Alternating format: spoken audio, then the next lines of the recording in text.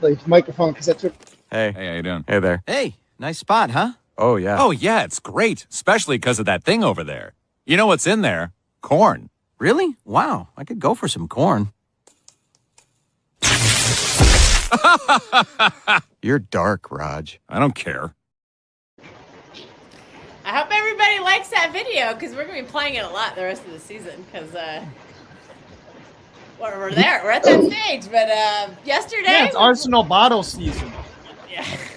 SZN. Fucking Arsenal Arsenal bottle bottle, SZN. Yeah. I only have a can. Does that count? Or does this count as a bottle? I don't know. Yeah. Yes, Why not? Why not? sure. I don't do plastic bottles in my house, except for like emergency water. That's good, 'cause, I just don't do it. But anyways, welcome to a late night stream. Steve's here for now. Jorge's here for. Mateus is supposed to show up, so. Mateus Nunes? What? Yeah, How'd you we get got that Mateus one? definitely. Ask him why the game was so shit yesterday. Oh god, we got fraud in the chat. Adam alert. No, just kidding. Big up, Adam. What's up, Thanks Adam? for saying hello. He's the German, right? Yeah.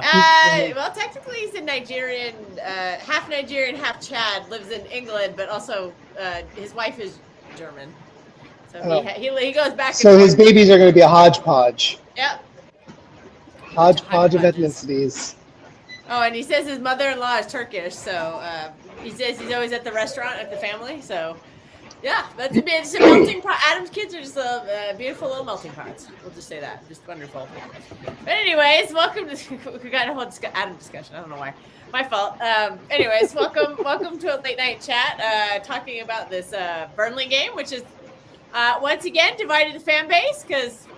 Why not? A win in a title race. Let's just have some controversy. Right now. Why not? A lot of people are happy with 3 points. And some people are rightly a little nervous about the goal difference. Oh, I guess somebody dropped a bell bar. So Jorge's at the gym, so that's what these oddball noises are going to be. We'll let you know if they turn any music on. Yeah, just let me know. The Adam Show.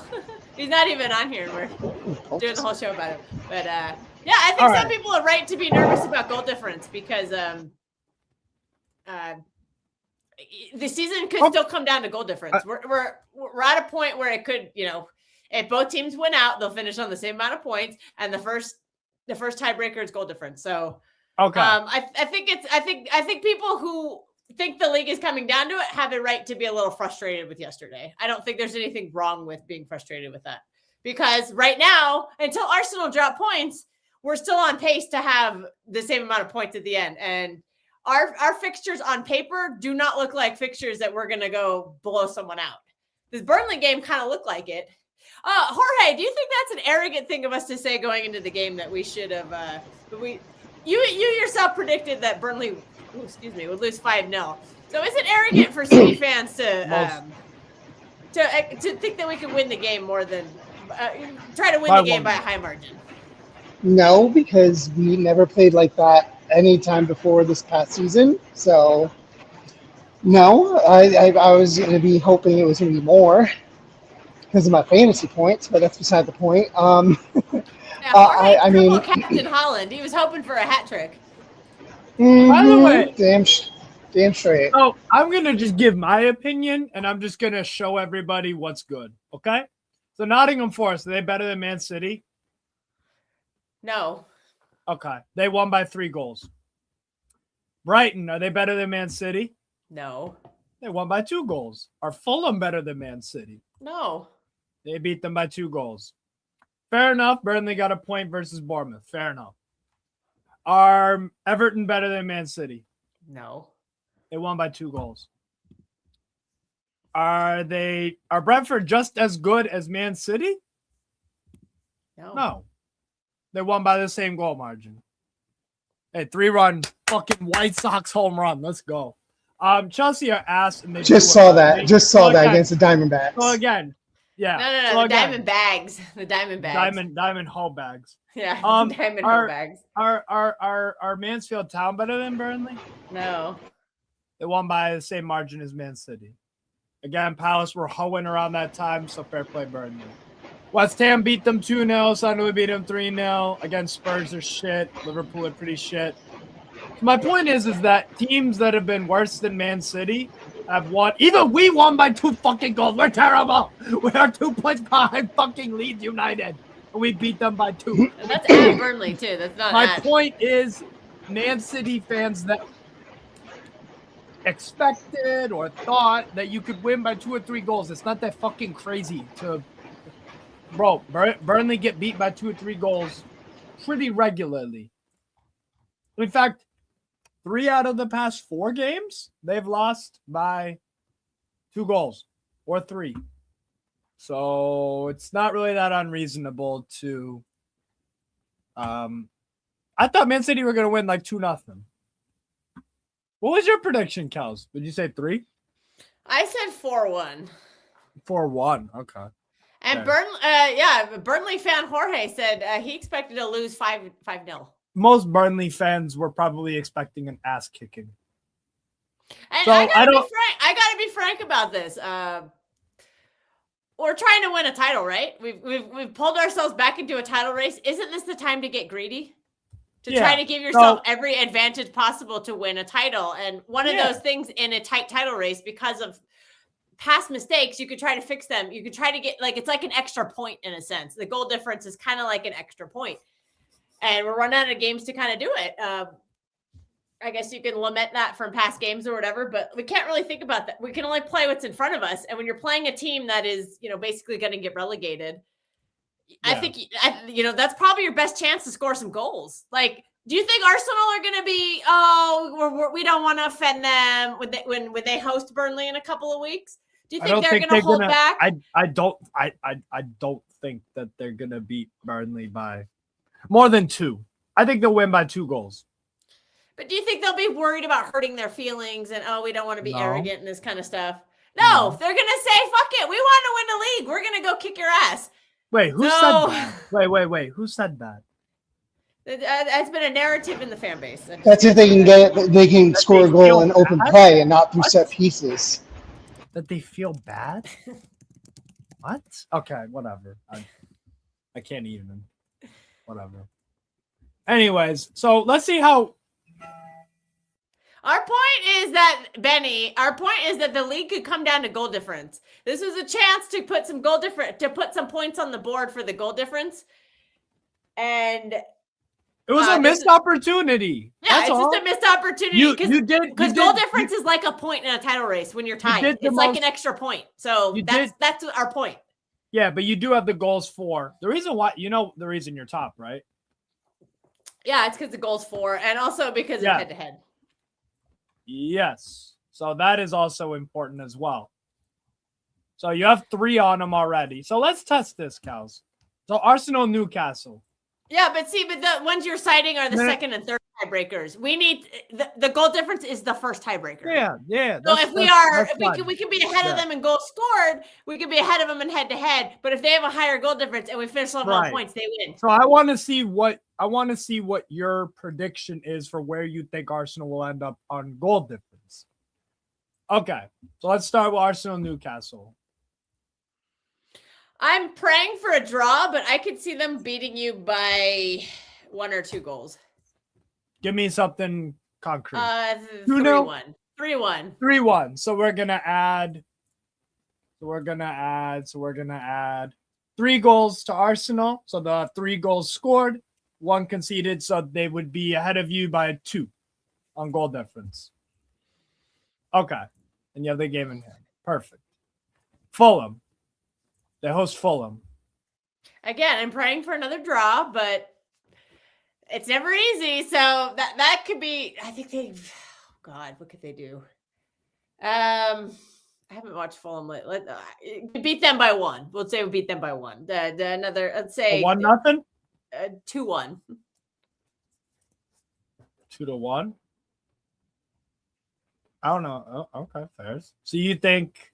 So let's see. You think they're gonna score 5, and so they're gonna have 68 goals scored, 3 conceded. So that is you're gonna add 3 to their goal difference, so they'll be at 40. Okay. Next is West Ham away. I think that's gonna be a draw. What's the score? 1-1. Okay, so they'll have another goal scored, which is 69. Still plus 3. But then 30 it's goals minus 1 on the goal conceded. difference. And then what happens with Arsenal Burnley? I think that could be like a 4-0. So you think they're gonna win by 4? Okay. It's at the Emirates. Yeah. And Burnley, I don't think they'll have nothing to play for. They've been relegated. I think Okay. they'll just give up. I just don't think they'll try. Okay, so 4-0, and then Palace away.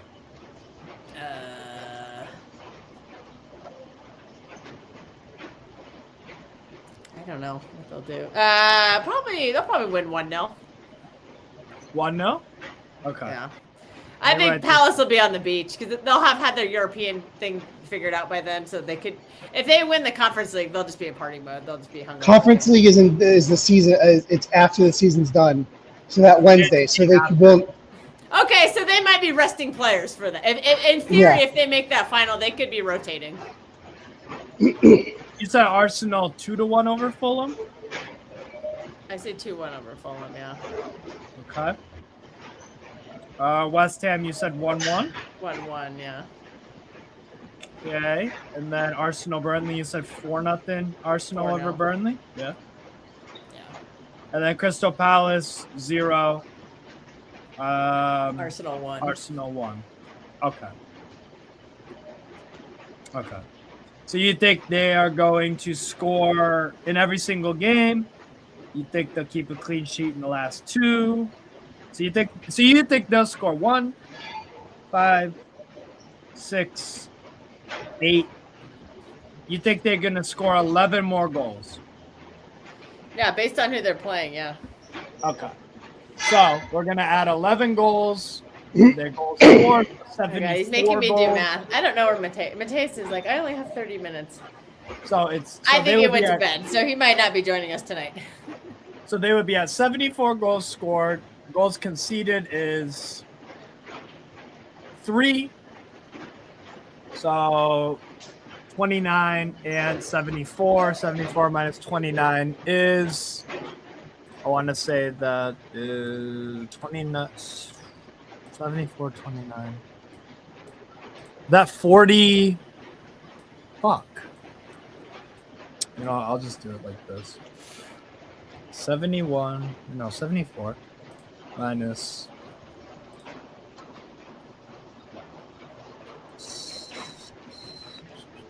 minus 29.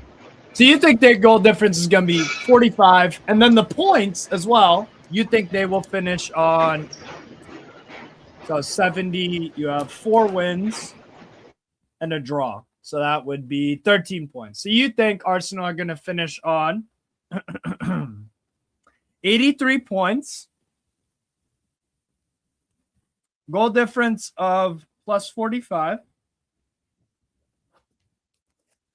and what was it? Goals scored is 5, 6, 7, 10. So 70, actually, no, it's 45, 44.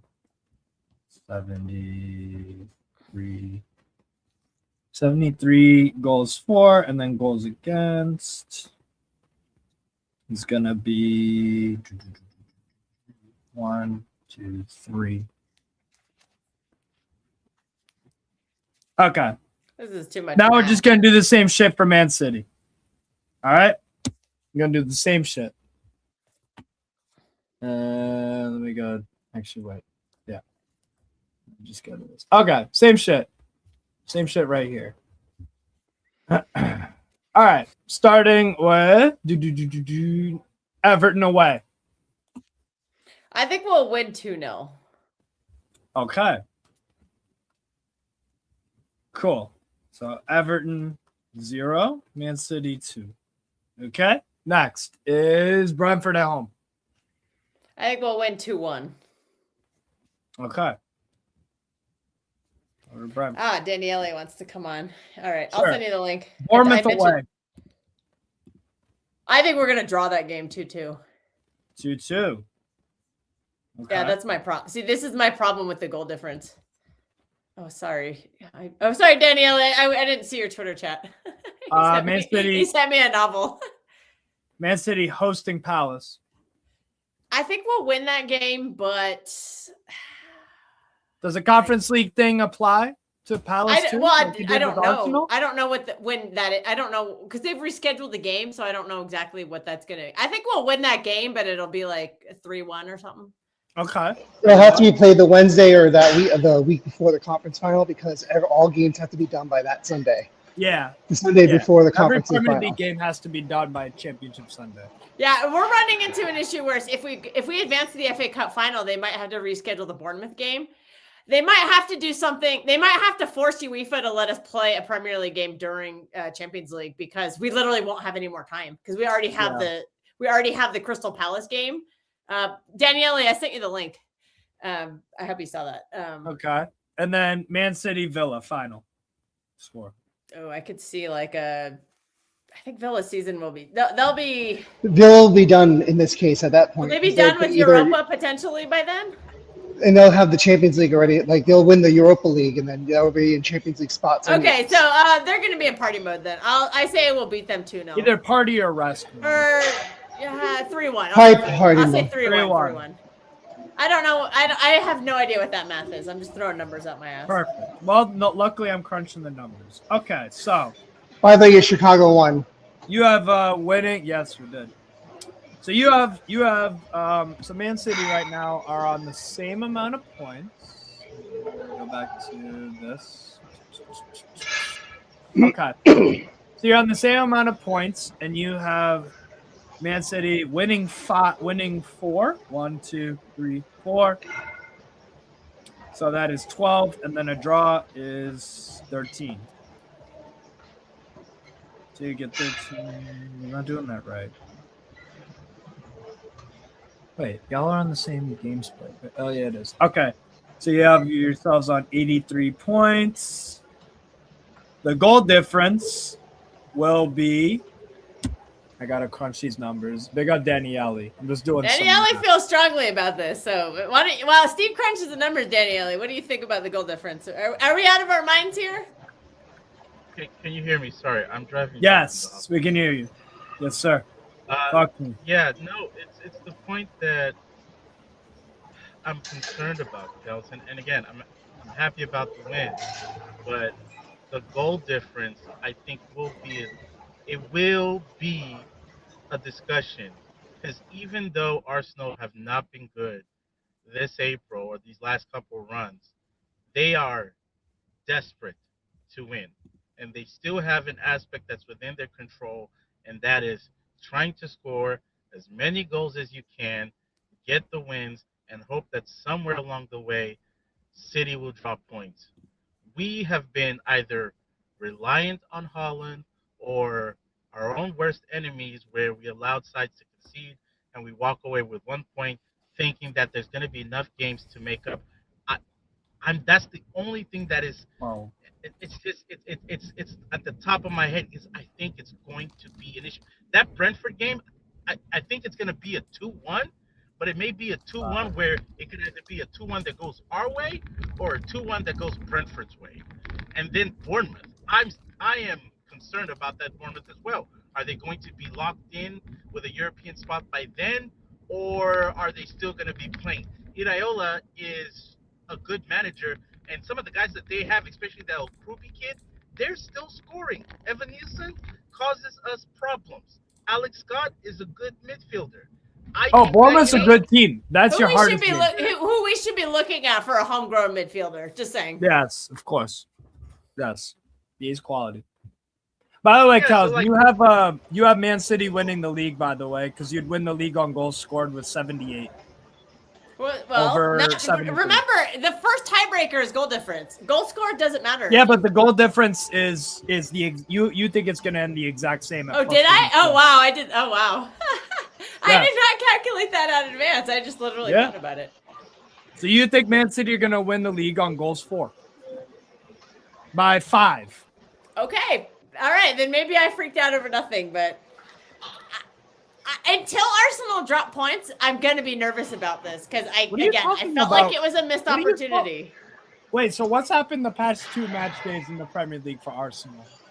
They lost. They've lost. twice. So, Steve, are So you they going to have beat them dropped on Saturday? So they have dropped points. So, is Newcastle going to win on Saturday? Is that what you're saying? Fuck no. Well, I think we can get some fluky ass draw, but if we lose 3-0, I ain't surprised. see, If we get that a fuels draw. the that fuels it. That means if you win, if you What do lose you by thought? 3, But you yourself think you have Arsenal beating Newcastle anyways 3-1. yeah, but 3-1 is less goals than 3-2 or Really? 3-0. Sorry, Really? 3-0. I didn't know that. No, it's less. It's goal difference. Look, all I'm gonna say, like, fine. All right, we'll move on from this point because nobody wants to hear it anymore. But I'm just saying, if you think the season is gonna come down to goal difference, then yesterday on paper looked like a missed opportunity. And I No, but not guarantee according you, to Arsenal you. are not gonna. I think Arsenal are gonna put the smackdown on them. The same team No, that but we you just don't. faced. We just gave all your. You just. I gave us all your said predictions. Burnley is gonna lose 4-0. Yeah. Yeah. Or You gave me your score predictions. Scott Parker masterclass, Jorge. I think if they played the way that they played against you guys, I don't think they're going to be doing like a 4-0. I think it might be a little bit smaller than that because Yeah. they didn't play that bad. If they can actually convert their chances and hit them on the counter and be able to convert those chances, there's a good chance that they might actually have a shot at like going toe to toe because it's against a big team. They have nothing to play for, but they're playing for themselves, so they want to look good on the transfer market. I hope so. All right, we'll move on. We No, can but go Kel, back to you more of a gave- recap of yesterday. Do you think, Jorge, would you say Kyle Walker had a good game yesterday? I mean, he had a decent game, but I didn't like how he did afterwards, hugging Phil Foden, being all smiley dovey after we just got relegated. Fuck that. Like, you should be pissed off. But his performance in the game, I was a little surprised because some people were trying to tell me Doku had this good game, and I'm like, did he? I know he had the assist to Haaland. We love that. But I thought Kyle Walker kind of did a job on him, and that was a little weird. But I think Dubravka was your man of the match.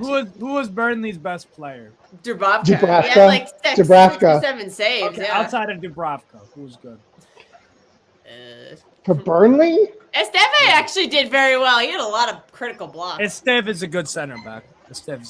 Yeah, he had a pretty good game, and I think Walker had a pretty decent. In the year 2026, we'll call that a decent game for Uncle. I won't be Walker. surprised if Esteve gets sold to another Premier League team or a team in the continent. Leon probably might want that.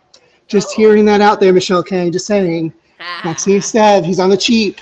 Keep Get it in him. the family. If we get Champions League, it's more enticing if we get him, you know? Not to say that he'll play in Champions League, but he'll give us some depth.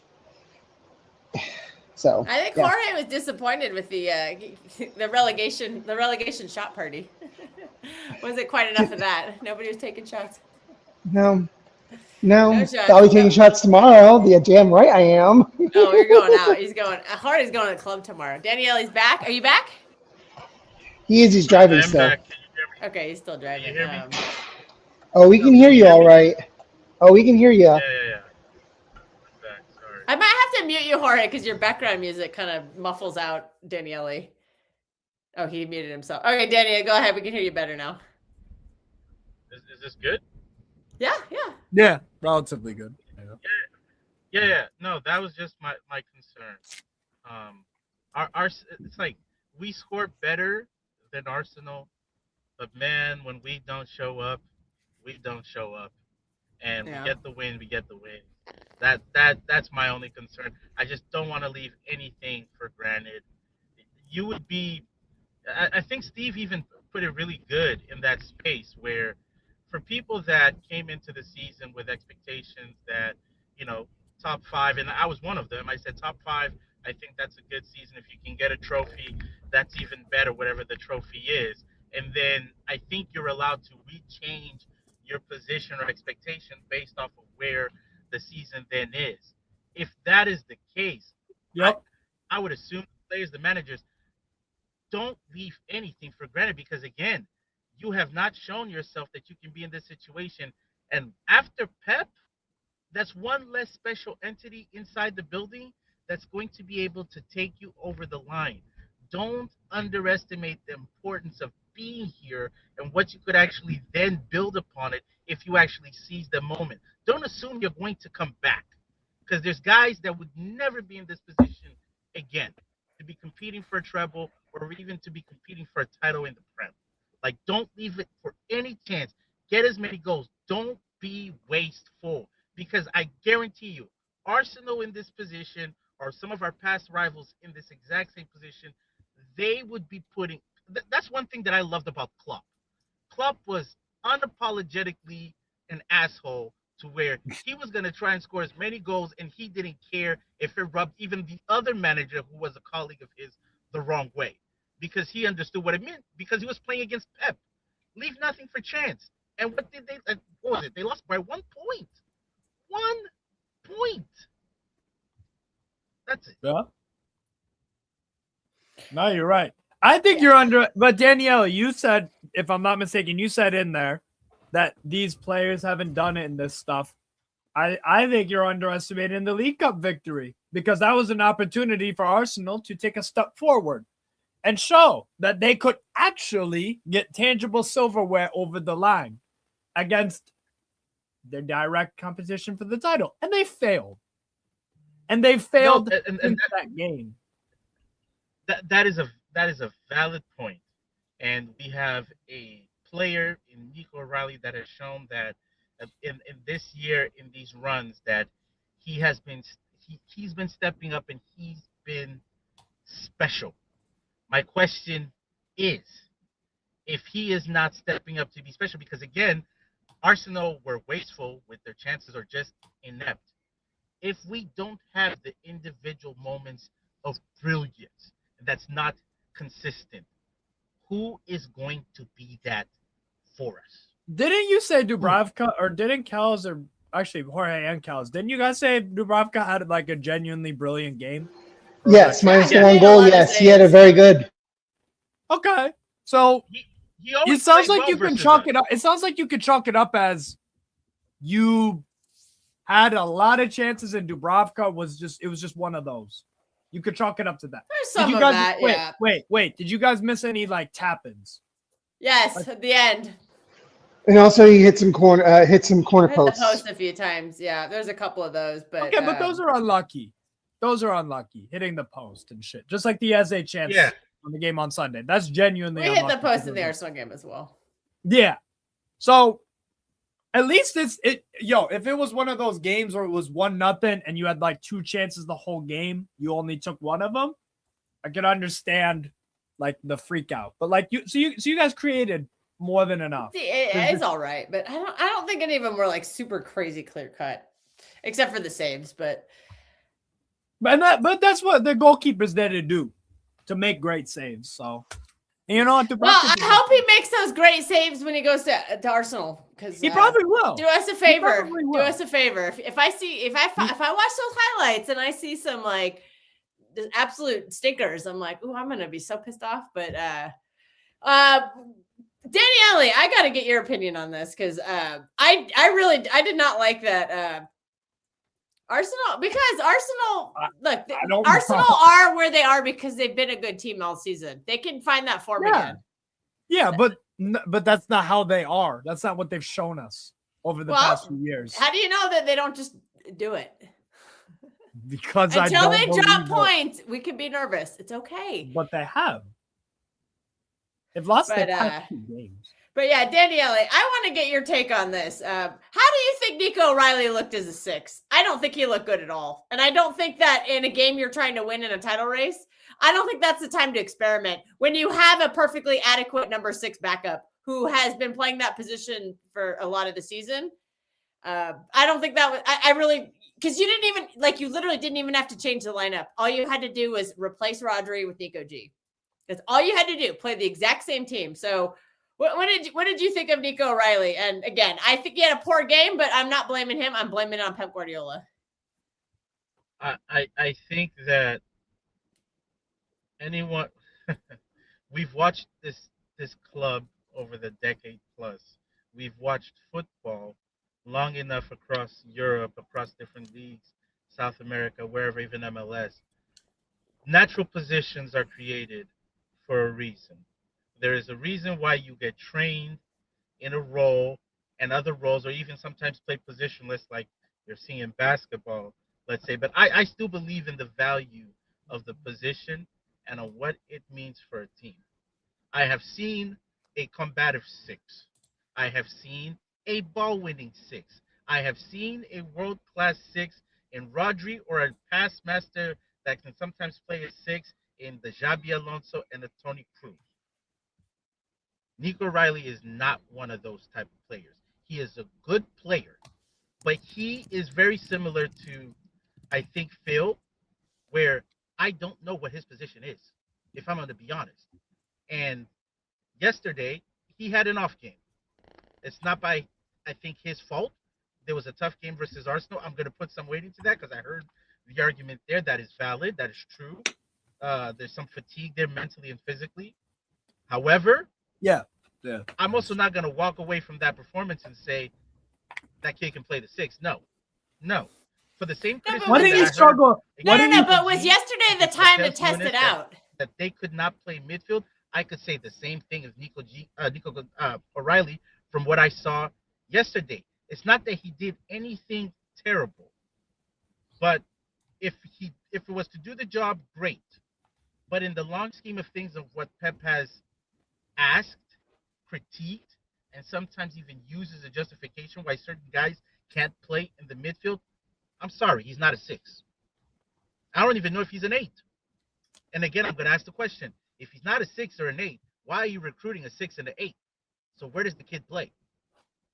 And if he's not viewed long term there, then play him in the position that right now is his strength, which is left back. Yeah.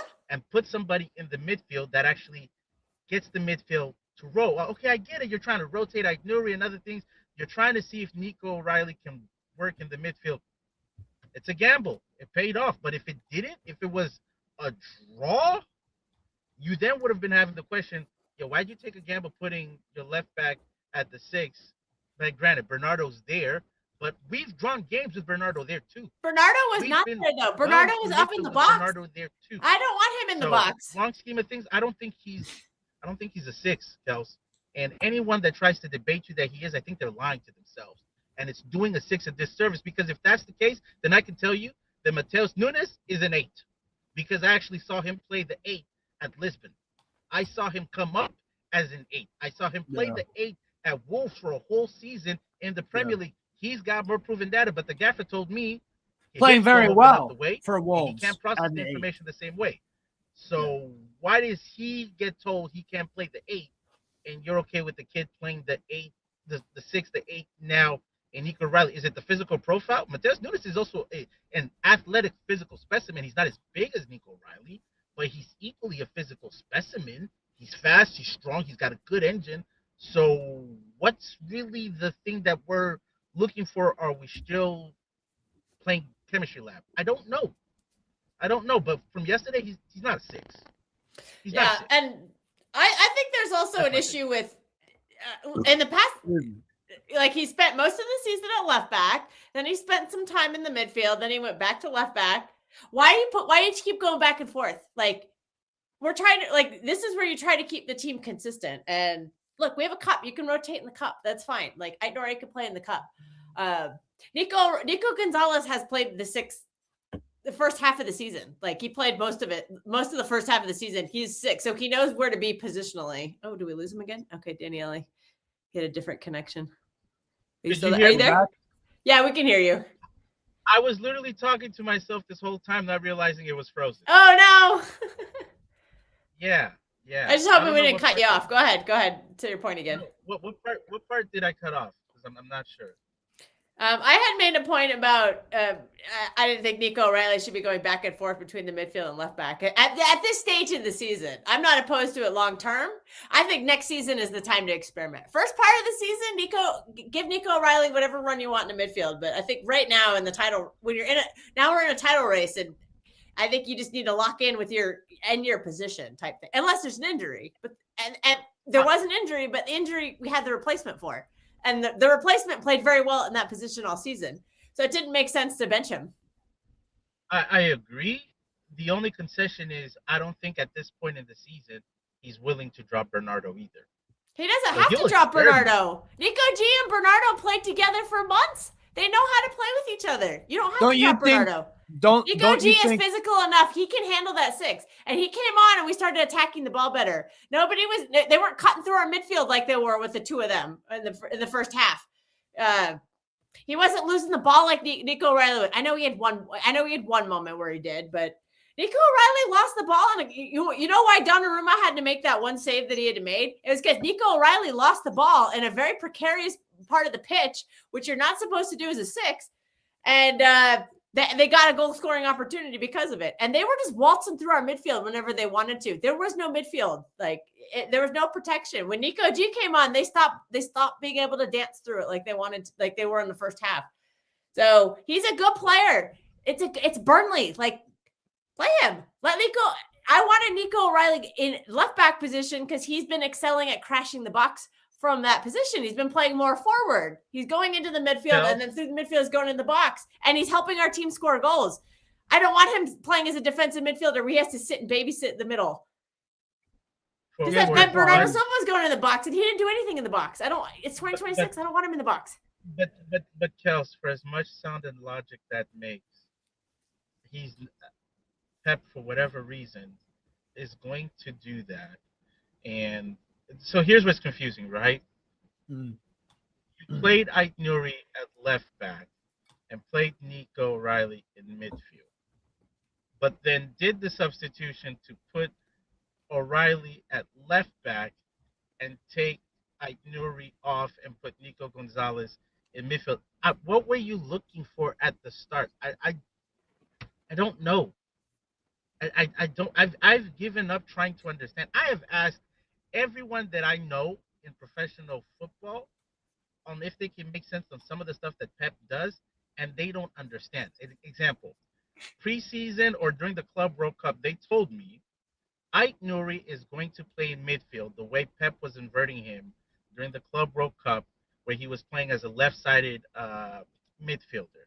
And he looked good in flashes, and then they told me he's going to play in midfield. And that's one excuse that you can almost justify in finding room to play him. And I think he's also techie, but also mobile enough to do a little bit of the Bernardo role, let's say, in midfield. Bigger particularly size the ball carrying. Yeah, the ball carrying. But then it's like, okay, the season starts, he gets hurt. We're not seeing that not creativity, that what's the word?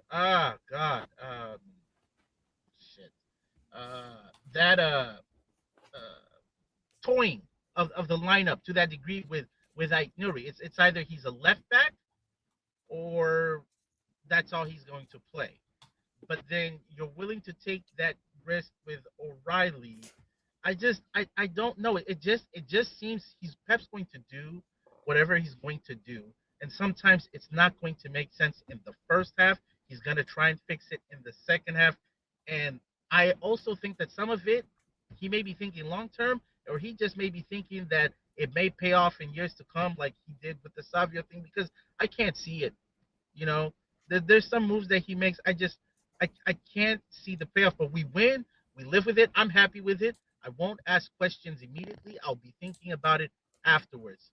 But I don't see it.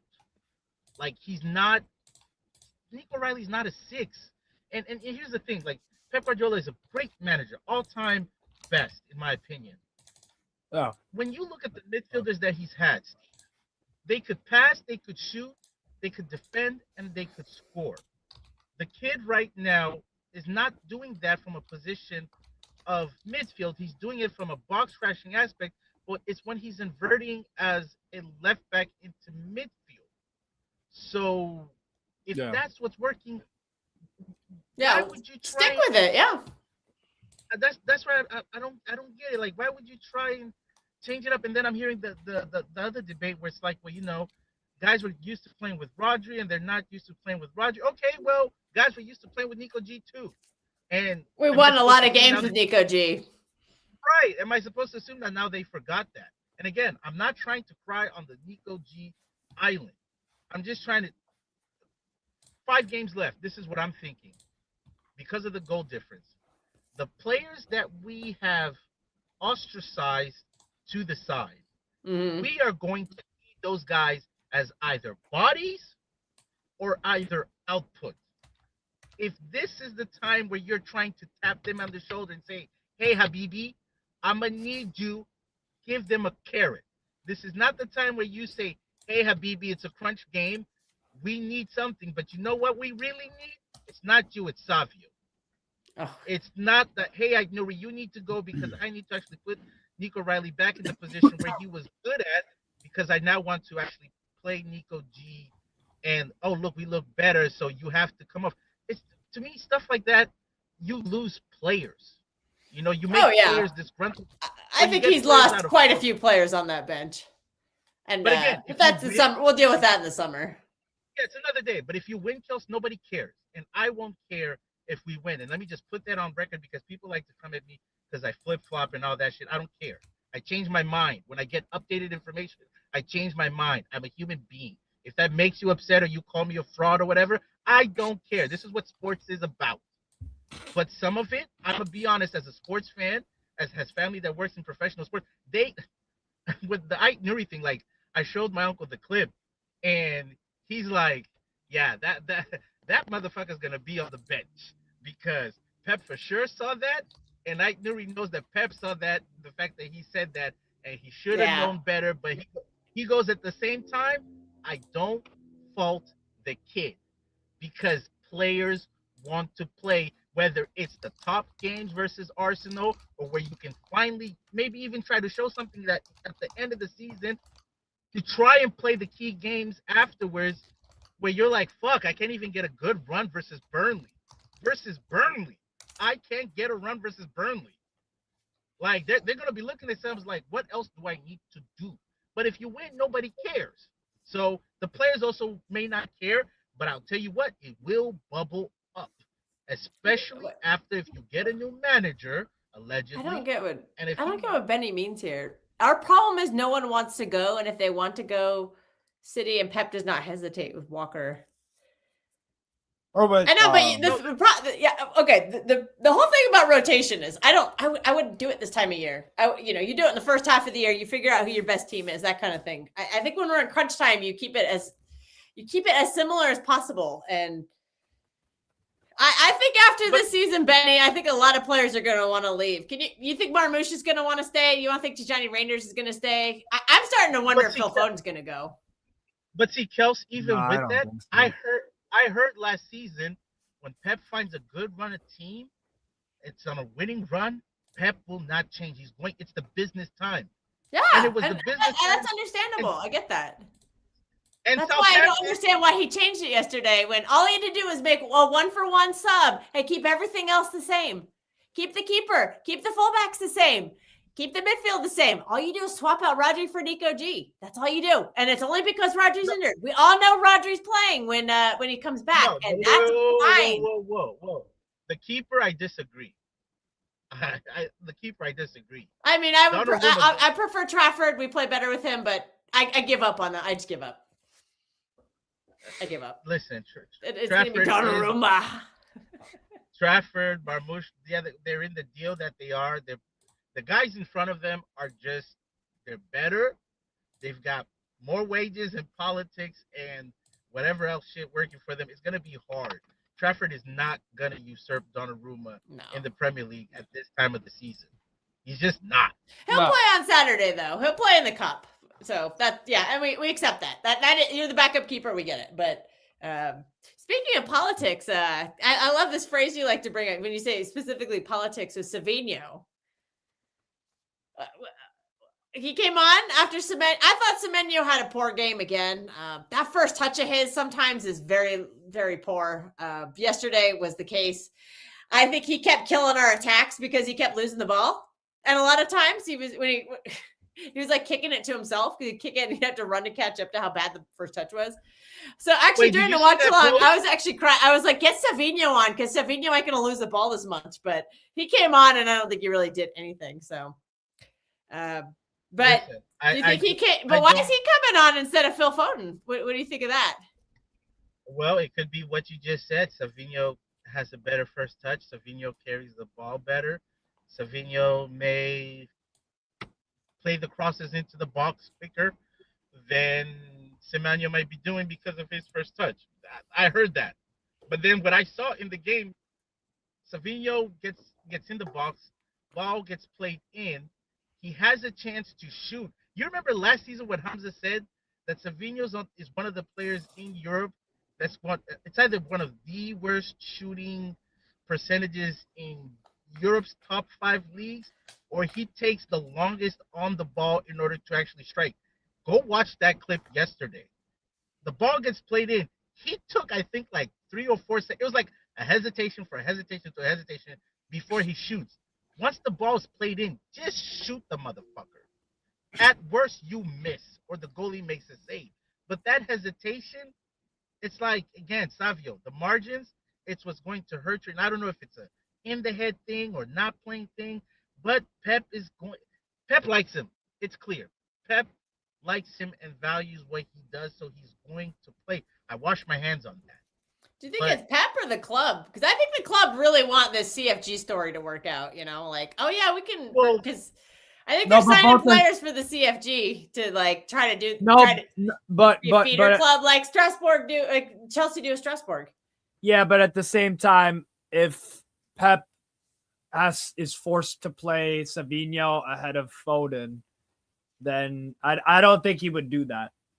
Are you doing? So is he bringing on Savinho because of skill set over Foden, or? Yeah, I think there's something with I think Foden's off, done. Say it, Phil. Say it, I have Steve. no clue. Say it. Hey, big up Rose. I have no clue. Big up Rose. He's going through a Dele Alli phase, bro, where it's like, what the fuck? You were so good like not too long ago. What's up? But okay, but see the difference with that, Dele Alli was Dele Alli a Spurs kid from the academy? Like, no. How long was he there? Okay, so he wasn't. No, but he got there at Spurs from MK Dons. I think he was like, he wasn't like 27. I think he was like 20 or some shit. I'll look it up. Okay, like 20. Okay, Phil, I would argue there is no one at the club down to the grass man that cuts the pitch that is not rooting for that kid to succeed, that is not there to tell him every day, keep going, we're all behind you, we're rooting for you. If there is a player that has credit in the bank, it's Phil. And if right now Phil can't come on, I don't know. There has to be something between the two of them. Somebody is hurt, or they hate when I say this, but I'm going to say it. Did he go knock on the door and the gaffer didn't like what he said or what he asked? And if that's the case, is that all it takes for you to get ostracized to the bench and not be helped? By the way, Dele Alli, he started playing for Spurs when he was 20. Yeah, there you go. But does Phil seem like the type that would do that? I don't think he is. He seems I could go bang on the door and be like, "Why am I not playing?" I sympathize if he's got a health issue. I'm not going to speculate on that, but my thing is, if you're sick, take some time away from the team and go get healthy. I don't need you on the bench if you're gonna. If you're not healthy, I fully back just going to get healthy, or trying to figure it out and determine if this is something you can actually play with. But I don't know what it is. I'm not going to speculate, but I would feel I'm empathetic to his situation, so I would absolutely give him the time that he needs. The report from last year was that he have like Crohn's disease or something, and then he had the personal issues with the family, with the brother, and the Crohn's disease then affected his weight. I didn't see that report, so I can't really comment. That was one of the reports that I heard and read. I don't know if it was true. And again, I'm gonna be honest. I don't care. I'll tell my version and my opinion. And if it rubs people the wrong way, this is sports. I was just thinking out loud. A part of me honestly did not believe some of the stuff that he was going through last year until it came out, because the Right. club wasn't disclosing, and then it wasn't also making sense. And then on top of it, every guy there is dealing with adversity. But again, not every guy there is treated the same way or gets the benefit of the doubt. I get that. I live with that, and I'm okay with that. But then coming into year 2, I don't know. Is he allowed to have a second year where things are bad? Yes. But should it not be even outlined to where someone like Savio is getting the doubt? I don't think so. It doesn't look right, and it goes against instinct. We all see sport long enough, and like you even said, Steve, it's the Dele Alli thing, because when Dele Alli started going through his stuff, we didn't know, and then you can sympathize with him, and then you can root for him, excuse me. But then when it just became another prevalent issue, you're kind of like, okay, you can't keep putting it on the outside stuff. At some point, it's you, because these managers are also not going to continue to love you and root for you. And I just wonder, at this stage of where Pep is, I don't think he hates Phil. I still think he loves Phil.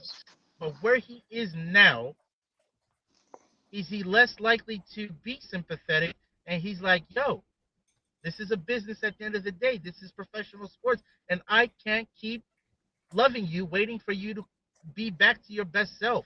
Because if that's the case, I got to do that for everybody. By the way, I want to welcome Matt Hatter in. Hello, everyone. It's not Matt Hatter. By the way, Aziz, I'm not saying that Foden has a drinking and a gaming problem and all this stuff. No, we're not saying that. What I'm literally saying is there is something going on with Phil Foden that we don't know about. There's a theory here, theory there. But listen to what I'm saying. Dele Alli was on smoke for like 3-4 years. Tottenham, like, starter. One of the better players in the league. One of the better offensive players in the league. Real Madrid wanted him for like 100 million in 2017, was it? Like, he was going to just continue to be an amazing player. And then all of a sudden it stopped.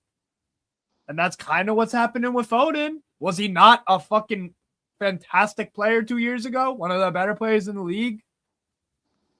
And now he's just, he had a good start to the season a little bit, but has he done much? No. He's not in the team. Remember. He's not in the team. So that's what I'm saying. I'm saying there's something we don't know about. We'll probably find out about this in years to come.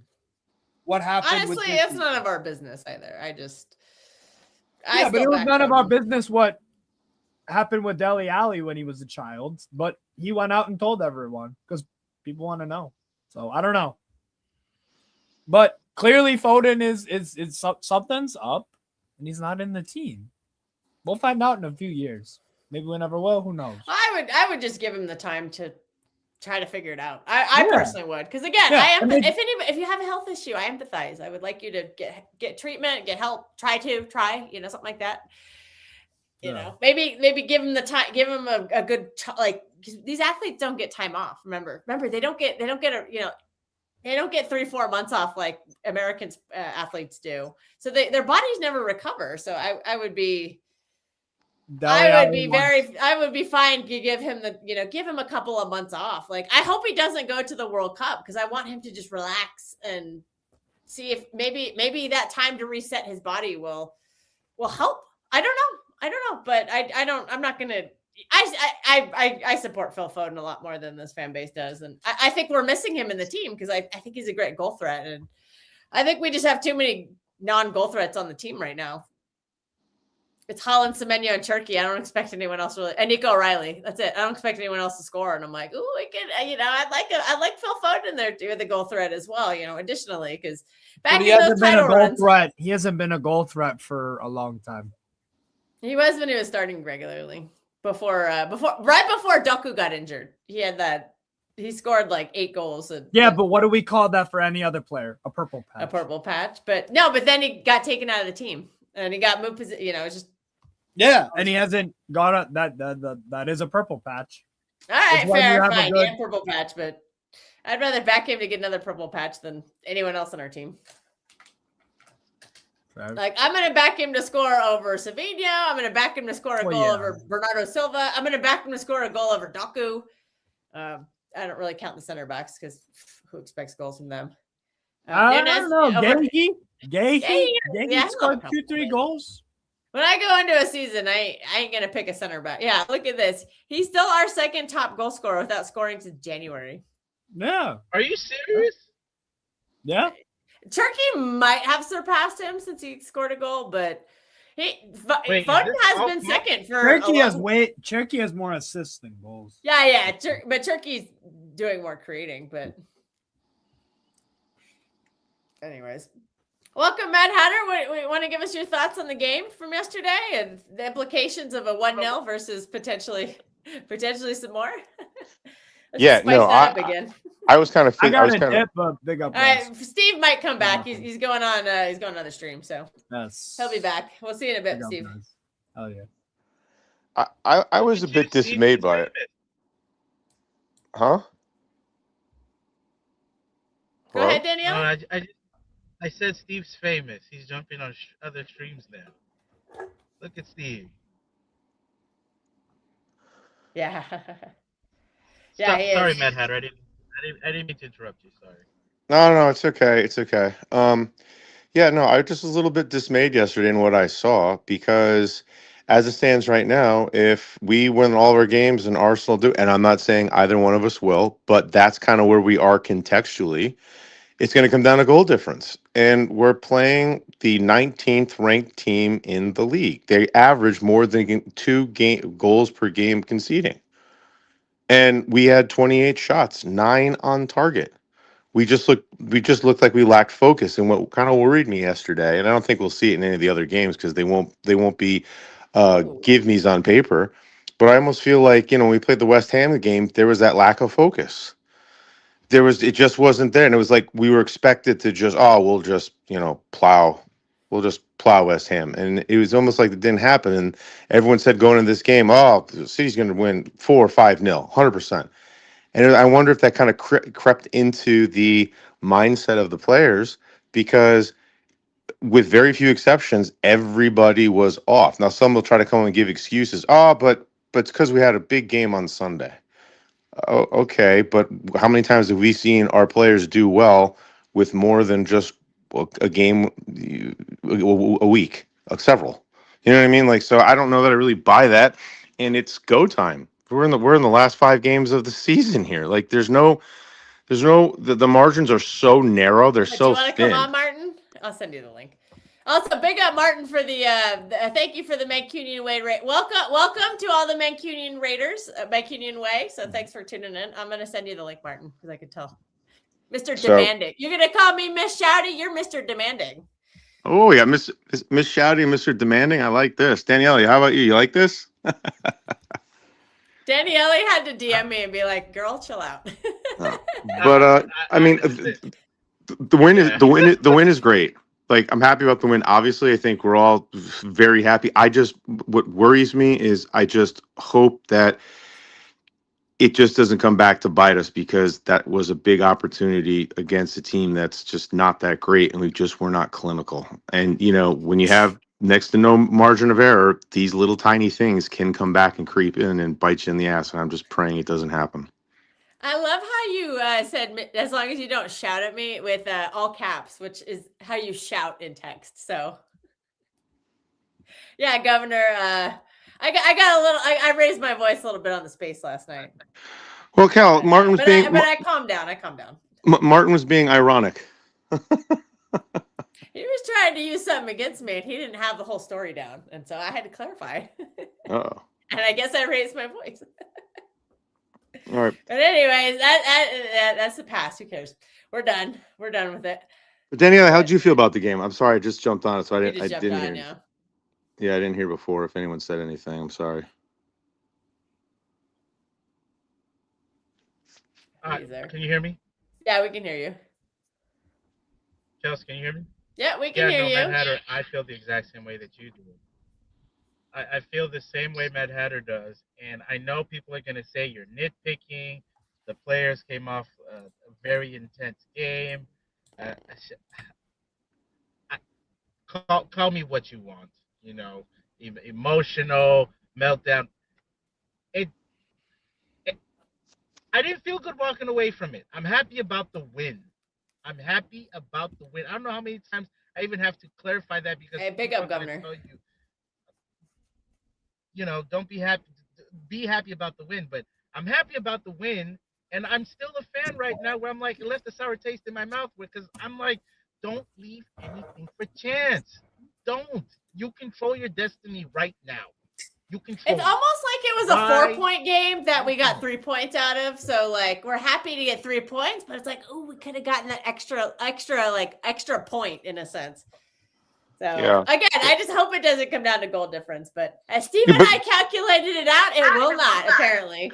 Yeah. Well, I'm praying it does, but I'm saying right now, again, context is everything, right? Just as it stands. Agendas. But that's the thing, like as it stands right now, context is it's going to be goal difference unless things change. So I can only go on where we're at right now and what the current situation is. If Arsenal lose their next game, completely different situation. I'm not worried. Then we're feeling a lot better. Yeah, exactly. Then this all goes away. It's just right now we're still in that like. City will outscore Arsenal no matter what. Oh, I hope so. Martin, I'm always going to defer to you for this stuff. I appreciate Arsenal's it. XG per game at the minute is less than 1. And that has been that way for the last 10 games. They are not scoring goals. Now, if all of a sudden they change it all, then I get it. My thing is, I will never say when you create 28 chances, you play bad. Oh, I didn't say we played bad. I said we weren't clinical. Yeah, poor finishing. Yeah, which 100%. we've been experts at this season. Forest, Chelsea, Sunderland, West Ham, God knows how many chances. Listen, you don't create an extra of 3.53 or whatever it was, and then sit there. Listen, I think we were tired. I do think that. I think Sunday took it out of us. Here comes the cavalry. And it is what it is. You back already? 7 p.m. Central Time. Not Eastern. Oh, okay. I think it is what it is. But they got Martin. We hit the post twice. I'm not going to whip the boys for last night. We was, by the way, big up to the away end. We were fabulous again because we always are. Pat myself on the back. We were well done, fabulous. Martin. Oh, you should hang out with Steve. Steve lives in New Hampshire. We sang, we cheered. You know what, Rose, I feel much better. Rose always comes in with the positivity. Bless Rose. Rose is amazing. And by the way, Rose talks me back from the ledge every single time. Our attack is better than theirs. We will always outscore them. Always. Oh, above Arsenal? Arsenal have got to do something they have not done in many a season. You don't have the calculation, Steve. So Kels thinks that you guys are going to win the league by a. This is not even going to go down to goal difference. Whoever wins the league. I don't think so either. By the way, I don't even think it'll be. I'm not saying it'll be City because I don't know. Whoever wins the league, it will not be goal difference. Someone somewhere is going to drop points. Yeah. Steve, can you help us out? We were going to ask you again. Try. Just a cheeky draw, you know. Steve, come on now. I went on Egal's channel and I asked him point blank. I said, "Do you think he'll stick with Gyökeres or Havertz? Because I think their attack is better with Havertz. Not saying it's a good attack, but I think they need a midfield overload to create chances, and that's why Gyökeres has been garbage all season because they lose that midfield overload, and Declan Rice and Dubameni ain't going to create. Odegaard ain't going to create, and so they found the solution with Havertz, but will they actually stick with it? They didn't find a solution. That is it. Well, they look better in attack against City than they did in their previous. Yeah, and they games. got 1 goal out of it. That's not a solution. But they look better than they do with Gyökeres is the point. It's not a solution. Also, the Newcastle fan on that panel said he hopes they start Gyökeres because he was like, I think Chow and Botman can handle him. Would you agree with that statement, Steve? I don't care who starts for them. At the end of the day, if Arsenal start changing their style and they start scoring lots of goals and doing what they've not done in 2 years, well, maybe 3 years, Then fair enough to deserve it then, because they've changed it. But you're asking me, is Arteta going to go change his whole philosophy? Is Saka and Timber he's back? done? Timber doesn't help their attack though. Timber is not. I would doubt Timber very does much. not help their attack. He's not a good offensive fullback. He's a I very. wouldn't say. I don't, where you defensively. heard Saka's back, Ash? Because I've heard he's got an Achilles, and that ain't coming back. Yeah, Saka's not coming. I would if Saka comes back. I hope he doesn't go join Hugo Ekitike. That's Arsenal fans think I've that seen that way. happen with Kevin Yeah. Durant. I don't want to see. You know what I'm talking about, Matt Hatter? Yeah.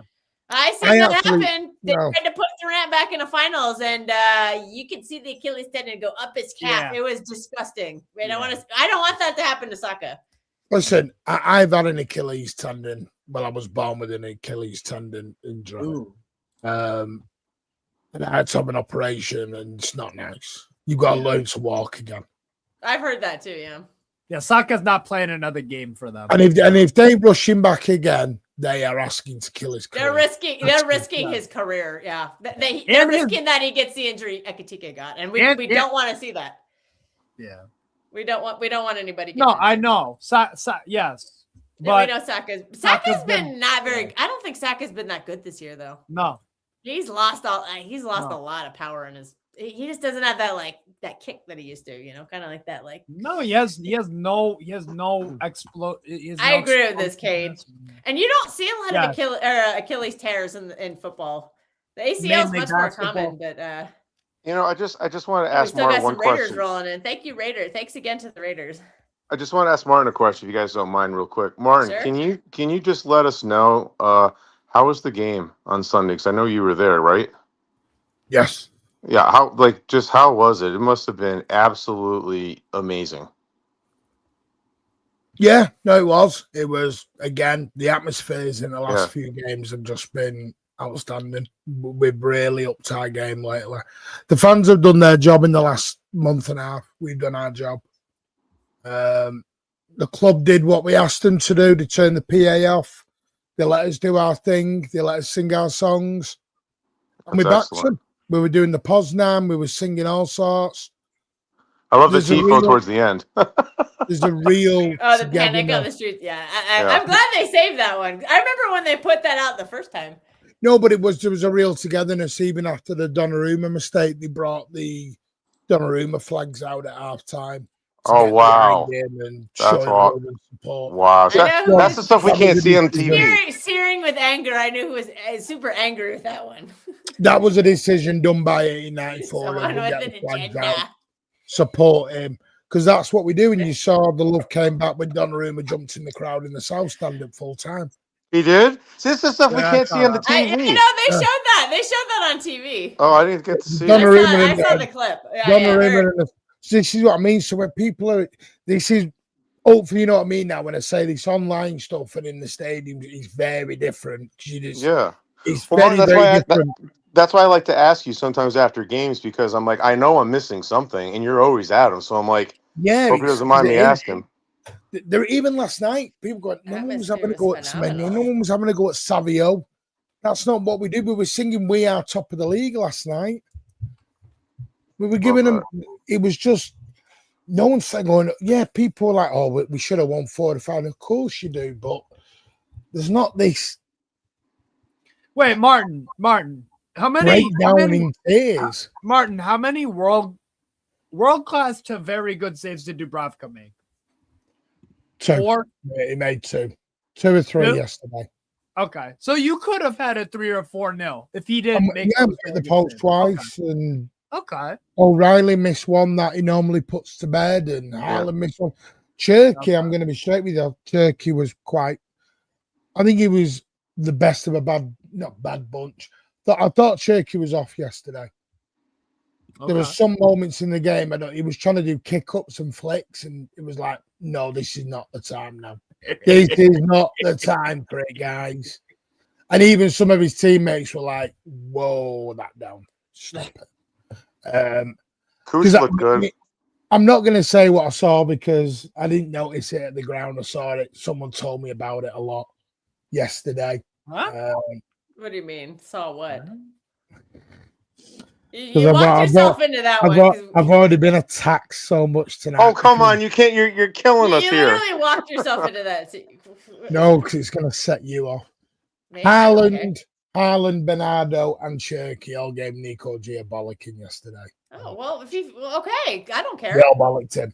No, I've been killed in my show because I'm like, this is why Nico G's not starting, blah, blah, blah, and everyone's gone mad at me. And I'm like, see, I would expect it's hard he for can me. give himself a balking for mixing some of those It's very chances. hard for me sometimes because when you hear things and you're told stuff, some things I can't always share on shows. And when I'm giving an opinion, sometimes it's with stuff I've heard and I can't. It's based on. I can't go into it. And I'm like, I want to go into it, but I can't go into it. And I'm like, So it is what it is.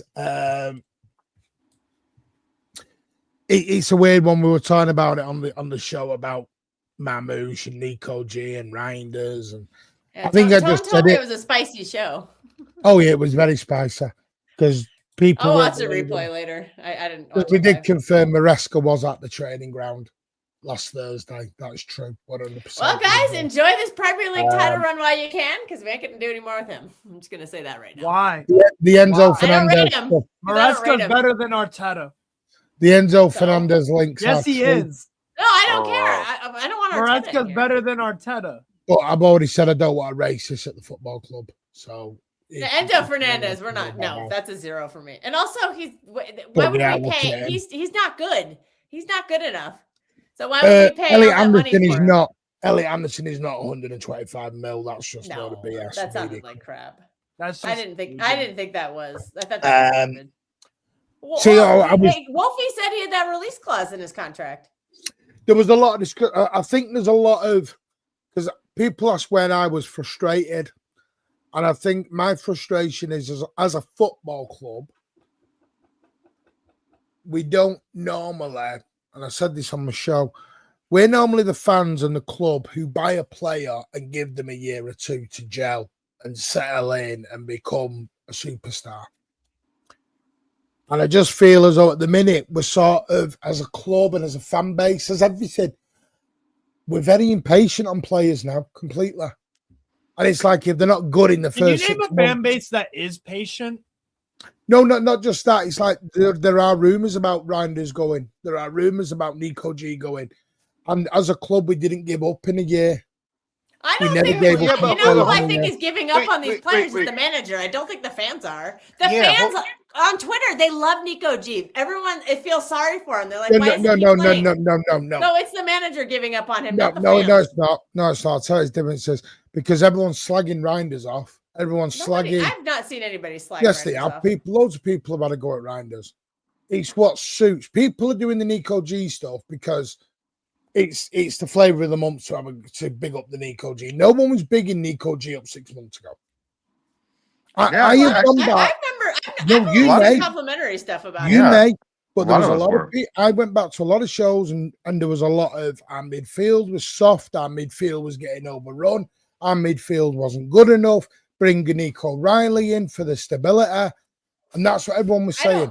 From what I was hearing, people were saying Nico G was literally the only thing keeping that midfield going because it wasn't. He wasn't the soft physical. He wasn't the soft person. It was the other two who were the soft ones. It wasn't Nico G. No, people need to go back and watch shows because people were begging for O'Reilly into that midfield. I never heard anybody say that, but maybe I watched different shows than you. I don't. Gals, no. You said you wanted the two Nico. I was going to say you were one of them. I liked it in the cup game, but I wasn't begging for it in like October, November. Yeah. You were one of the ones who said we had a soft midfield. Yeah, I wasn't referring to Nico Gonzalez as the soft one. Well, there was only Nico G or Bernardo yesterday. Yeah, Bernardo's the soft one, not Nico G. We disagree on that, and that's fine. No, I know, but Bernardo's played 100 times better than anyone in the midfield this year. I don't see him as a physical midfielder in the year 2026. I think there's a lot of revisionism going on about Nico J. In my honest view. I don't know. I thought he did well in the fall, and then Rodri came in. One of your haters has arrived. No, Predic can keep saying that, but he doesn't understand the context because someone said Cherky was better than Bernardo. Sorry, better than KDB. If you think Cherky is better than KDB, then you've been a City. I feel like I've had this conversation with you two a lot. Matt Hatter, you're out of this. You guys listen to some fucking nonsense, and you take it seriously, and you take it to heart. See, no, what Predator doesn't realize is the comment came from someone telling me that Cherky was better than KDB and David Silva. Why do you listen? Why do you even take it seriously? Unlike a lot of fans, I watched David Silva live. He was nowhere near David Silva levels. Nowhere near.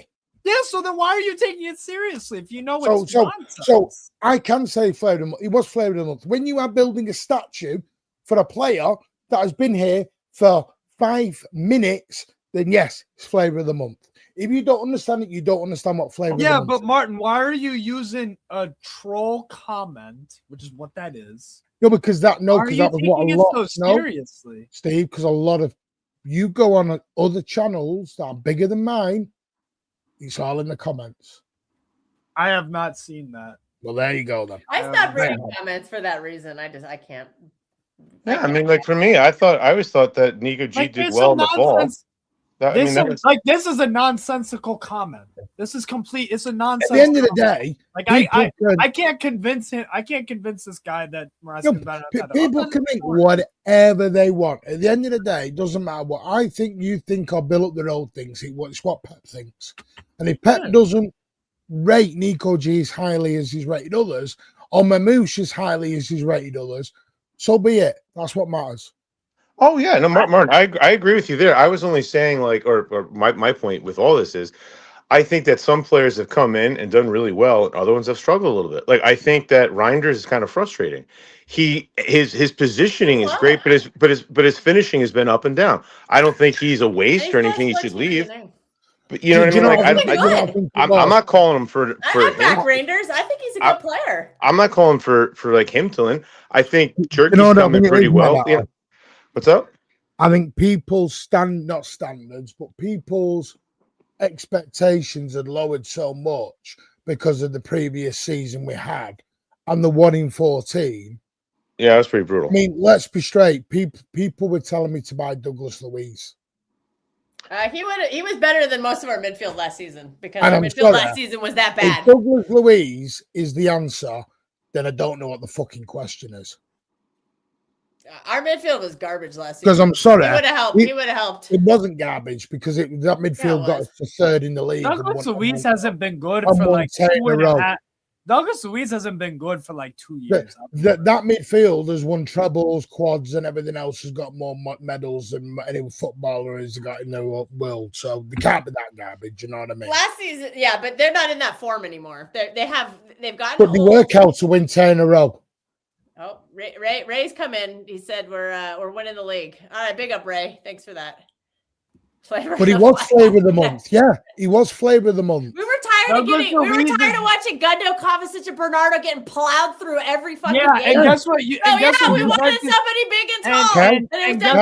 And guess what? Juventus fans were tired of seeing Douglas Luiz play like ass. And which midfield got us third? Which midfield got us third in the league? I don't even care. I don't care. We were at the time we were tired of seeing the same old crap. Yes, they recovered, fine. But at the time when were we asking for Douglas Luiz at the end of the season? No. We were seeing 1 in 14. We were seeing the same story every game. You wanted Jacob completely run through. You wanted Jacob Wright. I wanted to see anybody. I wanted to see anybody else because the players who were playing every game were not doing the job. I wanted to see someone different. Gundogan had no legs. He could not run. It was tragic to watch. Guess what happened when you added a new player, a Marmouche? You added someone different. Right. So back to my point, Steve. This is why everyone now jumped on the Nico J and the Mamouche and everyone's loving him. Would they have bought Nico J and Mamouche 4 or 5 years ago? I have no idea. When we had that they're not as good as like those players were 4 or 5 seasons ago. Point, right. So that's but Nico G was better than like 2025 Gundogan. So when you start dropping, you'll take anything.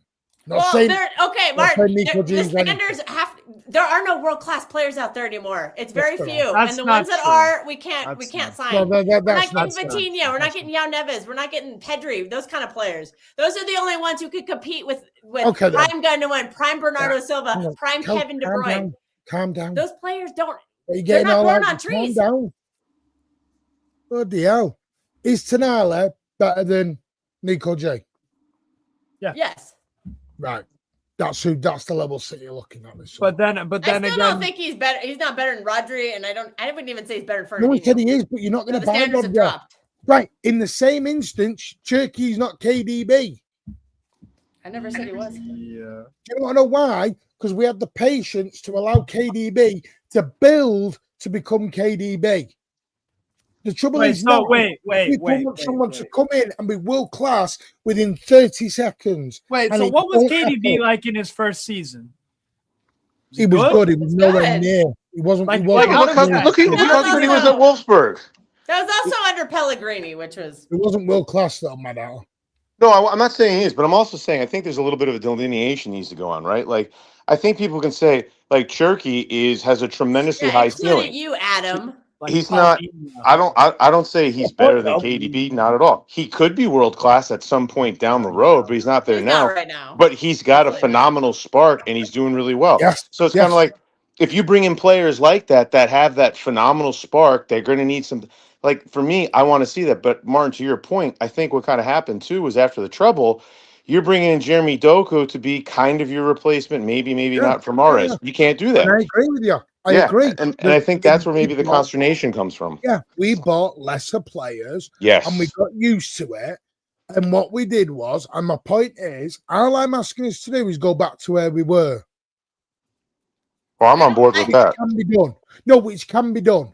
It can be I done. just don't think a lot of those players exist anymore. Yes, they You have do. good enough Yes, scouting. they do. was The a trouble is now star you're going to have to let go. when You're he going to have to let go very of some of your favourites for that to happen. KDB was a star. I don't when care. we That's bought fine. him. The only people that didn't know that KDB was a star were people that didn't watch KDB in the German league. But for 2 years, he was an absolute star in the German league. Yes. He was class. He was that good. Yeah. It was only a matter of time for him to just get going. He was There were- that good. With There were that there one were rumors. guy There were rumors that Pep, after he got beat by single-handedly at Bayern by De Bruyne, that when they were trying to put everything together to bring Pep over to City, that was one of the things he wanted, which is why City allegedly ended up getting De Bruyne a year early before Pep even got there. Yeah. No, my point is, you got to realize, was KDB brilliant when he was at yes? Was he world class? No, not in my opinion. He got there though, obviously. Yes, spot on. He got there. Aguero, when we bought him, was not world class. Became it. David Silva was a very good player. Who's Wait. Jaden Anthony, Steve? Sergio Aguero wasn't one of the better strikers in the No, world. he wasn't at world Atletico class. No, Madrid? no, he wasn't At world class. Atletico Madrid. He was wasn't not world scoring. class at No, Atletico Madrid. no, he was not scoring at the rate he was. No, Yes, he was. no, he wasn't. At Atletico Madrid. No, he wasn't. It was KDB flavor of the month at Wolfsburg. Clearly. Some flavors of the month Predator's last got his for shtick tonight. flavors of the year. Aguero. I'm gonna look up. Because I'll be honest with you, I watched Aguero get better at Manchester City in the 10 years he was here. You did not watch Aguero at Oh, this Atletico guy, he Madrid plays for to say Burnley? Yes, I What did. do you And I think of also this, watched Steve? Aguero, but Voting Danielle for just Jaden said to you, Anthony? he got better in the 10 years he was at Manchester City. Cheated. Why? Because I watched every single game while he was here. That's how I know. Went to most of them, too. Please pull up Aguero's You know, stats because this is insane. Yeah, Aguero. Yeah, I'll pull up his. Well, this is on the basis that La Liga goals count. Okay, let's just. We'll just say Whoa, that. Steve, you can't count the League Cup goals. Those don't count. no. Copa del Rey don't count. So you're going to tell me open. what Amada's a top goal scorer because he scores for Germany, but can't Hold score on, in a hold on, fucking hold on. brothel for Okay. Newcastle. That's We're making a joke there. Sergio Aguero, 234 appearances for Atletico Madrid, 101 goals. How many goals did he score for City? Now pull up his City record and don't tell me he didn't get better. It was like 235 or 254. 260 in all comps. Oh, but there are some League Cup. I was close. There's some League Cup goals. There's some League Cup goals in there. We gotta take those off. Gotta deduct those. So my point is, Daniele, he went up a level. At Shit, he had 11 League Cup goals, so he's really at 240. Why did he go up a level? Daniele, you know why he went up a level? Because he was playing with better players at Manchester City. This is a troll comment that you don't even need to take seriously. But Martin will take it seriously for whatever reason. If he stayed in La Liga, Steve, if he stayed in La Liga, Wilfred he has Bonny, more than legend. 260 goals. He has more than 260 goals. He's probably at 300.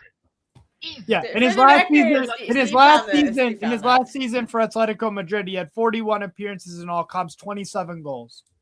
Right, I'm not. Good God. Listen to what I just said, because you're listening to respond, not to listen now.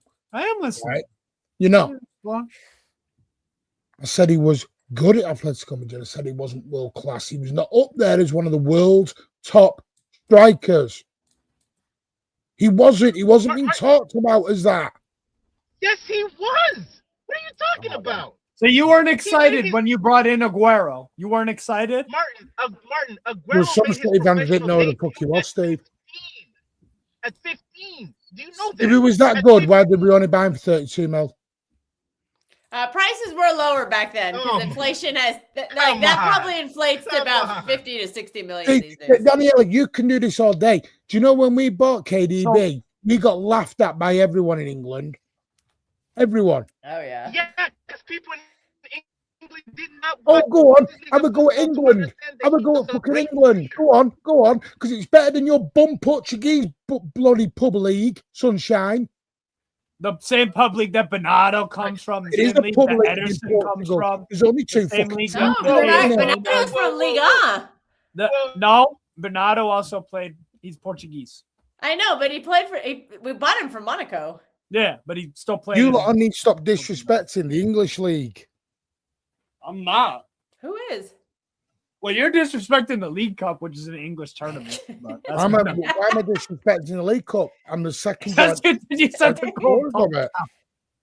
Which, by the way, I was using that to compliment Bernardo Silva. And I want to look up all because I said Aguero was not world class when we bought him. Is what I said. Do you think he was a top 10 striker in the world? He had to have been, yeah. Torres was who was Cavani, Torres, Ibrahimovic back in those days. Diego Forlan. Yeah, Forlan was good. Suarez. Did you see Suarez?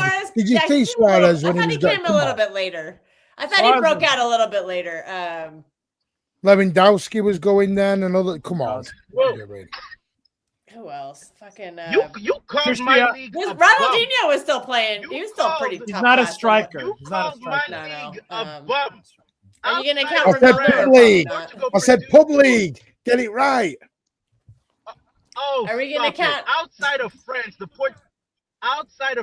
Portuguese league produces more professionals in top flight football than even England. Guess what? Yeah, and that's absolutely. And they've also won a trophy more recently than England. You know what? And they all fucking leave it. Yes. Yeah, for the money. Some don't have a very good trip to the. They all leave it to get better. Please don't do this. Is Victor Gyökeres homegrown? That is a bad hill to die on. So many English teams. All right, so was a stepping stone. Yeah, Benfica ain't been good in a while. If my league is a stepping stone, yours is where guys go to cash out. Diego Drogba. Was Aguero on Drogba's level? I don't know. Which part of their careers? Pardon? In that time frame. When did we sign him? Was it 2010? 2012. This is a fact, by the way. 2011, actually. This is a fact. No, he wasn't. Yes, he was. He was if you're gonna win the the league, Hold on a sec. If you're going to win a league title with Leicester City, I think he was. you have to perform at a world-class level. Jamie Vardy world class. Yes, he was world-class that year. He was one of the best He strikers had a on earth. world-class season, but I would not call You him know a what? world-class player. This is my I point. would call Mahrez a world-class player. Your levels Yes, he of was. world class. Your levels of world Oh my class God, are he so was. low. N'Golo Kante was Your world-class. levels of world class are so low that every fucker's world class. Yo, if you win a league title Shots with fired. Leicester City, if you win a No, he's league not. title with No, he's Leicester not. City, Hang on you a have minute. to perform at Harry a Maguire. So all them who won a title at Leicester were world class. They had to have a world-class season in performances. Yes. Ah, right. Leicester Oh, City. Right, Steve. They You were just said supposed to something get right, Steve. relegated. Listen, world class season does not make them world class. That's a good Who was point. Yeah, like Versus best- Foden's had world-class seasons, but not world-class. Last season, then, the Newcastle squad, some of them are world class. Some But of them by had- that logic, Phil Foden has never been world class. I don't rate him as world-class. And have I ever said Phil Foden's world class? Yeah. What Luke Yes, says that's here, what- a world-class season That doesn't is mean you're a your world-class player. G2. That is your revert Not back true. G2 statement that you do all the time. And when you speak to me, you go back to Phil Foden with me, Daniela. And I've never called him world class. I use an example. I've never called him world class. No, wait, hold on a Yes, you second. did. But guys, Yes, you can did. we say, but can we say that Foden had a world class season Yes. in the 23-24? I think Yeah. that's fair. Right. It's not saying he's world class, but it was World-class phenomenal, season, right? not world class. Would you I guys think that's would what you they guys were say that? saying about Oh. Vardy. Vardy had the That's world-class form. season. That's form. Wait a All minute. I know is that was Riyad Mahrez's breakout world-class season. Okay. I guess, but my question is, can a player not be world class but have a world class season? Yeah. Yeah. Okay, so we can all agree All upon the that, right? time. Okay. Governor is spot on. World class gets thrown around too It much. does. Way They're too calling much. Bukayo Saka world-class. No. He's Danny Drinkwater world class. He was fucking The only terrific that country year. that throws around world class is England, and the English. Oh. Everybody else has realistic Oh, shots fired. Love it. You have to win. Yo, This is why you support Newcastle. bro, you Kenny cannot. Welbeck. Leicester City players was not just good to win a title. They were supposed to get fucking relegated. So was the rest of the Did we league? forget that? poor? I Was the got rest so of the much league shit poor? that year. That My doesn't friend was matter. like, "You should win the title, not Leicester." I was like, "We were." That dog doesn't shit matter that if year.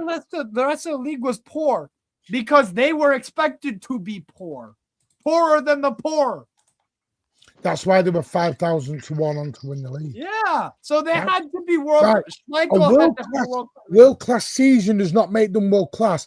That's like That's saying you have, fine. that's like saying you have fine. one good shag and it makes you a porno star. It don't happen that way, Steve. Oh wait, we need Jorge for that. Jorge, come back. One good thing, one good moment does not make you A a season isn't a record moment. breaker. A season isn't a moment. A season isn't a moment.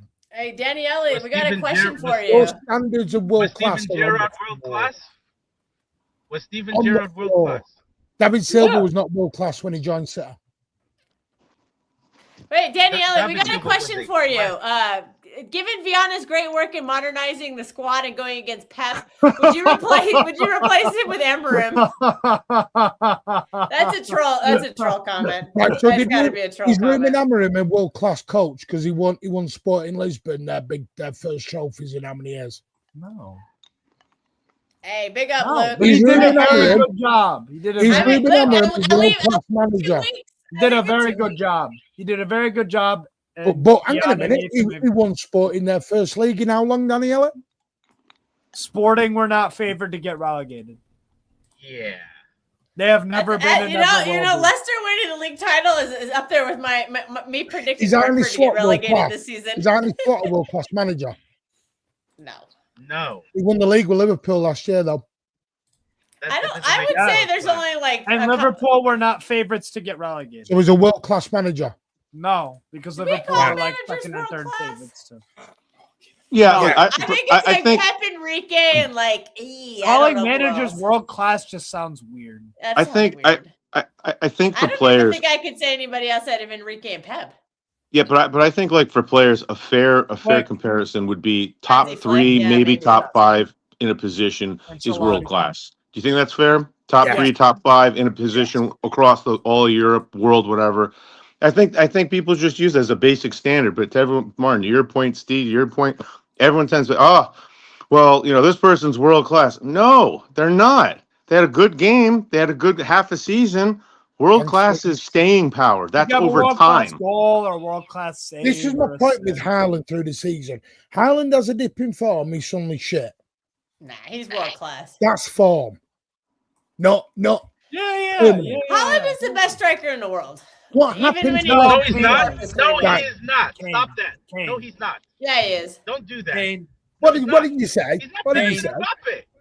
I said Haaland is the best striker in the Mbappe. world, and they're disagreeing with me. No, he is. Yeah, not. I He is agree with not that. better than- I'm agreeing with Pep Guardiola. You're Yeah, agreeing and with Mateus me. Nunes is one of the best passers in the world. If you want to say Kane, Mbappe, or Haaland, they're all three on their own. I'm taking. somebody wants I'm still Steve, taking Haaland. no. Harry Kane You know chokes what? in You know big what? You know moments. my levels of Don't world do class. that. Dude. I don't even Don't do class that. Dembele They are- as world class. Steve, there No, are Dembele's levels not world to class. world class. He Yes, won the he They're Ballon not d'Or the last same. year. He is. But he won the Ballon d'Or. Very few world class players, because for me it has to be longevity too. You can't. Thank Yeah, you. exactly. Across time. Longevity. Across time. Like What you do for Rodri your is club, still world class. what you Haaland do is for your world. Harry country, Kane is thank world you. class. Yes. Yeah, like those are world No. class players. Courtois is world No. class. Courtois, yes. Harry Kane, no. No. Oh, I think he's Kane not not Daniel world Levy. class.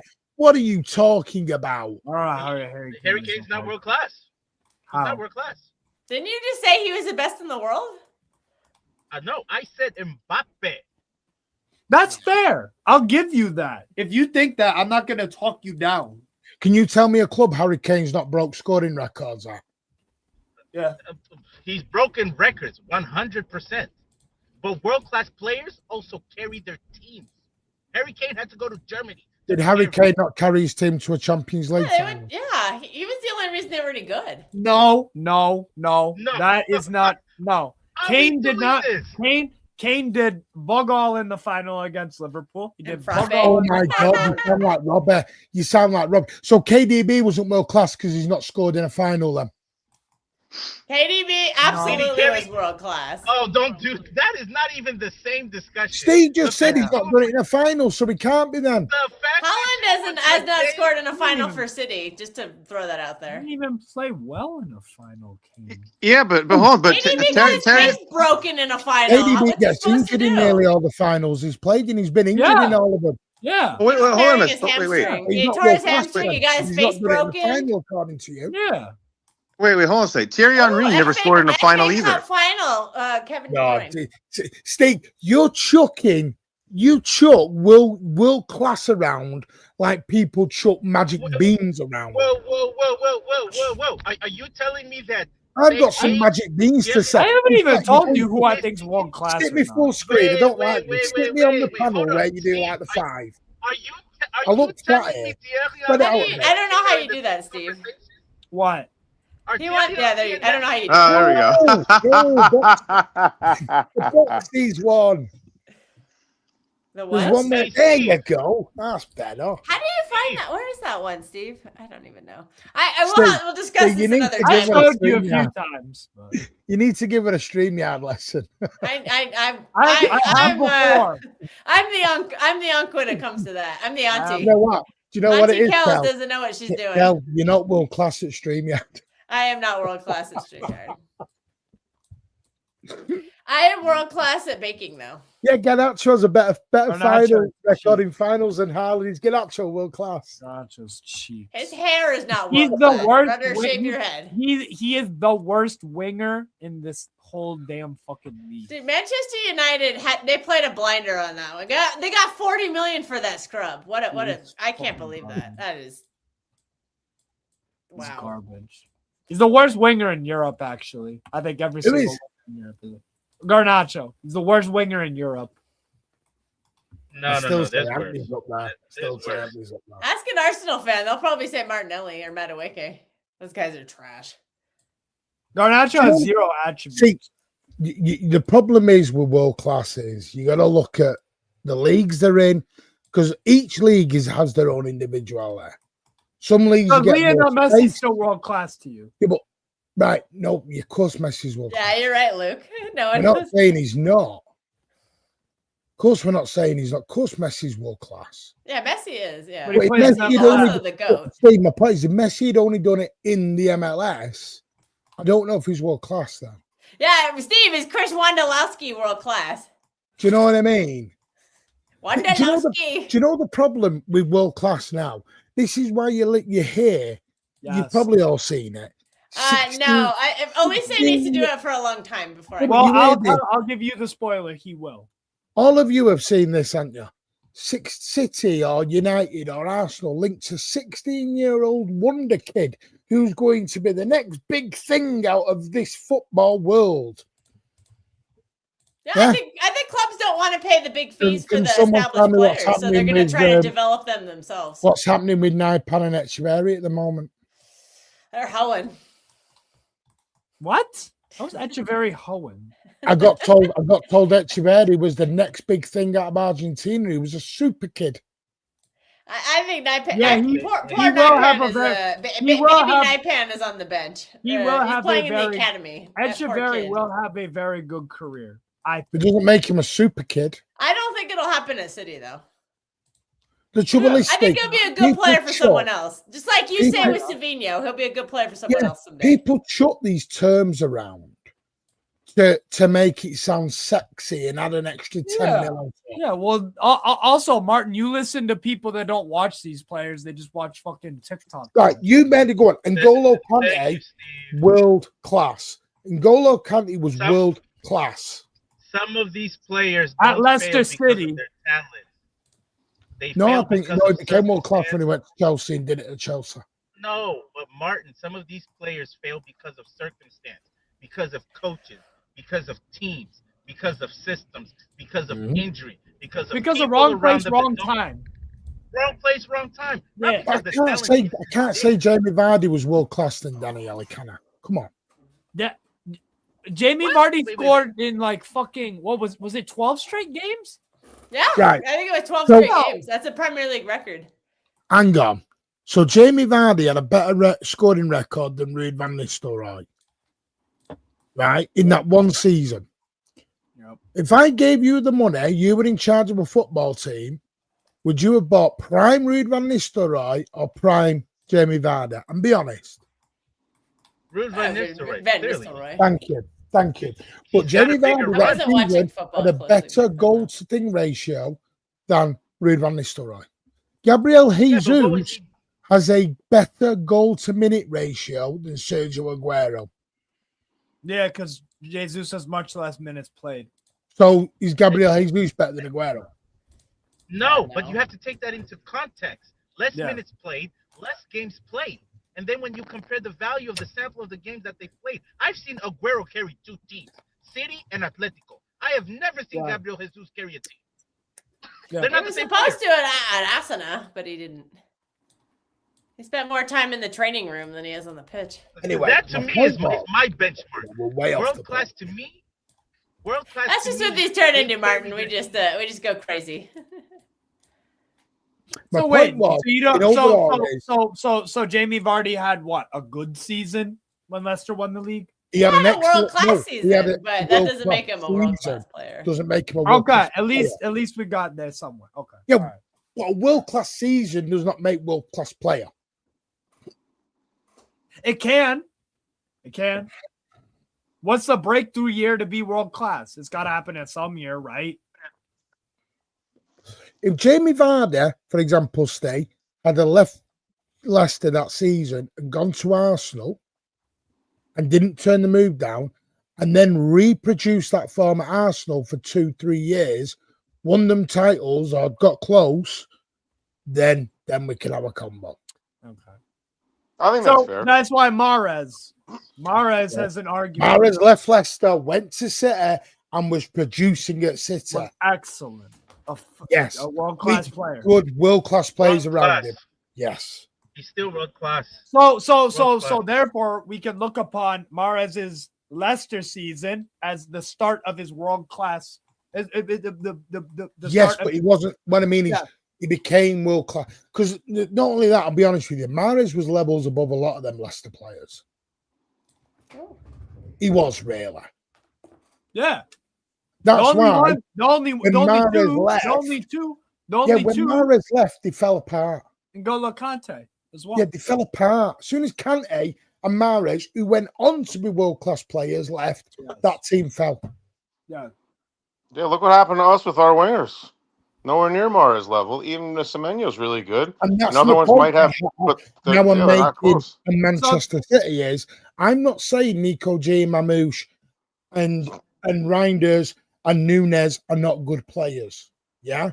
What I'm saying is, go back 6, 7, 5, 6 years. None of them players get anywhere near this team. And then that's a question Yeah, for the board and Tiki. Why do they? Right. So now we're there, man. That's my point. I've been asking for 3 weeks, and everyone thinks I'm being a moody bastard. No, I was complaining about it 2 years ago. I'm asking the question: how will we drop from that to that? You can make small mistakes. When you make the big mistakes, then you. That's all I'm saying.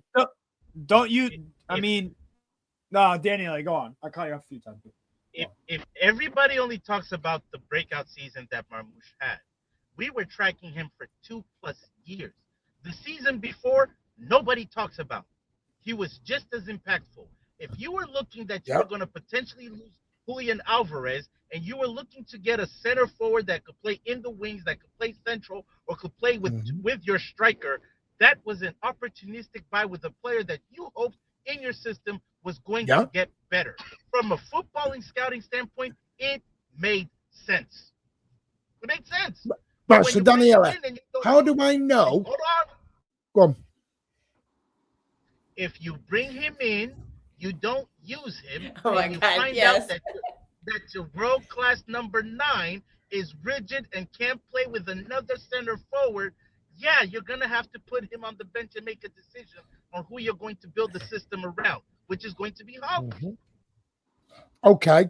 Doesn't mean Marmouche was a bad buy. No, this is the point. Mark, I'm not saying Mamouche was a bad buy. No, I never said you did. I'm saying it's an example of a circumstantial situation where system and other players around him, plus the coach, can then have the player's production be dismissed, and you can start second-guessing and saying whether it was a good buy or whether the player is good at all. If the circumstance, the players, and the coach don't work with you, any player can look terrible. Any player can be put to the side. No. Yeah, but Daniele, but I got a question. Hold on a second. I kind of agree with what you're saying, right? And I think we all probably do. But I think the question that Martin's getting at, and correct me if I'm wrong, but given everything that we did with transfers in the past since Pep got here, right? They've been pretty on point with very few exceptions. And following the treble, everything just went to shit. To develop that. We've always What's let up? them have a year or two to develop. But the thing was, Mark, we always had that top class player there, and then you had someone like you had Fernandinho there, and then Rodri came in, and he, like you said, gave him time. But what they did after the treble, they were like, well, we'll let some of those top players go, not bring in actual replacements, bring in some, let's hope, Moneyball type players, throw them in, have the same expectations, it all goes to shit. Why did all that happen? I'm going to... They assumed that the players that then stayed, that they assumed were class, were good enough to bring the other players that they brought in and continue the sequence. What we have found out, Holland, with another good player, if that player doesn't mold around Holland, Holland is not going to mold around him. The other players that we had in the past... but what did we do with the wingers? You had Mahrez leave. Bernardo was kind of moving out of the wing and going back into the midfield. You brought in Doku, a raw talent who's Project FC. Yeah, like that's what I was talking about. Like it wasn't like, okay, we have Prime Fernandinho, we bring in Rodri, he has some time to grow. We still have an amazing Fernandinho. Like we didn't do that with Walker either. Walker was really great, and then we just were like, okay, let's keep him extra. He falls off for the Yeah, cliff. now So, for example, right, The All right, you need to succession come plan back. wasn't good. 2021, City lost Company. Yeah, Company Yep. went. We went out and we got Ruben Diaz and Nathan Acker. Nathan Acker, one of the top defenders at Bournemouth. Ruben Diaz, one of the top up-and-coming youngsters coming out of Benfica. The Man U, Liverpool, and Real Madrid ran the lockout. All right. What? Right. And what did he say? Then, What did he say? then hang on. Then the Portuguese league. season after, Oh. we went and got Jack Grealish and Julian Alvarez. Yeah. Yeah. Shout And the out signing- Argentinian league. The signing we made as a youngster was cakey at 10 million quid out of Fluminense. Right. Yeah, I remember all that hype too. I fell 23, apart. we brought Erling Haaland, Calvin Phillips. It didn't work, but at the time, Calvin Phillips was the most sought after CDM in England. Manu Akanji Alvarez did. for 14 million, right? Yep. And you brought in Stefan Ortega on a free. Good bit of business. That was a genius move. Right. Then in the summer, we lost the players we lost, and we brought in Gavadio. That was the one, right? Yep. Nunes, That makes sense. Laporte, yeah. Kovacic, right? And Echeverri in Nunes. January. And Then we Nunes. bring it. No, Nunes was that summer as well. Yeah, and then we go Went straight to the bench. Gonzalez, Mamouche, Savinio. So you lost Sterling, Mahrez, Sane, and brought in Doku, Savinio. Yeah. Yeah, those are Wait, poor wait, wait. signings. You didn't. You forgot the addition of Holland. No, but we're talking about wingers. I'd already done that. It's about wingers at the time. You brought up What I'm Gavardio trying and to say Diaz. is, what I'm trying to say is, when we lost company, we brought in Ruben Diaz, we brought in Nathan Acker. This time, No. hang on 1 minute, to replace John Stones and Nathan Acker, which I know's worked out now, but at the time we didn't know. We brought in Kushinov and Victor Hayes. Again. Yeah, but The Husinov players has been that- pretty damn good. I'm not- That's been a great no, signing. No, I just said we know different now.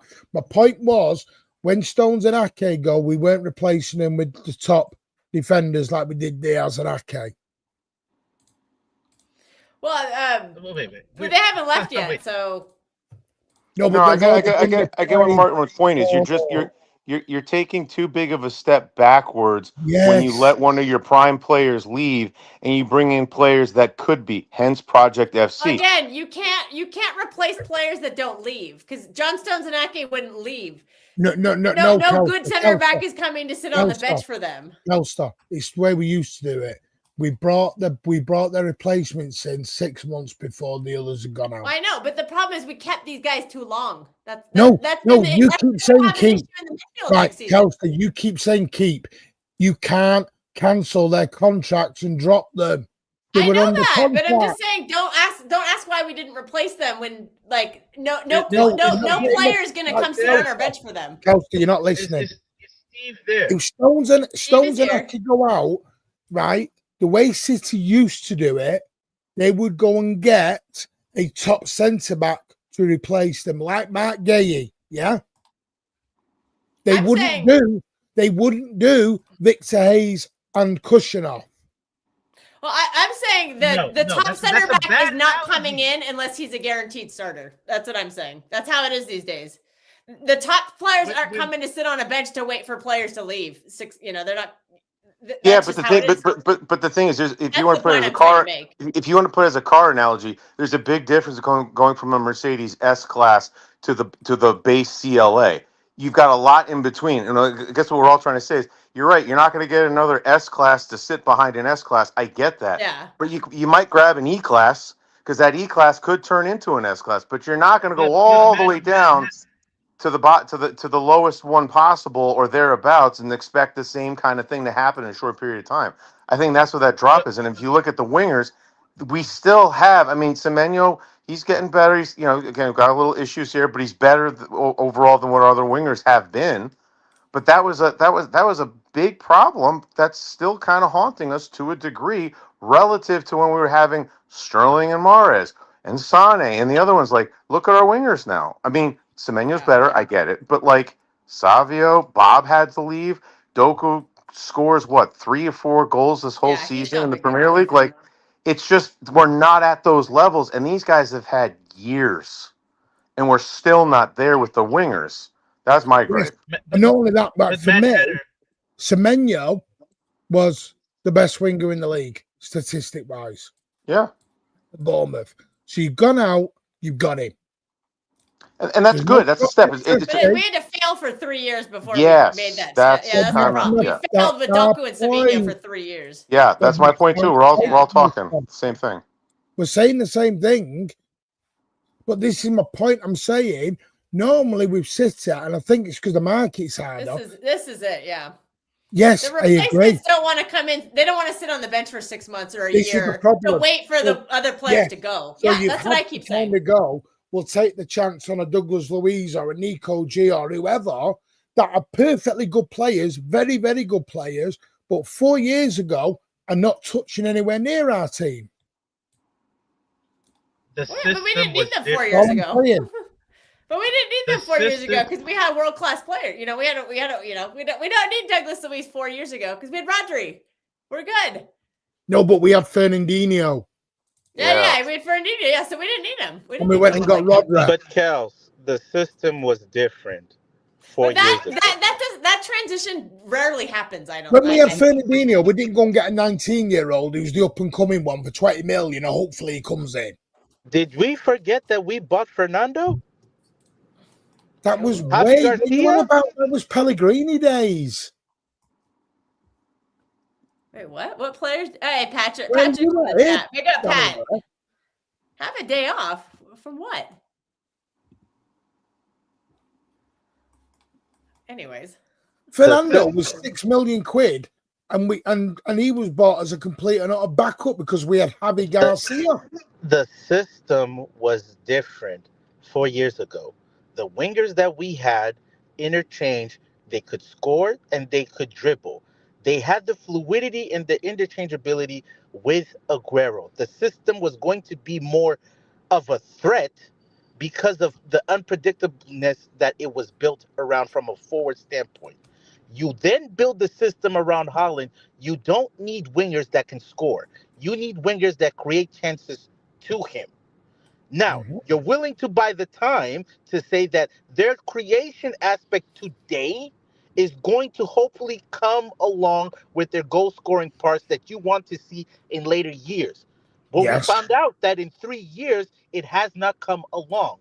But you were hoping that even with that risk, the number 9 that the system is now built around was going to still be a floor to be able to carry the team. The spine in Rodri was still going to be a floor that was going to be able to carry the team. So you bring in other parts, you hope to integrate them, and you hope that the system and the guys that are here are going to be able to carry the team. But what happens is, but when they're not, sorry, when they're not, he'll come back though. when they're not integrated, when they're not used, when they're inconsistent, and when the other players that you have that are supposed to be your spine and your base from a floor and a ceiling, if they're inconsistent, sorry, coughing in the background, if they're inconsistent, if they're injured, it makes the whole project look like a mess. And if the system then becomes the same of what it is today and you don't change with the players that you now have, it becomes what it is, a problem. Yeah, but Danny, hold on a second. Just a little pushback. I understand what you're saying, trying to make Holland be like your number one person, but if that's the case, and I have no idea, but if that's the case, then in my mind that seems ridiculous for the two following reasons. Anytime that Holland's having an off day, you've just put yourself in a terrible, risky situation because now you're having a problem with goals. If Holland gets injured, you also create a massive problem for yourself because you're not going to have a good enough striker to back him up, and you're going to have a major issue getting goals. Every team that I can think of, and I've only been in this game for a short period of time, 8-10 years, every time you had a figurehead number 9 across all 5 European leagues, you still had wingers who could produce. And I don't just mean, and I mean both G and A. Whereas what we have now, okay, Semenyo's been a step in the right direction, so I'm not including him in this. We haven't had that. So I'm kind of like, if that was Cheeky's idea or the boards or Peps or whoever, let's just feed Holland.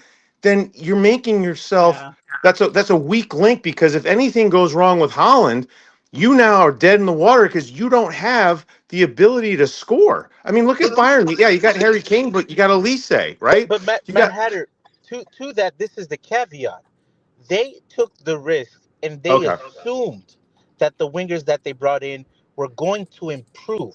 Football has shown us you can buy young players, players that or peak because they're late bloomers. They don't always improve. They are who they are. If you bought Savio after the season in Girona and you assumed that from there he was going to start scoring double digit goals, you take that gamble. But if you then look at his 3 years before that and say, where has he ever shown that he scores double digit goals and Great gets you points. 20 DA in the season? That Yeah. is a gamble and a risk that you're taking, because if Holland stops scoring, that guy has shown you that he can only do it for one season. So then what do? You try and rectify it by going out to get the backup in Marmouche that has done it now for 2 years. Like you've seen, he's fluid, he scores, he assists, and you hope that And he presses. and he presses that he's going to fit in with your number 9. But if the 9 is rigid and the system isn't adjusting, now you're stuck and you can't use Marmouche. And the same thing with Doku. Whoa. Doku in his Diaz career was good has at never Liverpool. shown that he He's injured scores a lot. goals in double digits or that he gets assists in double digits. But you take that gamble and the risk because you assume that the talent is worth and that the player is going to keep improving. But if he's But then Daniele, that's a silly risk, right? And I think yes, that goes back. I yes, think that goes back to Martin's point. Why are we doing stuff like that? Saying, to exactly your point, we got a guy who's 21 years old, 22 years old, playing in France. He looks okay. Maybe he could do this. Let's put everything on this guy. Let's grab this other guy who was over at Girona. He only had one amazing season. Let's put it all on there. That's the kind of risk that, to Martin's point, I That's think risk. years ago we would never have done. But the Why are wingers we have been doing that that? way since Sterling and Mahrez left. Right. But that's So, the- Kel, stop. But For that's example, why they're doing I'm it. just looking now. You put a tweet out here and you liked it, yeah? Yeah? And I'm Which not calling out me as an example. What- Someone what- put out what- Rising Star 11s, right? Oh, yeah. Calvin Sullivan, Divine Mikasa, Naipan, Cherky, O'Reilly, Kushner, Foden, Haaland, and Gay, yeah? Yeah. I said how many will be on this team at the end of the next season. I'm sorry, but you should not be looking at Sullivan, Naipan, and Mikasa being anywhere near City's first team in the next 2 or 3 years. Yeah, all I did was say Because we how should many know. will be here. The point is, we should have brought more. Yeah, but then the We question are is not- why isn't more coming? Well, let's get to this summer. My point I'm trying to make, Cal, is everyone wants to do this frigging Chelsea model, and there's no one gathered yet. The Chelsea model is the biggest flop and failed in the Premier League. I Failed. don't think people are calling for us to do what Chelsea are doing. You are when you're wanting 16 and 17 and 18-year-olds. That's the Chelsea model. I don't think most people want that though. They are. No, I like personally LB. don't. Why? Because I don't think we are doing that because we people signed say Tijani 28 Rangers, is who's too old. 27 years If old. Marmouche is 28 is too 27. old, if 28 is too old, then fuck me, we're bollocks. but Martin, there's some disingenuous in that because if you, the young players that you're talking about now are the young players with name and proclamation. City have been doing this for 10 plus years since the City Football Group took over. There have been young players after young players that we have signed that we have hoped would eventually break into the first team after And how their many loans. broke in? If we're going to be honest, None. none. That should answer that. But I don't think anybody thinks a 16-year-old is going to come into the None. first team. And one of the Like, reasons why they have not. We'll say it's a Girona signing. People are tweeting going, oh, future of City. Yeah, but well, I look at like what we. Don't pay attention to this. But guys, look what we did in January, right? Like we moved things forward. We know Stones was going to leave. We have an idea that Aki probably will. We picked up Gahey, 25, 26 years old. He's been fantastic. We got Semenya. How old is he? Was he 24, 25? Same kind of thing. It's like maybe we learned our lesson. We're kind of going back to, hey, maybe Matt Hatter, no. we didn't. No, because 9 months ago we wanted to give Stones a 1-year extension, and it took injuries and That would have opportunist been a mistake to performances by extend him. Kustanov for them now to realize. Because if it was left up to the gaffer and the club and the board, Stones may have still been here. Ake may have still I been get here. that. I get that, Daniel. I totally agree with that. But what I don't want to be is our oldest player is 25. He won't though, because Rodri's going to be 30 next year. If Rodri leaves, Then it's what Diaz then? who's 28. You all I'll want be to sell 29 soon. Diaz? I think by next season he'll probably leave, but not. Right, I don't know. By the end next summer. I'm sorry, next so we're summer. back I to think our 27. Summer of So our 27. oldest player is 25, 26. Hmm? So No, I our didn't oldest hear what you player said. is 25, 26. Well, no, I mean, if we have, I mean, well, Yeah, but guys, we'll have Johnny Rangers. He's going to be 27, 28. Donnarumma Yeah. will be 28 next season, something like that. Rangers is not going to stick around on no bench. I think But- some of our young players are very experienced. Like they're younger. Like Joško Oh my Vardiol God. is No. a very experienced player. And this is what you want. You want in the Chelsea model. This is the Chelsea model. Exactly what you're saying. No, I still want. I don't have a How problem with old's the 28, oldest 29 year olds. player at Chelsea? You How can old's even the have oldest a couple player of at 30 year olds. Guys, I would not be opposed to keeping Nathan Ake next year if he does the same role as he does this year. Keep him as an experienced player, captain. I would keep him next season. I don't I've care. just named all these players, and you said they'll be gone. They'll be gone. They'll be gone. I think they will leave, but I'd keep a Nathan Ake if he wants to stay. But John Stones, I would not because of the injuries. I think Ake's performed better than Stones. But guys, the underlying plus homegrown, that kind of thing too. We have his homegrown massive issue. But the underlying issue here is why has the board made this move a couple years ago that literally goes against everything that they had been doing for almost a decade? That was under Tiki, not Viana. So before people guns blazing on Viana, he wasn't around when this started. Yeah, but now we're starting to see this with this idea of they really allegedly want Maresca, and the rumors are getting stronger and stronger. Now, could this be a stopgap for a couple? Again, could it be Maresca's really good with younger players? Well, let's bring in younger players because Pep's eventually going to leave. We're not going to be able to get a company or an Enrique. We're going to want someone to really mold those younger players. Maresca's really good. He used to work here. I'm looking at this and I'm thinking maybe there's a little more truth to this than what we all may want. I don't know, depending on people's. Has a theory behind this too. The point I'm making is it's okay to have 22 and 23. That's great. You've got them in Churka. You've got them in other, but you have to surround them with with older players as well. They need to learn from them. 100%. Rodri signed the contract. Make him the there was a stat I read a couple years ago. It said the ideal mix of a team in professional football is roughly 25 to 30% is that age 22 and under, 50 to 60% is that 24 to 28 or 30, and then the last 25, 30%, depending on what it is over 30. Because it gives you a nice mix of the people who've got experience, but they still have tremendous athleticism in their mid-20s. You got the ones that are coming up that are 22 and under, and then you got the older dogs that are like over 30, but still have that amazing, amazing experience. But when you get that off, that's where all hell starts to really fall apart. And I think that's kind of what hit us. Oh, remember when I brought up the name Fabian Ruiz a couple of months ago to come in as a veteran off the bench, and I got laughed at for that? No, I was honest because of his injury stuff. That's my concern. I'd rather have kept Bernardo Silva. That's a good veteran signing. The point is, I'd rather have kept Bernardo Silva than go and get a Fabian Ruiz. He wants to leave, so we can't. No, I agree with that. What's the policy? I agree with that. I understand he wants to leave. But my point is, I have no problem with buying a young player. My issue is when we're going out spending potentially 30 and 40 million on a kid who's not even made one appearance yet, I worry. I think sadly football is trending that way. A lot of teams do that though. We never spent 40 million on players and loaned them for 2 years. We spend 150 million on 25 plus players that we can't even name today in the City Football Group. It's worse than Chelsea. And they're all at a loss.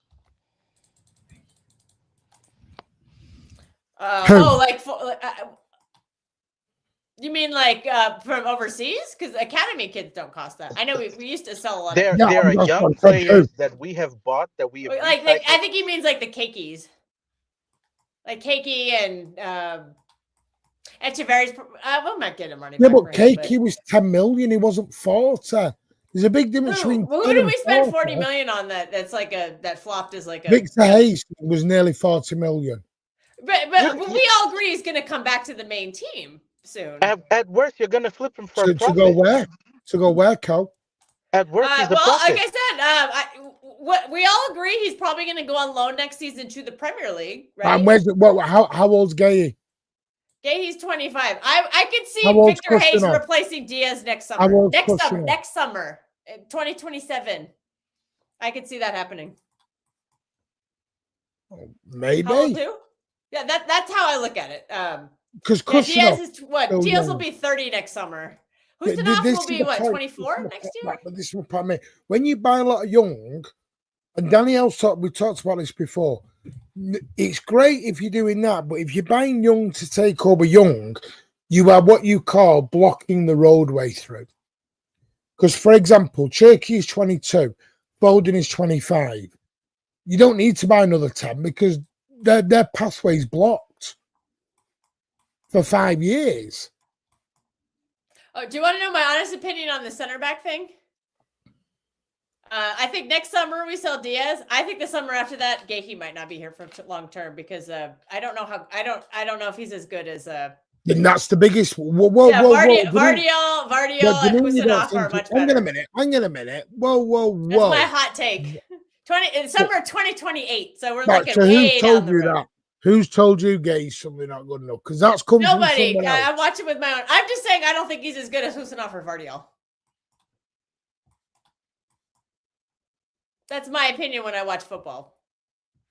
Nobody's told me anything. A guy who was wanted by Liverpool, Bayern Munich, Man U, isn't good. Let me rephrase. By the year 2028, I think Husanov will be better than Gahey. Right now, Gahey is the better player, but Husanov, on his trajectory, his development trajectory, I think he will be a better player than Gahey is in the year 2028. And this is my other thing. Does that sound better? We never used to do this. We never used to play one off the other. I just think I just think Husanov will become the better player. That's all I mean by that. Based on what? Based on what I've seen, and I think there's a lot of potential there. I think he's getting better. He still needs work. He still needs work. I'll give you my hot get better. He still needs to cut down some of the rashness. Yes, he has to develop. I'll give you my hot take. The starting lineup, back line, the starting two centre backs will be Gay and Gavardiol next season. Yeah, I agree with that 100%. I think to start the season it will be. Yeah, I do. I totally agree with you. Crazy. I think to start the season, yes, it will be. I've seen people slagging off Semenyo. He's got more goals for Manchester City than Doku and Semenyo put together. Yeah, he should be starting games. But suddenly G&A doesn't matter for Semenyo, but it mattered for Semenyo. No, I'm a GA merchant. I want Do you know what it is? GA. You know what it is? No one will admit this. It's who you fucking want to be in the team, player FC bollocks, and no one will admit it. Oh, I'm not. I want the best of the best. I want the team to be the best team. I don't care who it is. If it's Bob down the road and he can do better than Savinho and Semenyo, get him in. Look, if he can't, get him out. For some reason, oh, sorry, Pat. I didn't mean to trigger you. Speed has become the biggest footballing trait in the world now. Trust me, for someone who's done his level 1 and level 2 FA badges, they're not asked about speed. Yeah, but Martin, why would that be? Speed is great, but if you don't have any production with your speed, I don't know. But this is only it. Speed. Jorge's back. Speed. Timu Freddie Mercury's back. Sorry, when did we become a fucking 100-meter sprint team?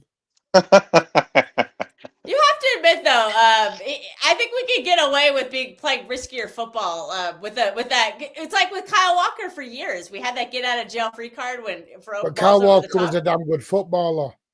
I think Husanov is good now. He needs to develop. He's going to start next season on the bench. Right. Do you know what makes people go against? Not against Kushinoff or people, because I think they're ballers, but do you know what goes against? When people put them on these pedestals within 5 minutes.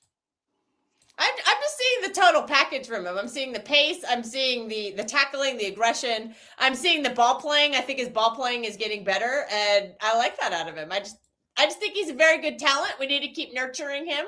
Next season, he'll probably, Nurturing him, you're building statues. I'm not building a statue. You said he's going to be our best defender. I think he will be in a couple of years, yeah. After he keeps developing. How do you know? I said I think. This is just my opinion. I could be wrong. I'm wrong a lot. It's okay. I could be wrong. So you think he's going to be better than Gabardio? I think with the pace factor. Well, again, I think 100-meter sprinter. Well, but guys, hold on a second. I think you have to. You got me on that one. You got me. Yeah, on that but one. I think the better one. But I think by the end of the season, I think he'll be our second best one. You got me on that one. You got me on that one. But I think in any kind of thing, you got to really kind of define what it is. And I think, Martin, to your point, a lot of people don't do this. They just say, he's going to be this. He's world class. No, he has the potential. He's showing, and he's got a very, very impressive trajectory so far. I mean, he could peter out tomorrow, but if he keeps on this trajectory 2-3 years, yeah, he could be top of the top. But we have no idea what's going to happen. I don't know whether I'll be in 2-3 years. No, but like that's my point, right? Like if you look at any kind of sport, it's all predicated upon what has the player shown us. Okay, he has done X, so we think that there's a high probability that they'll achieve Y. Fair play. Sometimes it works, sometimes it doesn't. But the more of the larger sample set you have, the higher the probability is, presumably, that it should work out, right? But I think to your point, so I just jump in. So you know when everyone said when we beat United, yeah. When we played United away and we went all the way through, and you said we went on that 2-month winning run, didn't you? Yeah, Cal. We won every game in December. Yeah. Who was in our back line? It was Diaz and Vardiol. Right. Yeah. Okay then. Wait, who was in our midfield? So why is everyone made? Hey, Nico G! Yeah! Nico G was in there. I'm not denying that. Hang on a minute. So when did Diaz become?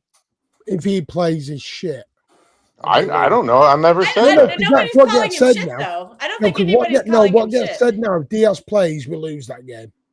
Who said what that? Game? Loads of people. Lots of people are idiots. Diaz is never getting back in this team. Diaz is finished.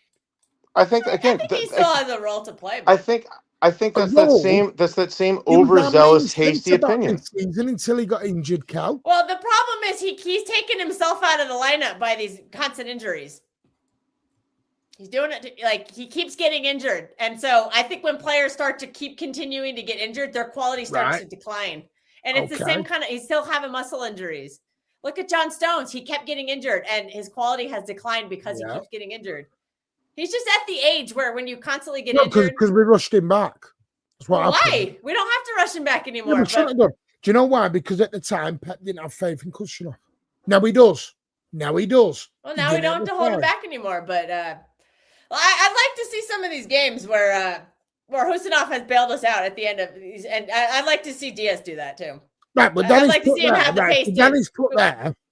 Kushner and Gabardio is our best balance of defense. Why? We've never seen it, so I'm not ready to make that assertion yet. No, I need to see it first. I'm asking why. And don't tell me the run, because we were on a 10-11 game winning run with Diaz. I think it's probably this is my guess. I don't know if I'm not trying to speak for you, Danny Ellis. Vardiol, elite on the ball, very good in the air. So Diaz has the best stats. Diaz has the best stats in the air. Diaz is a very physical player, but Husinov is a physical player, but Husinov has that burst of pace that does help. We're not saying Kushner isn't. This is the difference. I'm just trying to explain what this. No, here's the difference. I'm not propping up a player by putting another one down. Yeah, Martin, I agree. I agree with that because I'm not saying you. Yeah. This is probably yesterday. You took that. I wasn't calling you arrogant. Sometimes I'm going to be honest, Cal. You read comments to react. You don't read comments to read them. I wasn't calling you arrogant. I was saying the fan base. If I'm addressing you or Madata or Danielle, I will put your name in front. Got it. I'll make it more clear with that. I wouldn't. If I address an individual, I'll make sure I put the name.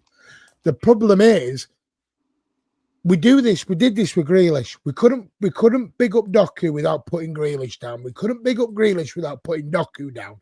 We couldn't big up this Diaz without putting Kushanoff down. We can't big up Kushanoff without putting Diaz down. We can't big up Mamouche without putting Haaland down. We can't big up Donnarumma without putting Trafford down. We couldn't big up Edison without putting Ortega down. And it's like tit for tat all over the gaff. And they all play for Manchester City Football Club. Well, Martin, I think that's fair because comparison sucks the life out of everything, right? Sucks the joy out of life is comparison. But I think that it might be again, but this is just the masses of people. That's how a lot of people think. Unfortunately, they don't think things out very then, thoroughly. To be honest, it's stupid. That man, I'll call him. Oh, I'm not disagreeing that it isn't stupid. Like and I'm not going to go at Danny here, but just put Danny's comment up about Diaz is okay because I'm going to shock him now. I'll give you some inside knowledge now. Is Diaz, Danny Ellis there? Diaz is okay, but he has a lot to learn from Kushanoff and Gavardio, right? Guess who's teaching Kushanoff how to defend? Diaz. the Ruben Diaz, statesman with the experience, just saying. Ruben Diaz has taken Kushanoff under his wing in training.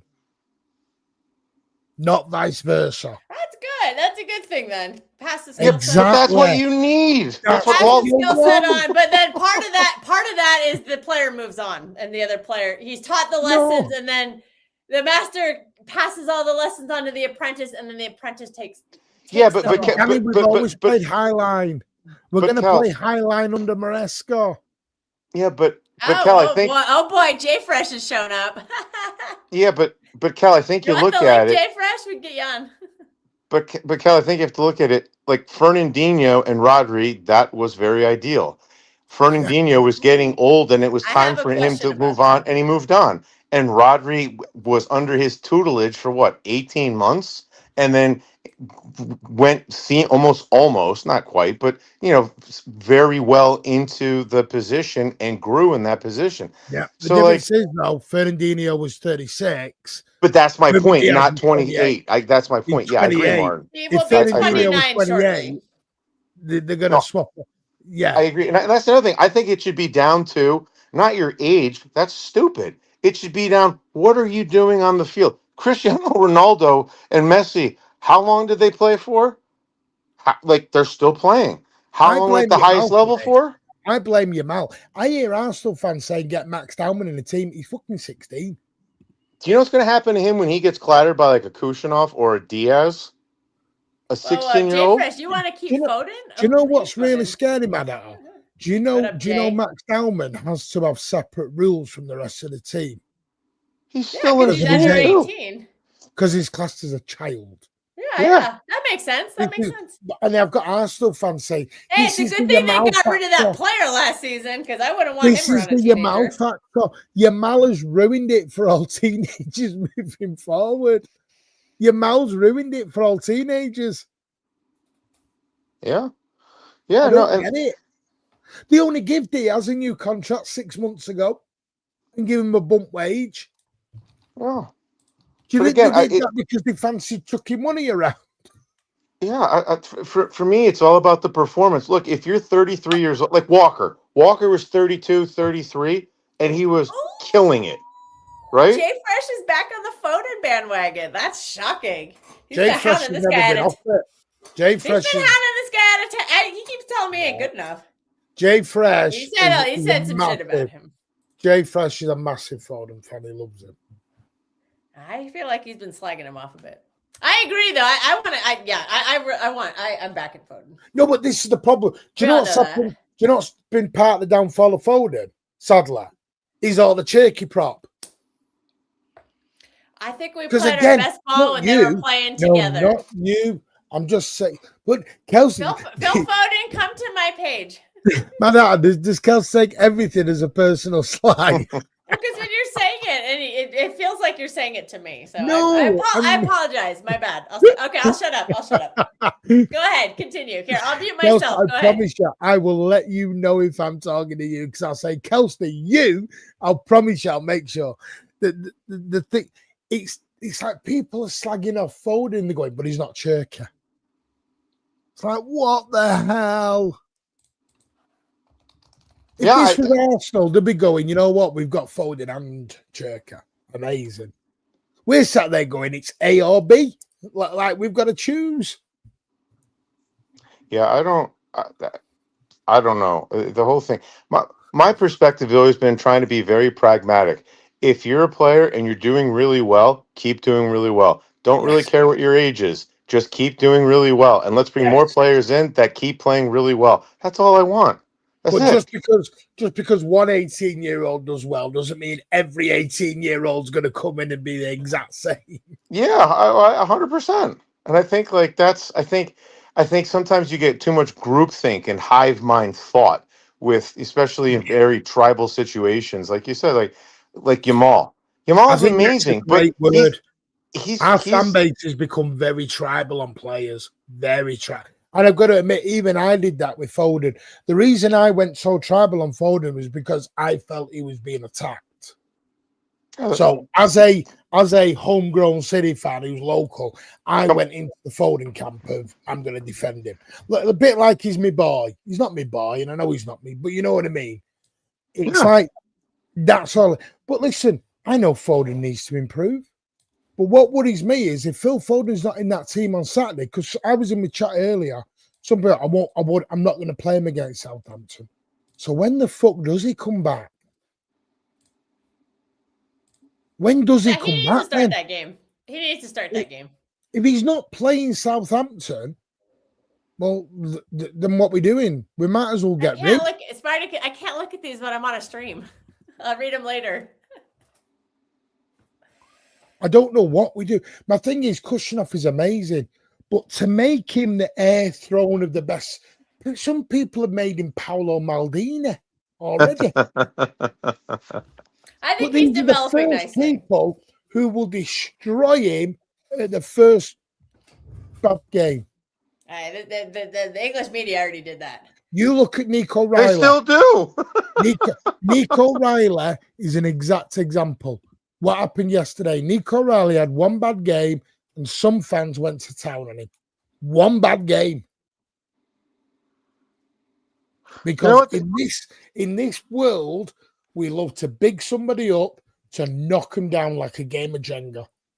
Martin, I think it might be a little more than that. I think, and I came up with this saying a long time ago, in the pursuit of perfection, there can never be happiness. And I think too many people project this idea that this player or that player is perfect. The second they make a mistake, they're trash, they're terrible, get them out, et cetera, et cetera. Donnarumma is a perfect example, and that's not a dead conspiracy who's just paid in the chat. People, excuse my language, but people had the dicks in their hand when Donnarumma came in. And my God, people, I can't wait to get him back out now. Well, some people might have changed their opinion after watching him play for the whole season. Maybe they see some deficiencies in his game. But every player has deficiencies. Well, I know, but not critical as a keeper though. But some people think it's a structural issue. Like we can't press with, or teams press us differently with Donnarumma. Like that's that's just some of the discussion about him. But that's one of the things, and I got to give Nobbins credit for this, even though he's a big Donnarumma critiquer. But he said a long time ago, and I always thought this was fantastic. He said, look, I'm not going to have the expectations that Donnarumma is going to be able to play out of the back like Trafford, because that'd be like saying, I'm going to get mad at a fish because it can't climb a tree. It just, I'll never forget that. He just said it off the cuff. I was listening to him once, and I was like, I am keeping that saying because it was perfect. And yeah, Donnarumma does have his problems, 100%. But I can't get upset with him that if he's not good out of the back. Now, what I could get a little annoyed with is he looks a lot better when he passes the ball old school with his hands as opposed to doing it with his feet. Now, maybe that's a happy median we can have him do. I don't know. Maybe Trafford can get some more time. I don't know. But I'm not going to sit there and say, here's a guy who's not good with his feet, and my expectations are he should be amazing with his feet. That's again, I'm getting upset People with a wanted fish because Edison. he can't climb a tree. They wanted Edison. Yeah, I mean, I think we look a little better when with if we're able to play out of the back a little bit more. But then again, everything's a trade off. That's it. You know, like it's just every. You know, I mean, everyone. Look, I'd love to have a combination of Ederson and Courtois. People It's want not out there. Yeah, but Jay Fresh, you might not have this next season. People used to. I remember Edison getting dogs abuse after games, and not just the Club World Cup. I remember there was a game. It came up today, funnily enough, on Twitter. There was a game against Liverpool where he let the ball roll under his foot. When all he had to do was stop it, it was inches away from going in. I've seen Edison being so far off his line that John Stones and that have had to clear it off the line for him. Oh, I remember that one Because he's game. been Yeah, robbed. I remember Quarter that. inch. And nobody, oh my God, and Quarter everyone's inch. going crazy. Yeah, I've seen Manuel Neuer get lobbed at the halfway line. Oh, Neuer had an absolute stinker against Real Madrid. Absolute stinker. Yeah. Like, But But Neuer's also 40 years old. He's at the end of his career. You kind of expect somebody to fall off at the end of their I career. remember David De Gea. David De Shocking why Gea he's still came in at starting. Man United, and every United fan said he was trash. Couldn't catch, couldn't kick, couldn't throw, couldn't do anything. All he said was a shot stopper. Well, he became the Premier League's best goalie for about 5 years. So, I don't know. Well, Jay Fresh brought up an interesting point. He said Rodri and Bernardo were taking the turns with Donnarumma. Well, one, Bernardo ain't going to be here next year to do that, and we don't know if Rodri will be either. No, but and we've already declared that Nico G can't do it. So No, but he's doing it with Kushanoff.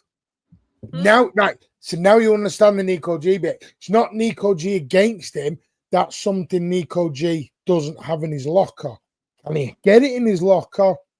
He can. That's about building as a player. well, he's not going to build if he leaves. And I think the way I Pep is agree. treating him. Yeah. So, but again, so they're saying that Donnarumma works with Bernardo and Rodri. We know Bernardo is leaving. We don't know if Rodri's going to stay. We do have Vardiel coming back. So is our system going to come down to one or two players? No, we don't even know if we're going to have He's Pep to not play been the doing that system. out the back very much. So You do not know that's what they're just a doing now. concern some people might Yeah, but have. have you not seen Kushanoff now does short goal kicks to Donnarumma? Well, you're going to bench him for Diaz next year. So who's going to do it? Diaz can't do Diaz that. can do that. Debatable. Oh, look you are already on the train and driving it. I still like Diaz. I think Mad Hatter sees it already. You're already I there. would say I think Kustanov. Or sorry, I believe like if we're ball playing center backs, I would say Diaz has the worst quality. That's not me calling him bad. That's just me saying that one particular thing he's not quite. He's probably the even though he's the got least two of the good best at. stats. Out of all our 4 defenders this year, he's got 2 of the best stats. Again, What stats? Are we trying to play? Are we He's trying got to the play best stat heading. FC or are we trying to He's play got Pep heading, Guardiola football? Heading and ball recoveries. Oh yeah, what about this? Yeah, they had up with Onana. Oh god. Yeah, and what happened? What happened? Onana was shit. Within a month, they all wanted Buddy De Gea back. Put what comment on screen? I missed it. Let me go back and find it. Sorry, I'm doing shit in the background. I wasn't ignoring you, Keely. Let me find your comment. I know I'm going to jump in 5 minutes. It's been a great debate. I don't mind these debates. Oh, is this the I think one? these Moments debates of are really recovery good. pace. Yeah, I enjoy them too. They're good conversations. No, but you don't need recovery pace if you start off from now, like under Maresca, for example. Like you're on about recovery pace. Under Maresca, why do you think he drops a midfielder into the back line? To help with the build-up? And for the recovery pace as well to cover it. Well, I think you can do that when you have a stronger midfield, but as we've stated, our midfield has declined. Each manager is We're very losing the different. ball a lot more because the midfield is falling off. Yeah. I mean, listen, I'm not saying there's faults. No player on our team is perfect. No one. I'm just recognizing the current makeup of the team. And the trouble is everyone's but Kel, everyone's after their particular makeup. I And the think we can all trouble agree is, upon one thing that is really kind of good, and that's Cherky taking the piss out of Arsenal fans and the team.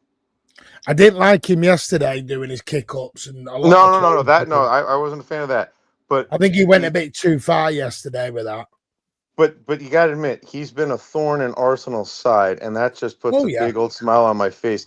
And Pep, I kind of love the what Pep says. He's like, it's like he's so good sometimes. He drives me up the wall, but I still have to play him, even though he does my head in.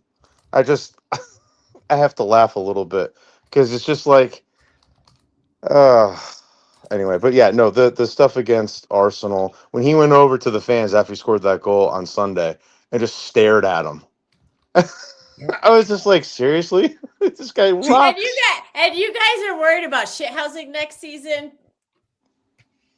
You don't It's have. just Also, Donnarumma is a big shithouse. Granted, this was on Twitter, but somebody said that someone called Talk Sport and said some Arsenal fans said Donnarumma flipped him off or something on the road. I was like, you don't have to worry about shithousing. We got shithouses next season. We're gonna be okay. We're gonna be okay. Yeah, but just listen. I don't mind Cherky doing his shit, and I said this the other day. Don't mind it in certain aspects. When you're 3 or 4-0 up, great. Dick around, do your kick ups, do what you want. When you're 1-0 away, agree. Place like Burnley, time and a place. Yep, time and the place. Got to read the room. I agree on that one. Yeah, and it's like you've got it. And that supposes the maverick part of him. But listen, there is. I think he'll learn. When he came in and he had to lose 2 stone, it was right. Go away, lose the weight, get into the trim condition. And the thing is with Pep's still going to make him a fucking better player. Yeah. This is the scary thing. Pep is going to make these guys better. I just will never forget. He's doing kick-ups in the 67th minute in the League Cup. Be nice. What's he saying? Oh, he said this is the stupidest comment someone's ever It could be made. worse. It could be like your be nice. Could be like your WhatsApp chats on Donnarumma. What have we said in those WhatsApp chats? What are you talking about? What have you said? What have we said?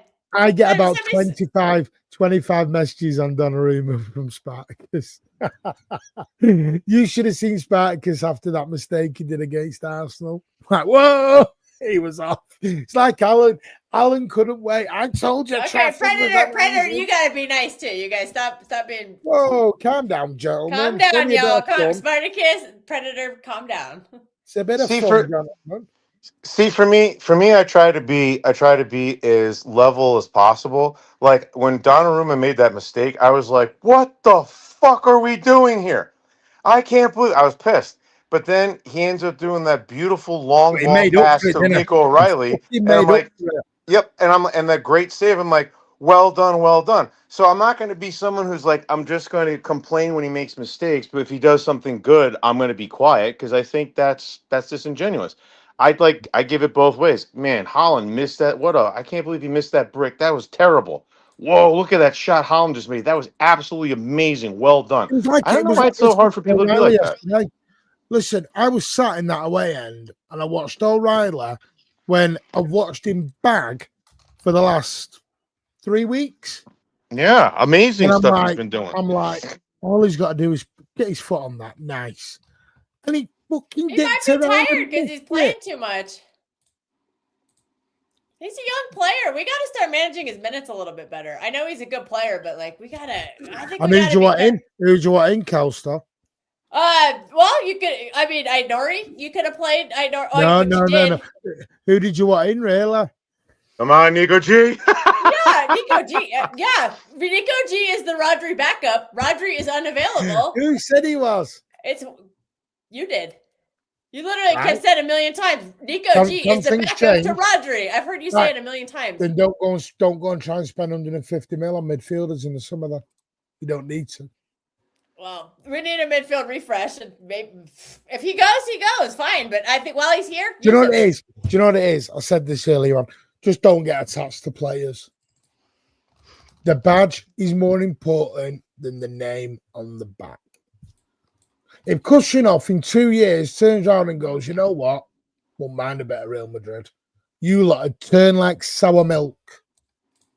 You know, actually, for I'd be me, mad if at the it, club. The reason he would want to do that is because he's going to be benched for somebody. If he's being benched for someone else, then yeah. No, Then no. Do you know why, Kelster? Because Real Madrid's a bigger football club than us, and that's just facts. well, I think if he's playing football, he's going to be happy. Do you know what? If Phil But if he's Foden sitting on leaves the this bench football club- and someone else comes calling, he's going to listen because if Phil Foden leaves this football club and rocks up to Bayern Munich, you'll all fucking cry then. I don't think I would. And I'm not trying to. That means company I ain't would. coming ever. Oh, I That means would. company ain't I'm coming. not. Fucking I would. No, I mean, I get maybe why you would, Martin. I get that. That makes sense. But like, as long as a player doesn't really do the club dirty, and most of them don't, actually, almost all of them don't. I'd be like, okay, if Holland says, hey, you know, it's been great here for 6 years, whatever, 5 years, whatever it might be. My expectation is he was only going to be here for 2 or 3 years. The fact that he's been here for more, I'm like, this is icing on the cake. If he ends up leaving and it's like equitable, good luck to you, man. You were awesome. Really appreciate it. Best of luck until you play us. Then I wish you the worst of luck. Listen, I've That's said this before, Matter. Fans get too involved. Fans think players are fans. Yeah. And it's a job. You know when they do all this kiss the badge, I love you, unless you are an academy graduate, Yeah. you know. Isaac was kissing the badge at Newcastle 12 months ago. Yeah, that was a shitty thing what he did, though. Straight up. Shafted him, right? Yeah.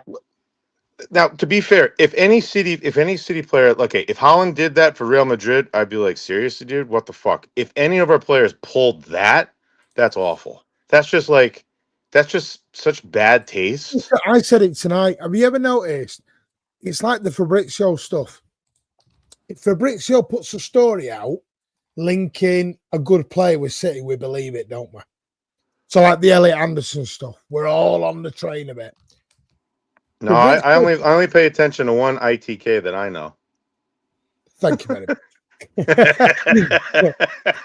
But in all seriousness, if I said this tonight, Fabrizio put a story out tonight about Maresca and everyone went, clickbait.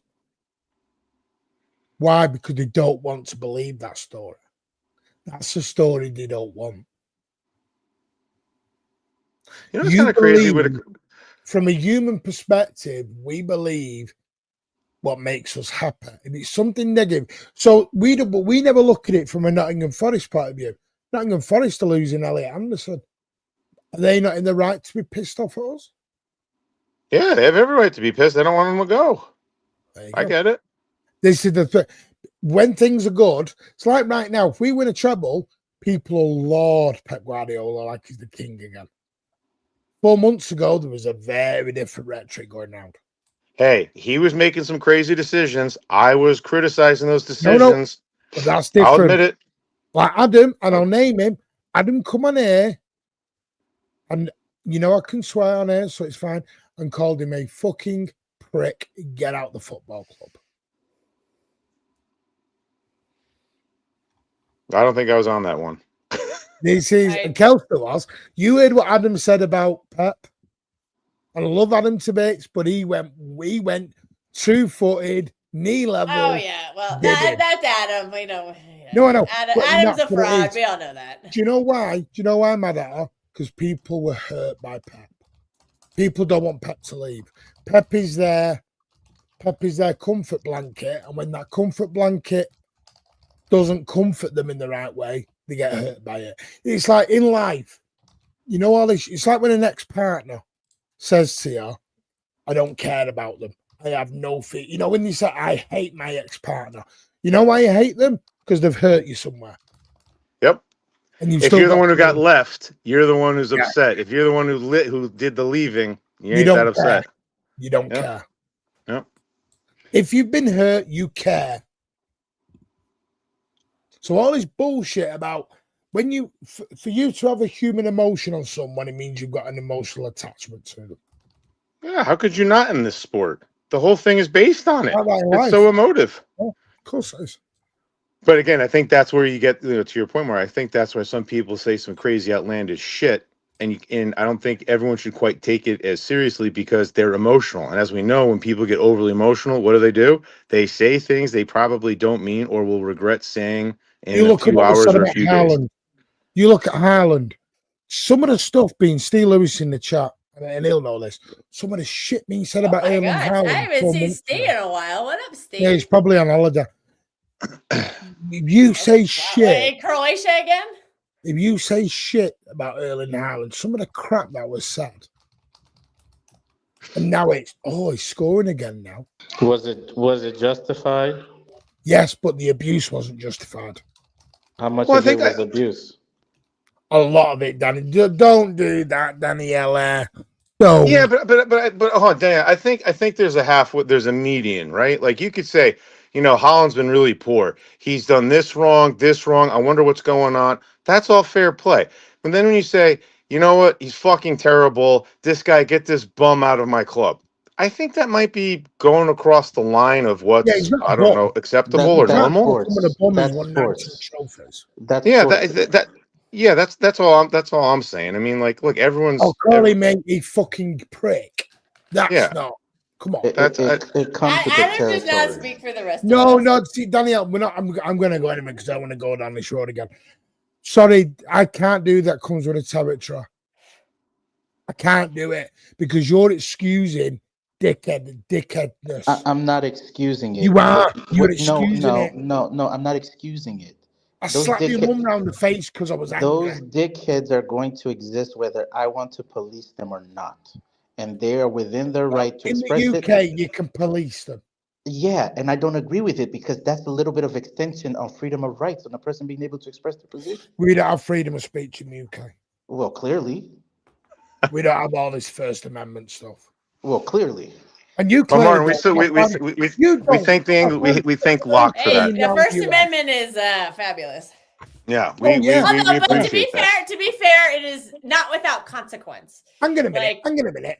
You've got freedom of speech, but you've got fucking ice trucks all roaming around the US. That's not. No, those are different things. No. It's freedom of speech. No. That's No. freedom. That's a bad comparison. I don't want to go down that road. I don't want to go down a political What are road. the ice I trucks really about? don't. I'm confused. No, It's immigration enforcement. They're It's basically they're enforcing immigration law. Let's That's say what what it they is. do. It's racism. Stop the immigrants' racism. I do No. not want to talk about this on the stream, so we can talk. No, I I can won't explain go it to you into it. No, off I camera, agree. but I really I don't agree. want to talk about Well, that. we won't talk about it. But I'm happy to explain it to you off camera. I get it, but try being black and brown in Europe. I'm not right. Whoa. Anyways, they treat you the same way. They just do it with a smile. No, the thing, Martin. I'll just say one thing, and it's not emotionally charged.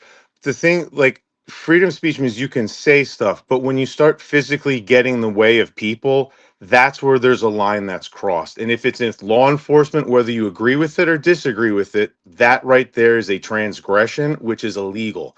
That's the thing. Now you can sit there and say, I hate ICE and I hate this person. You have every right to say that under freedom of speech. Knock yourself out. But when you start being physical by getting involved and trying to stop things, that's where it becomes you're breaking laws, and then that's where things escalate. That's the only thing I wanted to say. But Okay, we're done. Yeah.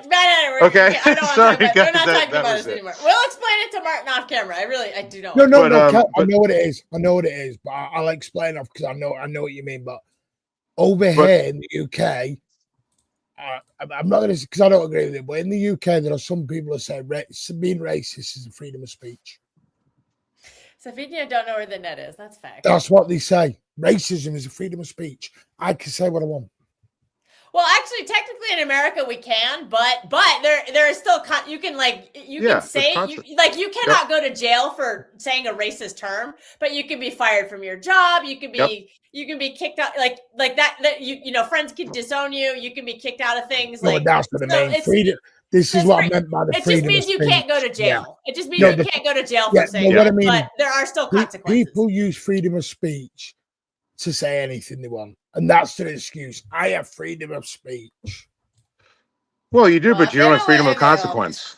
Yeah, again, like I said, it's a freedom. There is a free. Yeah, we have a freedom of speech. We do not have freedom of consequence.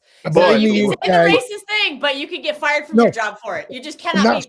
You cannot be arrested for that. That's why I don't want that prick Enzo Fernandez anywhere near this football. Yeah, I don't think they would sign him at all. I don't have the thing that I don't understand with Enzo Fernandez. They're going to lose a lot of fans if they sign a racist. So I don't think they would do that. I think the club care too much about their image to sign somebody like that.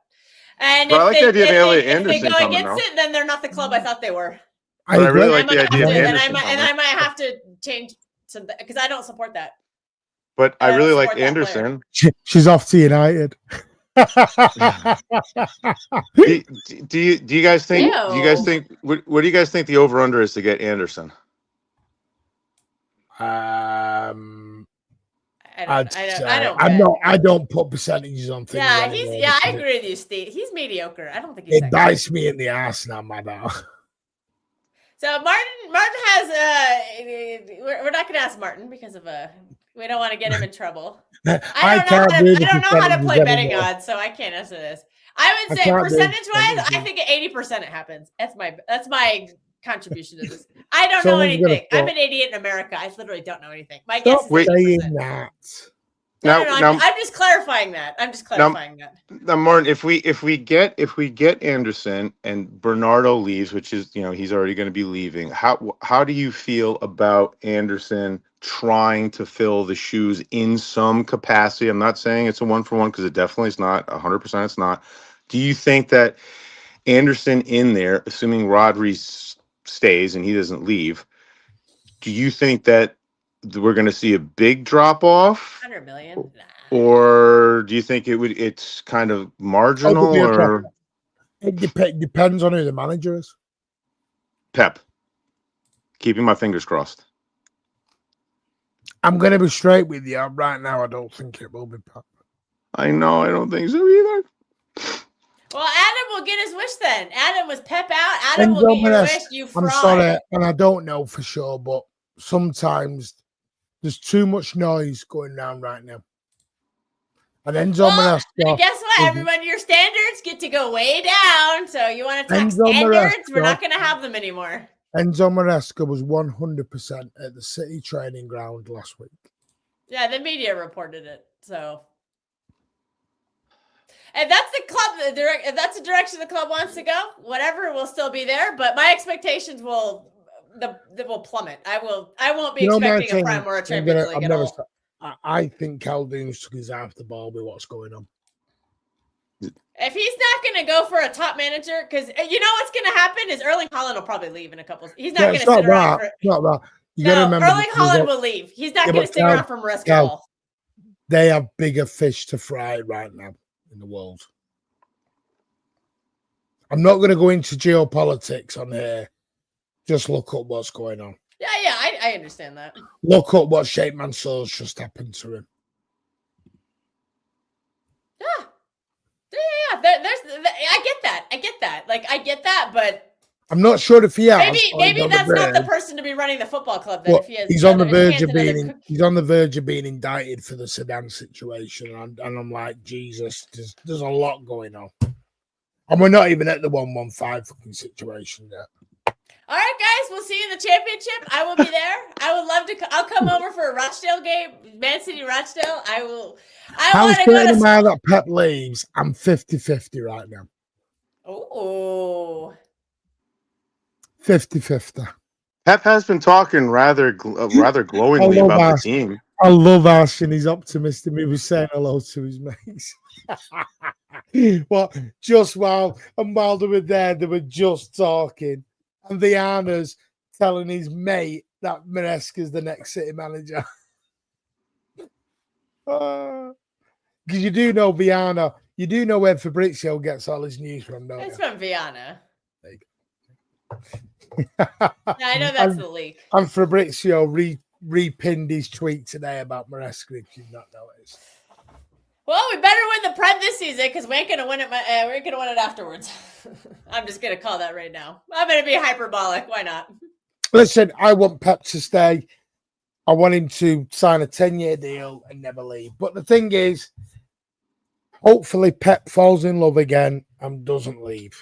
He's been talking rather glowingly about the team, like with smiles and more than I've seen him do in 6 months. Listen to what he said. I'll always say we when I'm talking about say. Even when I leave, I'll say we.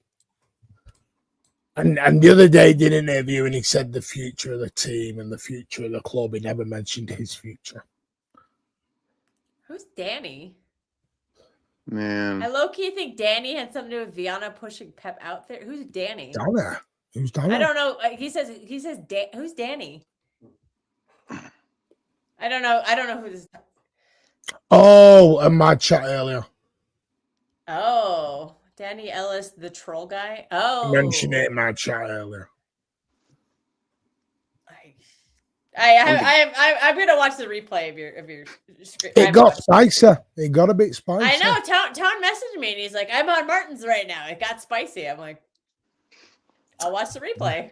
Big like, up to the 8K, by the way. We are trying to now get to 10K.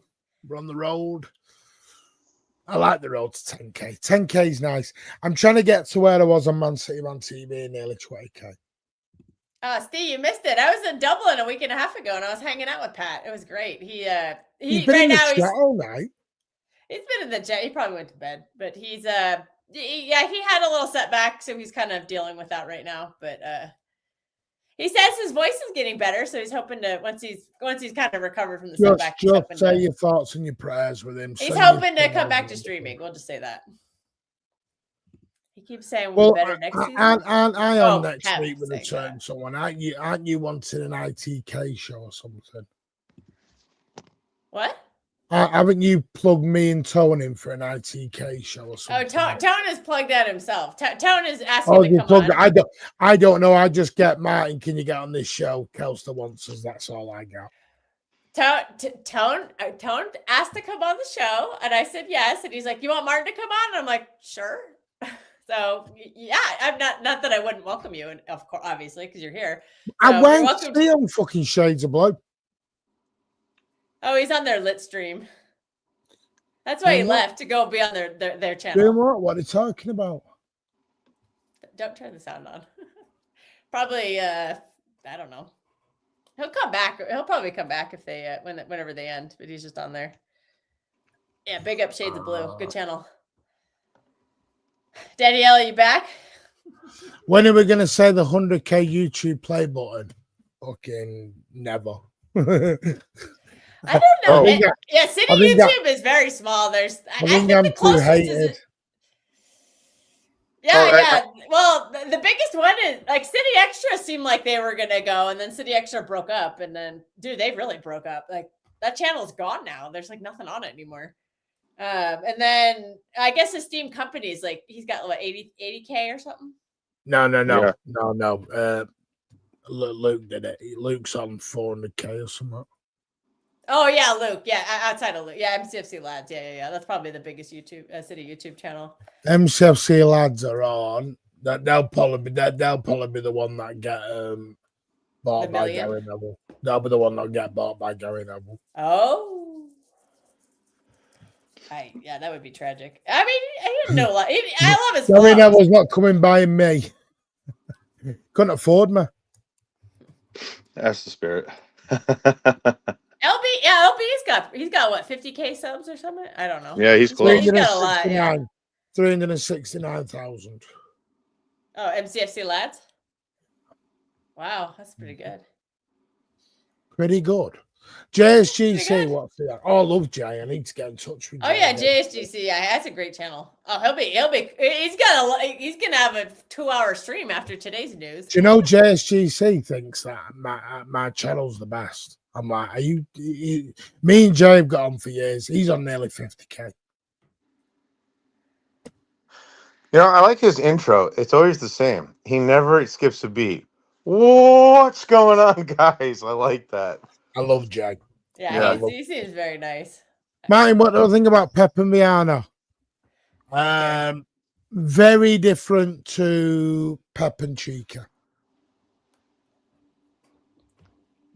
City Extra press conference. Yeah. Right, Oh, I'm going City. to bed. I've got 3 shows tomorrow. Martin, are you going to be on any of Husam's shows to cook a gal? Because I really enjoy those. No, he stopped doing them for some weird reason. He stopped doing blue pill, red pill. Don't know why. I'm on Judge Mo tomorrow. So. Oh, that's good. Have you had to deal with that? Typical City is probably one of the bigger ones too. And then I'm on the catch. Oh, Jay on the catch up. Oh wow. I've done a couple shows with him. And by the way, hey, what about Mancunian? Might be one of the biggest cheeky bastards. Hey. Oh, you need to get to 10K first. I used to have nearly 20K. Thank you very much. Bazinga. My old channel. I doubt we'll ever reach those numbers, but we'll try. You never know. You never know. Man City fancy. We don't care about that kind of stuff here. We're just here to chat. That's what we're here to do. This is my listen. I'm going on holiday next month with the money I got. No, I'm joking. I actually 2 weeks from today I will be en route to Manchester, so y'all better watch out. I'm coming. I even got my. Are you guys meeting up? Are you guys meeting up? Yeah. I'm hoping to. Yeah, I got plans. I hope we my don't flight have got buddy delayed. ranches up there. I'm just gonna show up and be like, Martin, I'm in town. We're hanging out, right? I'm thinking post game we'll do something. Jordy's DJ now in Zante. Jordy's a DJ. I still speak to him now and again. Top guy. Yeah. Right. Anyway, I'm going to bed. Yes, we'll be meeting up with Kelsey when she comes over. I'm going to take her out on the town. We're definitely going to do something after the game because I can't stay out too late because I got plans on Sunday. I'm not taking her out like that. I don't know. We're good. There's definitely there's talk of a group pub meetup with Mateus and some other people. I've messaged a couple people to see if they're around. So we'll never get out of the pub if it's Mateus. That's fine. The drunker he gets, the more drinks he'll buy me. Perfect. I know what I'm doing. I do owe Mateus a drink for something. I don't even remember what it was for, but I know that I owe him a drink. So anyway, I'm going to Anyways, big up, Martin. Thanks for coming on. We appreciate it. Big up, Paul. Big up, Martin. Get some rest. We'll see you on all the streams tomorrow. Yeah, and then I'll see you down at Wembley. Well, I'll be at Wembley, so yeah. Check out City South. City South. Eddie South. Yeah, whatever. You guys. Me and Cone on Saturday night. And Luke will be there too. Don't forget Luke. And Luke and Dash. Yes. Oh, Dash will be there too. Me and Dash and the 2 Southampton fans. There you go. You gotta show them the right color. Be like, you gotta guide anyway, make sure they go to their proper seats. Big up Mother, big up Kel, big up Daniela. And that hoe bag, Steve. We don't have to end the stream. We can hang out a little bit. Martin's gonna go. He's giving his grand exit. We can still keep chatting if people are. Oh my god, it's only 11:10 in the morning or 11 a.m. in the UK. It's 6 p.m. where I am. See, it's still light out. Look at that. It's still got the daylight. I can see the daylight streaming in my bedroom back there. All that good stuff. But yeah. I guess we haven't really. I don't think I'm going to do a stream tomorrow. So I guess we could talk about Southampton a little bit. What are you thinking about that one, Mad Hatter? What do you kind of? Do you expect some lineup changes? I don't know, because I think afterward we've got a pretty long break, right? Don't we have like a 7-day break or something like that? 6-day, 5-day, something. There's a pretty substantial break afterward, correct? Yeah, we don't play until the following Monday because for some odd reason Everton's on a Monday. Yeah, so I would prefer just keep doing what works if possible. Just if possible, keep doing with what works. Don't let perfection be the enemy of the good. Yeah, I'm just a little nervous about just the fatigue. So I could see a little bit of rotation, but I'm cautious about it because I don't think the center backs can really rotate because they're just so good right now. Obviously, Trafford will start. He gets, it's a cup game, so he'll start. Oh yeah, that's right. I'm starting to warm up to Trafford a little bit. I mean, he's been phenomenal, and fair play to him. Again, wasn't his biggest fan early on. Thought he was making a lot of mistakes and being just kind of out of it. And, he's really kind of changed my mind, based on what I've seen the last, 4 or 5 games that we've played, the Newcastle games and the final and then the other FA Cups. Like, again, that's when the facts on the ground change, so does my opinion. I think that's what, and that doesn't make it flip flop. That just means you're collecting new evidence and changing your opinion. exactly. Nothing wrong with that. Exactly I'm right. coming to that too this season too. I think our team just looks like we don't get pressed as much. Like Arsenal were pressing Donnarumma. Arsenal did not touch Trafford pressing wise. The thing that kills me about Donnarumma, and this is not I'm slagging him off. I brought this up earlier, and I still don't understand. Coming back in the chat, isn't he? And I still don't Spartacus, and I still don't understand. And I still don't understand this. Spartacus. I don't think he's in the chat anymore. Why is it that Donnarumma looks so much better when he picks the ball up, and then he throws it out to one of the players, and then the buildup works seemingly so much better than when he tries to play it out of the back because he either waits too long or the kick's too hard. Like not the short passes, they're okay, but I'm just kind of like, dude, if that's risky, just don't do it. Why? Again, am I missing something? Like, oh, he's got to boot it. Well, you just booted it back to the other team. Like, just pick it up and throw it. You look so much better when you do that. Again, I could be completely wrong. Maybe I'm missing something. It's just what my eyes tell me. Yeah. Yeah. I agree. And also that throw in, that's kind of how we got the winner against Arsenal. So that was a good throw. Yeah, but like there are times where the ball be passed back to him, and you could tell he looks uncomfortable. Obviously, he feels uncomfortable, and it's like, dude, just pick the ball up. Like, just don't take the risk. You know what I mean? Like Ederson, I expect to do that because the guy is unflappable. But don't do that. Just pick the ball up, please. But again, that's just a little tiny gripe, and that's about it. I don't know. I think we should win, but if we go in and we think that we're heavy favorites and we're gonna beat them, and the guys aren't focused like they might need to be, I think it could be tight. Yeah, Southampton are in very good form. I don't think they've lost a game in like 16 or 17, something like that. I haven't fully checked, but it's gonna be a tough game. They gave Arsenal a tough game, so I don't think we tough can they beat them. Yeah. And Arsenal heavily rotated. I can see us doing what I think will happen is I think we'll start out with a strong team and then try to rotate some out because I prefer that. I'm no manager, but to me it makes more sense to do it that way. I'd rather have, especially if it's a game that's very important, play your strongest, get a 2-goal lead. And I'm not saying that'll happen with Southampton. I'm just saying in general terms. Try to get, a 2-goal lead, God willing. Hell, if you can get even 3, and then just get your top players off. Yeah.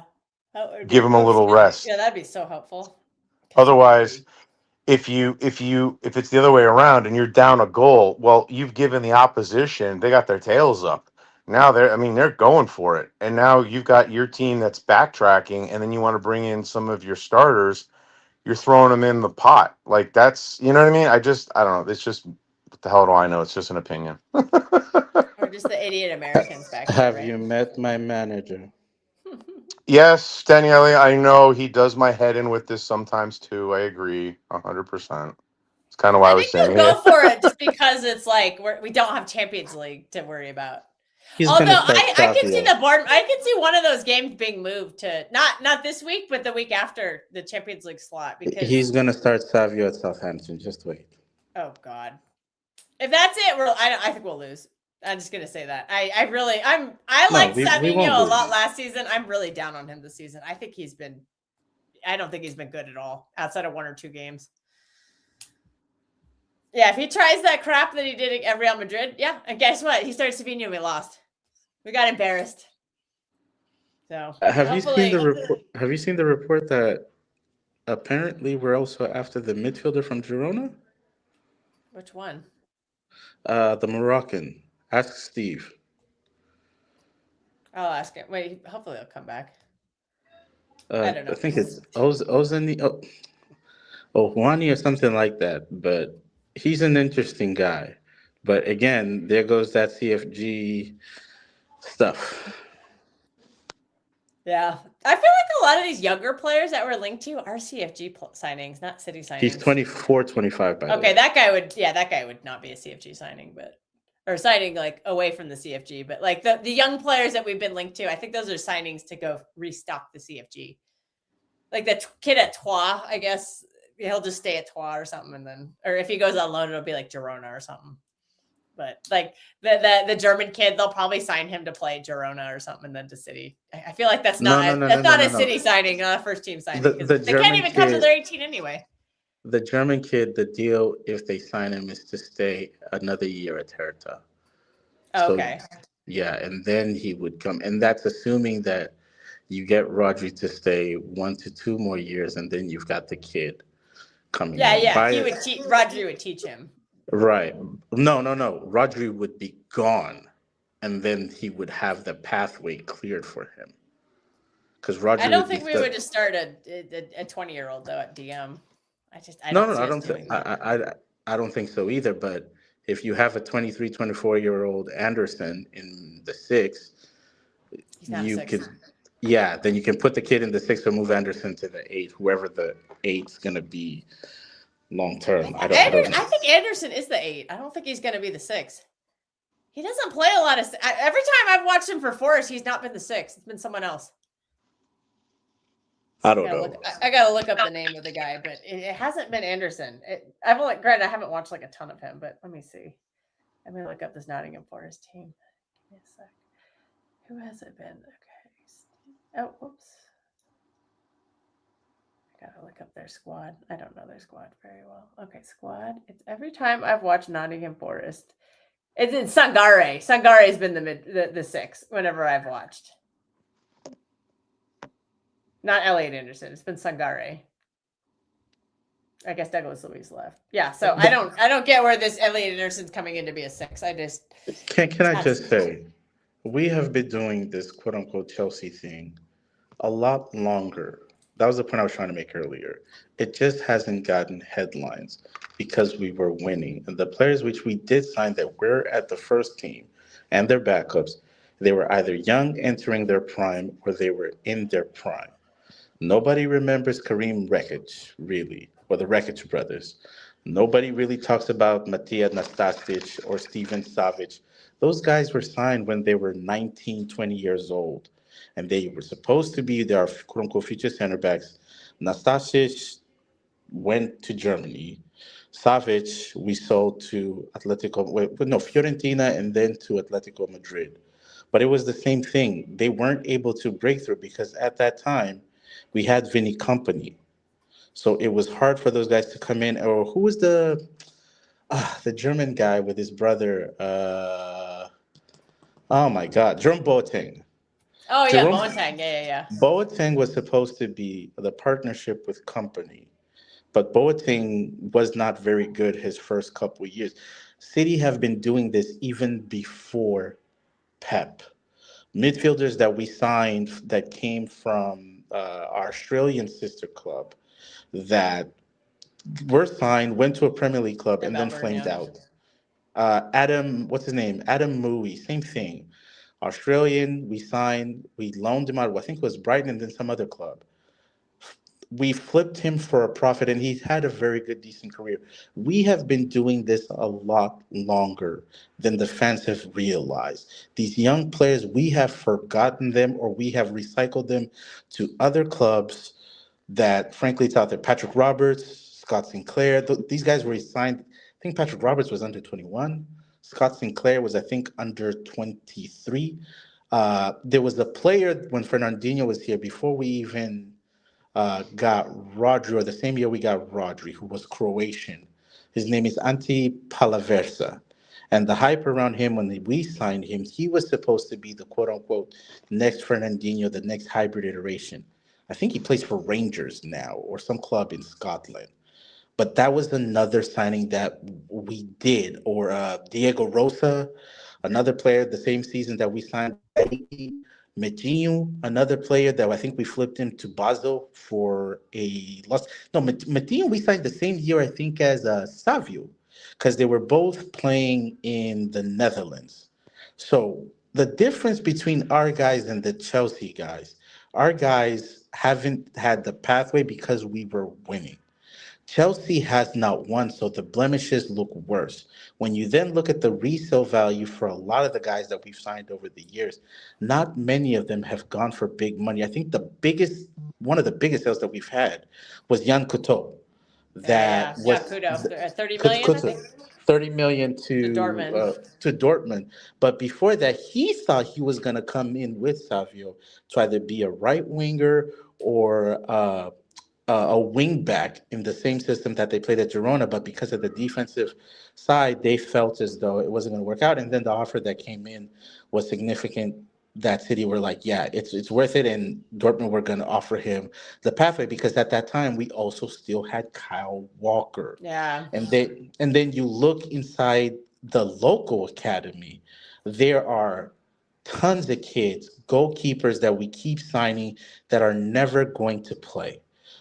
For all the talk about Trafford or Scott or Stuart Pearce, there's the other kid, Watmouth, that I think is playing in Oh, League Spike One. Brits, is that his name? No, Spike Brits was the one that got the big headline. But Oh. the guy that beat Spike Brits out to the number one, I think it was on the under 18s and under 21s, was Oliver Watmouth. He's Mm. out on loan, and many thought that he was supposed to come back to kind of do the same Trafford sort of role, but I think he's going to be sold for profit. We've been doing a lot of this for a very long time. It's just when you win, nobody checks under the hood. Nobody cares. The quote unquote Pep is looking at these kids, but oftentimes the evaluation is, well, the kid's not ready. You don't know if he's ready unless you actually give them a proper, fair run of games to see if they're actually able to meet the moment or whether they need more time. You guys spoke about Nippon as an example. Highly rated, but one of the reasons why you bring him back from the Middlesbrough situation, and I don't think they're going to be promoted, I'm going to keep hanging my hat on that, is Because because they you're bench trying. Naipan. They don't deserve it. It's not that they didn't deserve it. I didn't I'm agree joking. with. I didn't agree how they were handling the other young players and some of the senior players that they were playing that weren't very good from what I saw. Again, Mm-hmm. not my team, so I really couldn't care. But it was just like weird, and then the Twitter stuff that went viral. But the reason why you bring Oh, him we're 3 back, hours in, Jorge. it's been a long stream. The reason why you bring him back is if you're saying that he has a future, the longer you have your foot in the door in the building and you have eyes and ears with Pep and some of the players, the better chances it gives you to stay in the club long term. The longer you are outside of the club, the harder it is for you to then come back and establish yourself because the young guys that they're signing, they're young, they're playing, and they get the benefit of the doubt. So if you're Nipan in his camp and you want to stay at City, you talk to Viana and you say, I'm not going back out on loan. I'd rather take my chances to familiarize myself with what Mm-hmm. City ball is. And this is the big part too. You don't play with the under 21s because the under 21s right now are they're a good group, but they're not a winning caliber group per se. Yeah. It's almost like I think we sold all yeah, the good ones. we sold all the good ones. So you'd rather see how he fits with the under 18s, excuse me, because they're a more competitive group and they're playing in I'd say the more competitive, but it's still it's not the under 21s and it's not senior. But you'd want to see if he can fit into the scheme and system. That's partially why they did that. If you explain that to the fan base, they would not understand that sequence. Echeverry, the worst thing that he did was listening to the agent and himself Yeah. in thinking about the World Cup, thinking about Champions League. And again, the guy that now we're chasing was the guy that outplayed both Echeverry and remember this name, Ben Seguir, that everybody was talking about last season at Monaco. Ben Seguir got Mm. injured, and what's his name? Oh crap! Ben Seguir and Echeverry could not meet the moment. The guy that was playing in the second division in Germany, in Maza, was the guy that Bayer Leverkusen said he's our future because he outplayed and he cost the least between the two. So I don't know the name you're talking about. Sorry. that's If okay. only Steve was here. Steve, come Yeah. back. But anyways, that's sometimes is again players are not bad. It's circumstance. You're trying to sometimes correct the timeline or just stop it before it gets really bad and you're thrown off course the entirety of the way. My concern is what this project is going to be if Pep is still being allowed to make the decisions because some of these players are not his, or if Maresca is the one that is to come, and if this is the way, and this is my theory, with what was safe and other folks have said too, if this is a way of Pep also reclaiming some power even after he's gone, because City is his baby. And why would he let his baby get in the hands of someone and they may tarnish it or put it in a situation that's in a bad place? So you want to have as much power and say on what your baby then does afterwards. Even though I don't agree that Maresca should be the person that should be leading this project. I don't think I he's a think that could actually have some terrible ramifications. I well. don't see Erling Haaland sticking around very long with under Enzo Maresca. I just don't. Well, okay, put it He'll this go way. to Real Madrid. He'll say, "Fuck this! I want to win the Champions League." Yeah, I don't rate Maresca as the guy to do it. I'm out. I could see that happening. Holland's game is tailored for German style football. Barcelona have a German manager that play a high line and in transition. Lamine Yamal is got what is it like a category 3 or 4 hamstring tear? He's gonna be out for a while. That new stadium is going to eventually get completed, and they're going to want to have a marquee opening in a Yeah. year or whatever. And Real Madrid, whether it's Klopp and his Gegenpress rock and roll football, or Oh God, Jose Haaland. Mourinho Yeah. and his counter-attacking football in transition, they also benefit Holland. I can't see those two teams needing a star and you're trying to sell Erling Holland with Maresca ball. To me, that is just it's I see it madness. falling. I think that would just be a disastrous appointment. But obviously we'll back it or whatever. But I don't know how long Vardiel would stick around for that. I don't know how long. Well, I don't know how long that's any. I don't think any. What superstar is coming for that? I don't know who's coming for that. They just saw that's the the other disaster one. at Chelsea. Like, why would no one's coming for that? Well, I think that brings up another problem that the club are going to have to face. We all know they don't like spending large sums of money on individual players. They're okay with larger sums if it's spread across multiple players, right? Well, if you look at Chelsea, Maresca, they had to overpay for multiple players to go there, right? I mean, think about that. So, because he doesn't have that same kind of pull that a top class manager would have, you get a little bit of a discount, perhaps. You get a little bit of that pull. So, if Maresca comes to City and Khaldoon and everyone else still wants us to be able to bring in a mix of, project players, but then some top class ones to replace ones that are leaving, assuming that continues, they're going to have to pay an extra fee to extra money to get those people in. There's a premium. Because before they would say, "Oh, I get to play with Pep Guardiola. Yeah, Well, fuck, I can. it's a Let's do good this." question. It's a good question. Joshko Vardiel when he's fit. I think Vardiel is the number one center back. So I don't think I think the awkward conversation with someone else. I don't think it's with Vardiel. Because if you're gonna stick with Donnarumma, you need a ball playing center back, and he's probably the best ball playing center back in the world. So I don't think it's gonna be any. Somebody's talking about him being a left back. No, he's not gonna be a left back. He will be a center back. He has publicly stated he does not want to be a left back.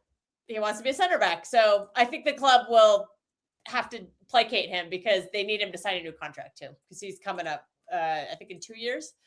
So I would not worry about him. I think he walks into our team as number one center back game week 1 because he's that good of a player. Mark Come Andy's on, not as good as him. Sorry. come on, Calcium. We know the real reason. It's all about the beard. Yes, it's all about the beard. Now, here's what'll happen. I think this is my predicted back line to start next season is going to be Nunez, Gahey, Vardiel, and O'Reilly. I don't think that's going to be the center back, or I don't think that's going to be a back line by the end of the season, though. Next season, obviously next season. We'll worry about it next season, but I think Vardiel is definitely our number one center back.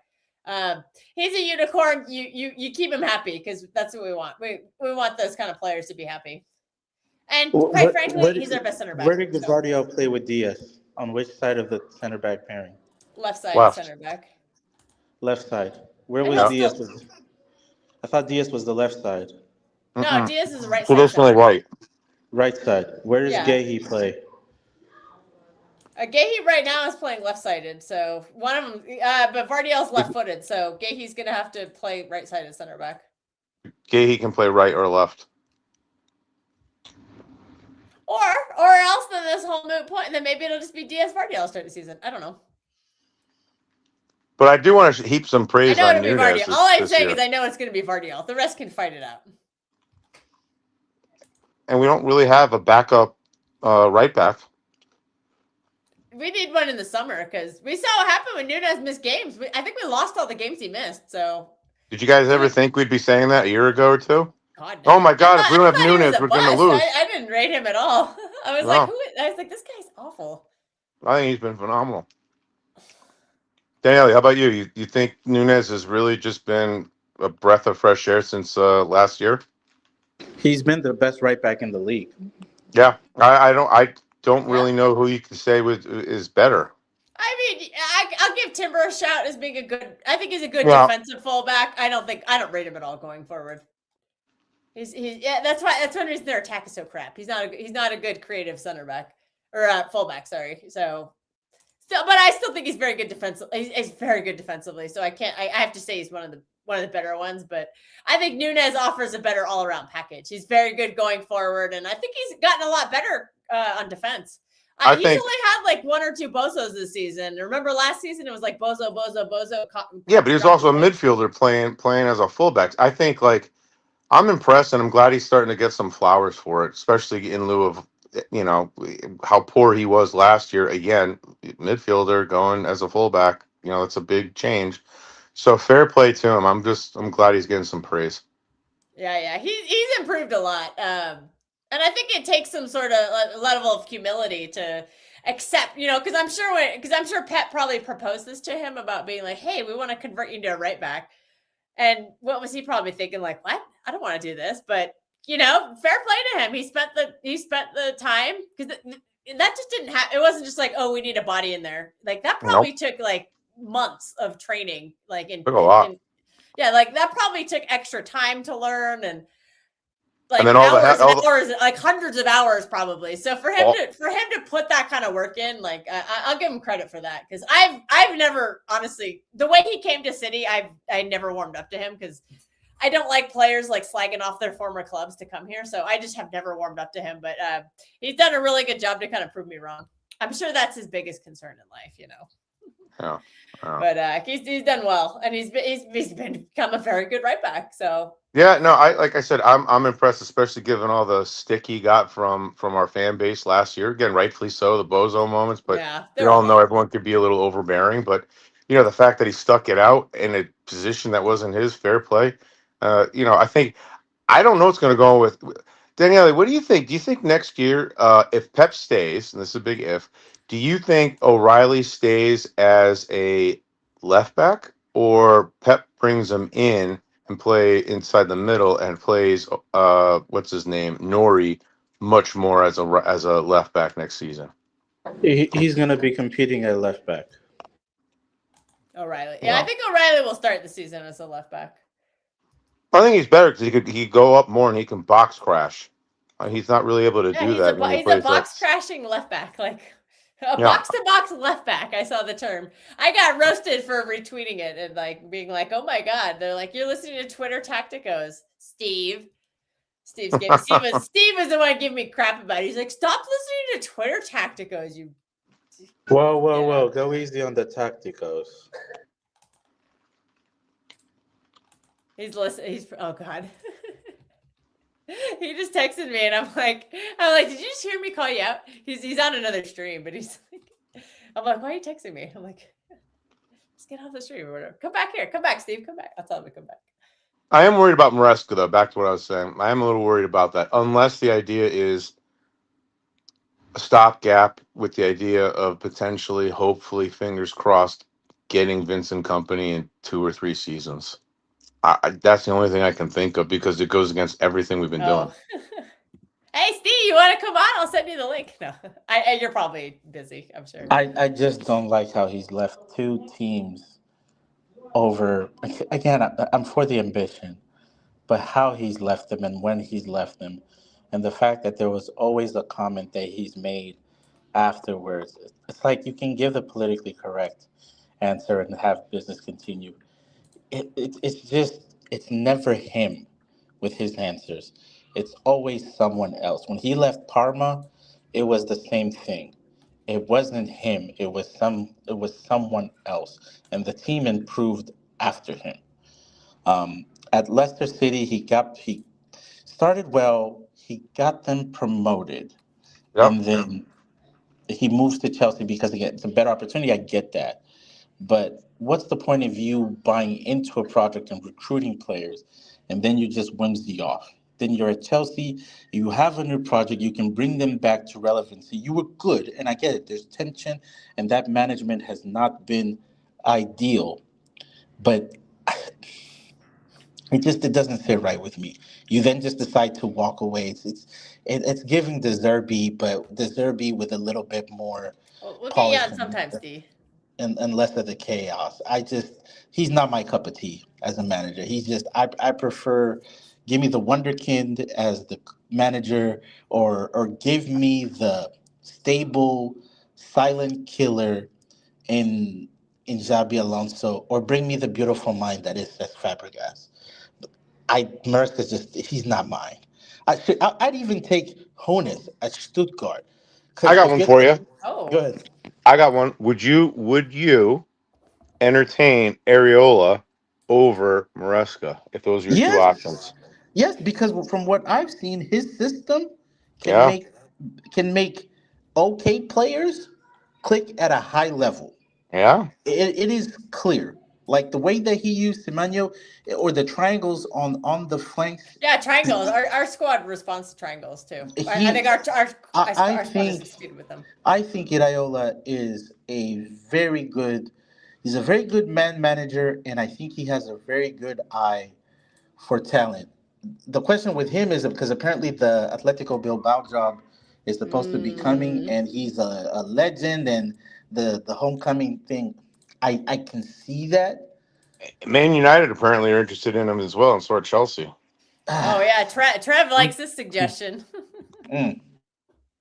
uh, Yeah, I'm a fan of Iraola. If he does come, because I think in him you have, at worst, I think you have a very good tactical coach and a leader of men. I don't think Maresca's a leader of men.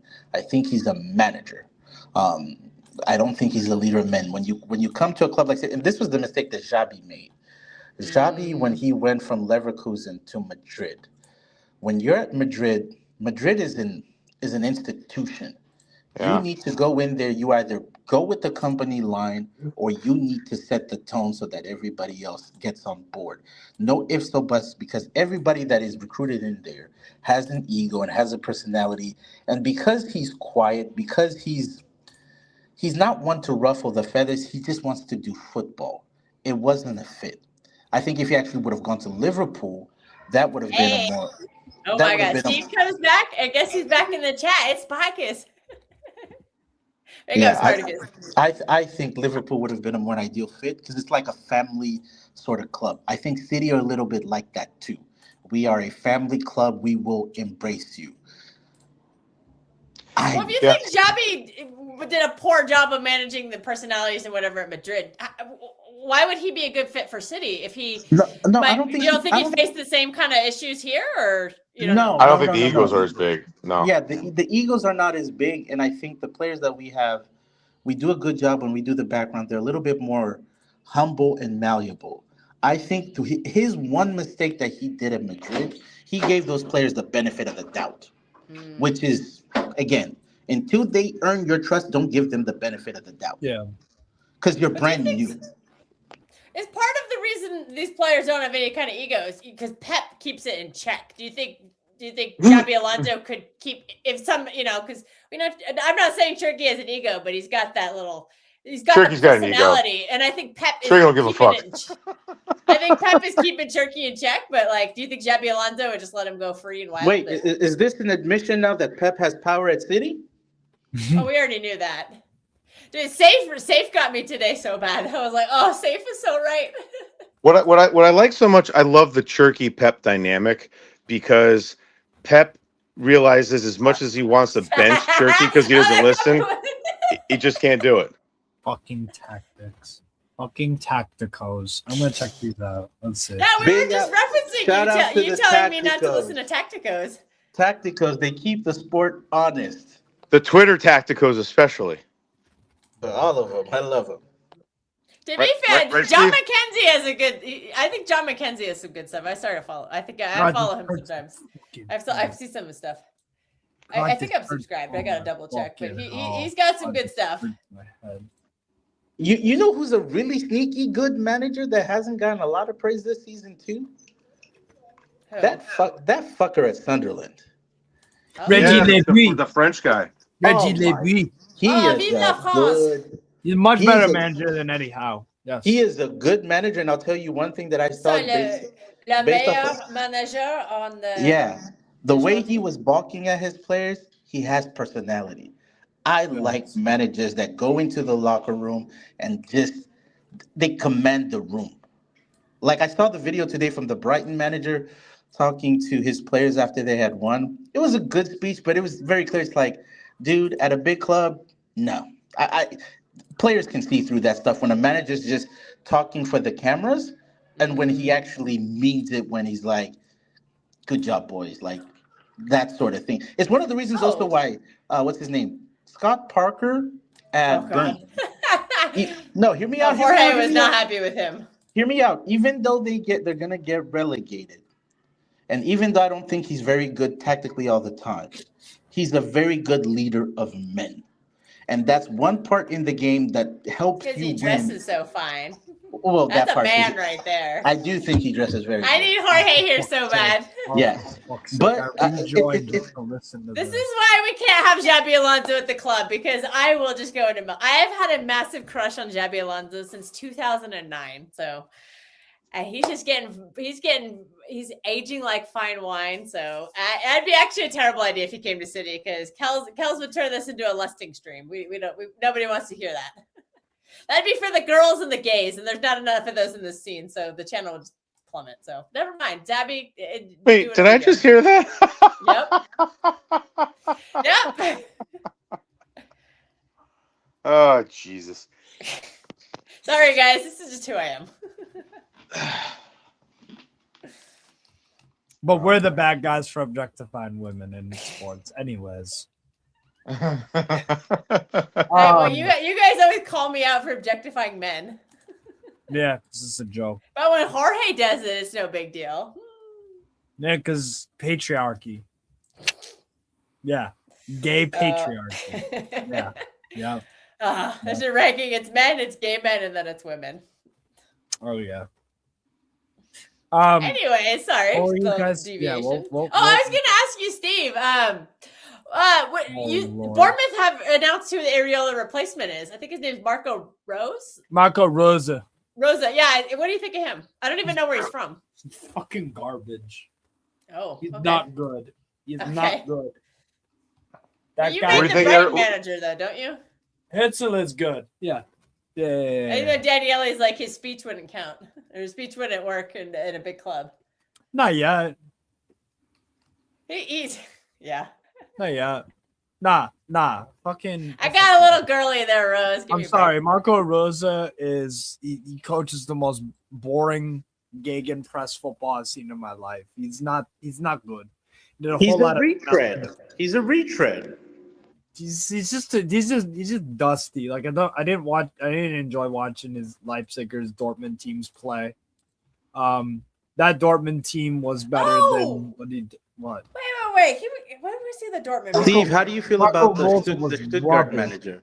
Marco Rosa was rubbish at Dortmund. Lost to Rangers. I saw Tirsak finally has a new job. Terzic, another rubbish manager with no tactical knowledge at all. What about Stuttgart? Hennis is a very good coach. He is a very good coach. Absolutely. He's good. Terzic, no. No tactical knowledge. It's just man management. He's terrible at picking out personnel. There's Jorge. Jorge's back. Jorge heard me less than about the men. He had to come back on. All right. When Yeah. that segment's over, though, I the straight can't. men don't want to hear it. Well, hey, guys, I actually got to drop off, so I just want to say big up to everyone. Thanks for No having me worries, on. Matt. Have a Great big up, combo. Yeah, man. thanks for joining, Matt Hatter. You've Big up, joined for Matt a while, Hatter. so thanks. Yeah, really appreciate it, guys. Great talk. Hope everyone has a great night. Yeah, You too, bro. We'll talk Take soon. care, Matt Hatter, bro. Later, guys.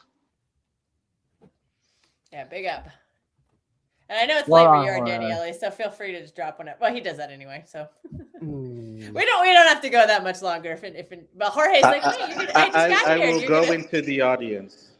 I was Okay, legit looking big at up, a Daniele. video Thanks for joining. We'll just we'll go. We're going back to the original 3 where it first Yeah. started. Yeah, Jorge's not at the gym anymore, so we don't have to hear the exercise bike in the background.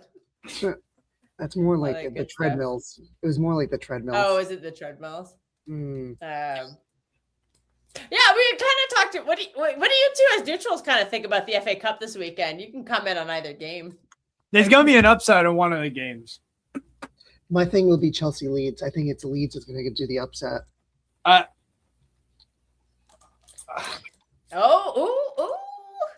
do think Chelsea will beat Leeds. I am not ruling out Southampton. I'll just say that. It could be a double upset. Just to piss people off, I would like to see a Southampton Leeds final, just so that the Top big 7 is six the can top just 7. suck my fucking dick. But if it's Leeds Leeds, winning, I think Leeds will, if they have. Okay, if Rosinha was still at Chelsea, let's be real. Leeds win that game like 2-0. Like no sweat. Because like that brother, look, he's Black Graham Potter vibes. He was trying to do too much Matisse, it's complicated Matisse. hybrid pressing. EPO Obama, you tried, but it just didn't work out. It just didn't work out. And but he's a moron. He's a moron for taking the job. Do you guys think that this new manager for Chelsea, could that be like the element of surprise, and maybe the Leeds manager doesn't know what to plan for? Could that help Chelsea potentially? Or yeah, well, I mean, what doesn't help Chelsea is their forwards are fucking garbage. Yeah, no amount of coaching. And their defenders are not good either, and their midfield isn't even in good form. So I think Leeds will get it done on like penalties or something, but the game is not flat out competitive. beat Chelsea because Chelsea are no good. What? Chelsea, No, but like Leeds. what he's saying. Oh, okay. I was like, what? Leeds are like. Gotcha. No, I hear you. Leeds have actually, so they beat Chelsea at Ellen Road. Yeah. And then they drew with them at Stamford Bridge. So so I could see them. Chelsea haven't beat them, so I could see that happening. Yeah. I think you guys will get by Southampton like a 2-0 or 2-1. Probably 2-1. Do you think Pep will rotate based on yeah, what you I think watch he a will lot rotate. Yes. Okay. Yes. I want to see Phil Foden play in this game. I think that's he who might. I back Foden, so I'd like to see him play. Wait, I could see. I think he will go stronger to start the game and then start subbing players off because there's just couple what things. Do you think? One, I think Leeds is already staying up, so they'll put the strongest lineup out. Yeah, they definitely will. And two, what is your comment that you had about Scott Parker? Do you remember that part of the conversation from 938, 934 kind of thing? What was that about? Danny Elliott brought him up and said he said he was a leader of men. Scott Parker. That is what that's Danny Elliott's opinion. He can make that opinion. I'm not saying I agree with it, but do you think he's a leader of men as the Burnley fan here? So he leads them to promotion, but then leads them back to the championship. So I guess he's right. JJ Watt just wants that promotion money because next year they'll get promoted. We all know that, and that's like $100 million when you get promoted. So I don't think so. Oh, you have Birmingham with the extra spenders, Wrexham. Yes. You have whatever is Tottenham or West Ham, whatever the hell it is, Wolves. No, I don't think West Ham are going to get relegated. Well, they still could. Regardless, I don't think they will either. West us. And then I think whoever is still in that playoff thing, is still going to be in there, whether it be Borough, Southampton, Millwall, Ipswich, Oh my whatever god, one I is want in there. Millwall to get promoted so bad. Same. I just want to see the Millwall West Ham derby in the Prem so bad. And I want to see all the soft people of society cry when Millwall get promoted. Yeah. So, That's where the men are, right? The leaders of men, Yeah. right? That's where you need a leaders I'm of telling men. you, if they get promoted, the first Newcastle away game I'm going to, I don't give a fuck. I'm finding someone's Newcastle United away ticket. I'm buying off them. I'm going to the fucking den, and I'm He's going to the bottles. den. And I'm Oh, throwing. that'll be easy to get to. It's in London. You don't have to go to Newcastle. You Yeah. just fly straight. I'm sure Yeah. there's a direct flight from Boston to. And I will get shanked. I'll get a bottle thrown at me. I'll throw it back at the fucker. I don't care. Steve's gonna go get arrested. Yeah.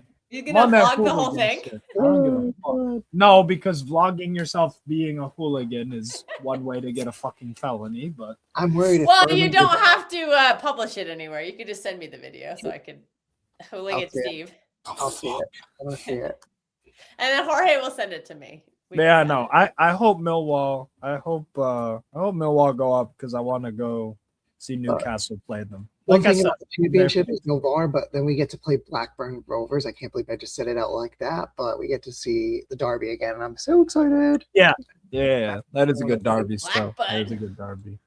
But no, it won't be easy, and I'm worried because Leicester City was saying the same thing, and they got double relegated. Yes. Same thing for Luton Town, so I'm Yes. not taking anything for granted. Yeah. Yeah, Actually, so yeah. Coventry has been promoted, and then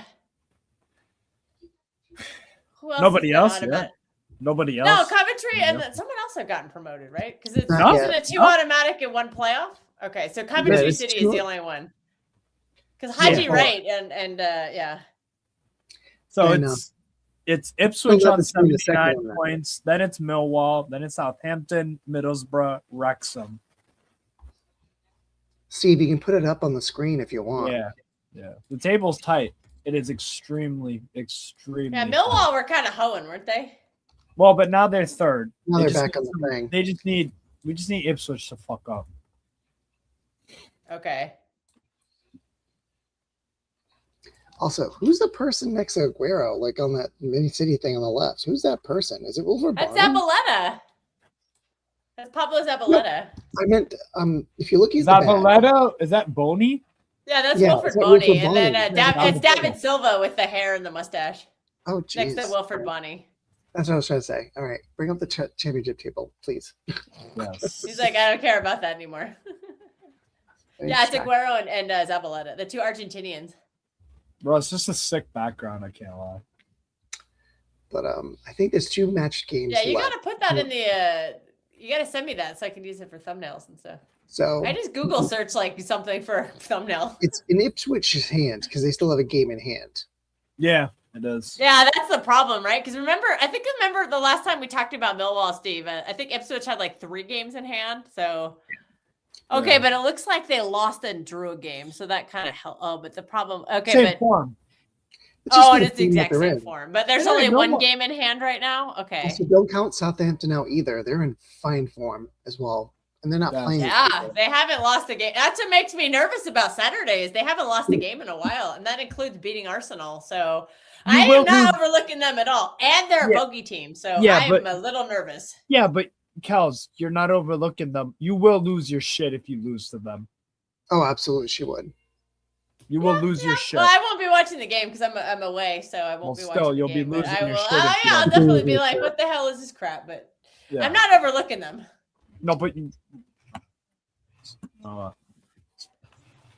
Yeah, well, Yeah. I'm not going to be happy with a loss. Like, I mean, come on, even man. look at Wrexham and Hull. They're separated by goal difference yes. by 2 goals.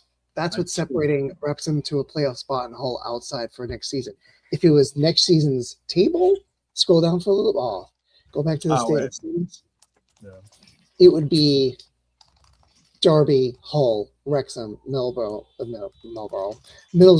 Southampton. Marlboro. It's not Marlborough, Massachusetts. It's Middlesbrough. Middlesbrough. place. It's Middlesbrough, I believe. Middlesbrough. Middlesbrough. So Middlesbrough. next season it'll be 8 spots. So there probably is more opportunity for teams to possibly fight. No, that's crazy. They got So- 8 teams in the That just means the a more playoffs. rubbish team could get into the Premier League, really.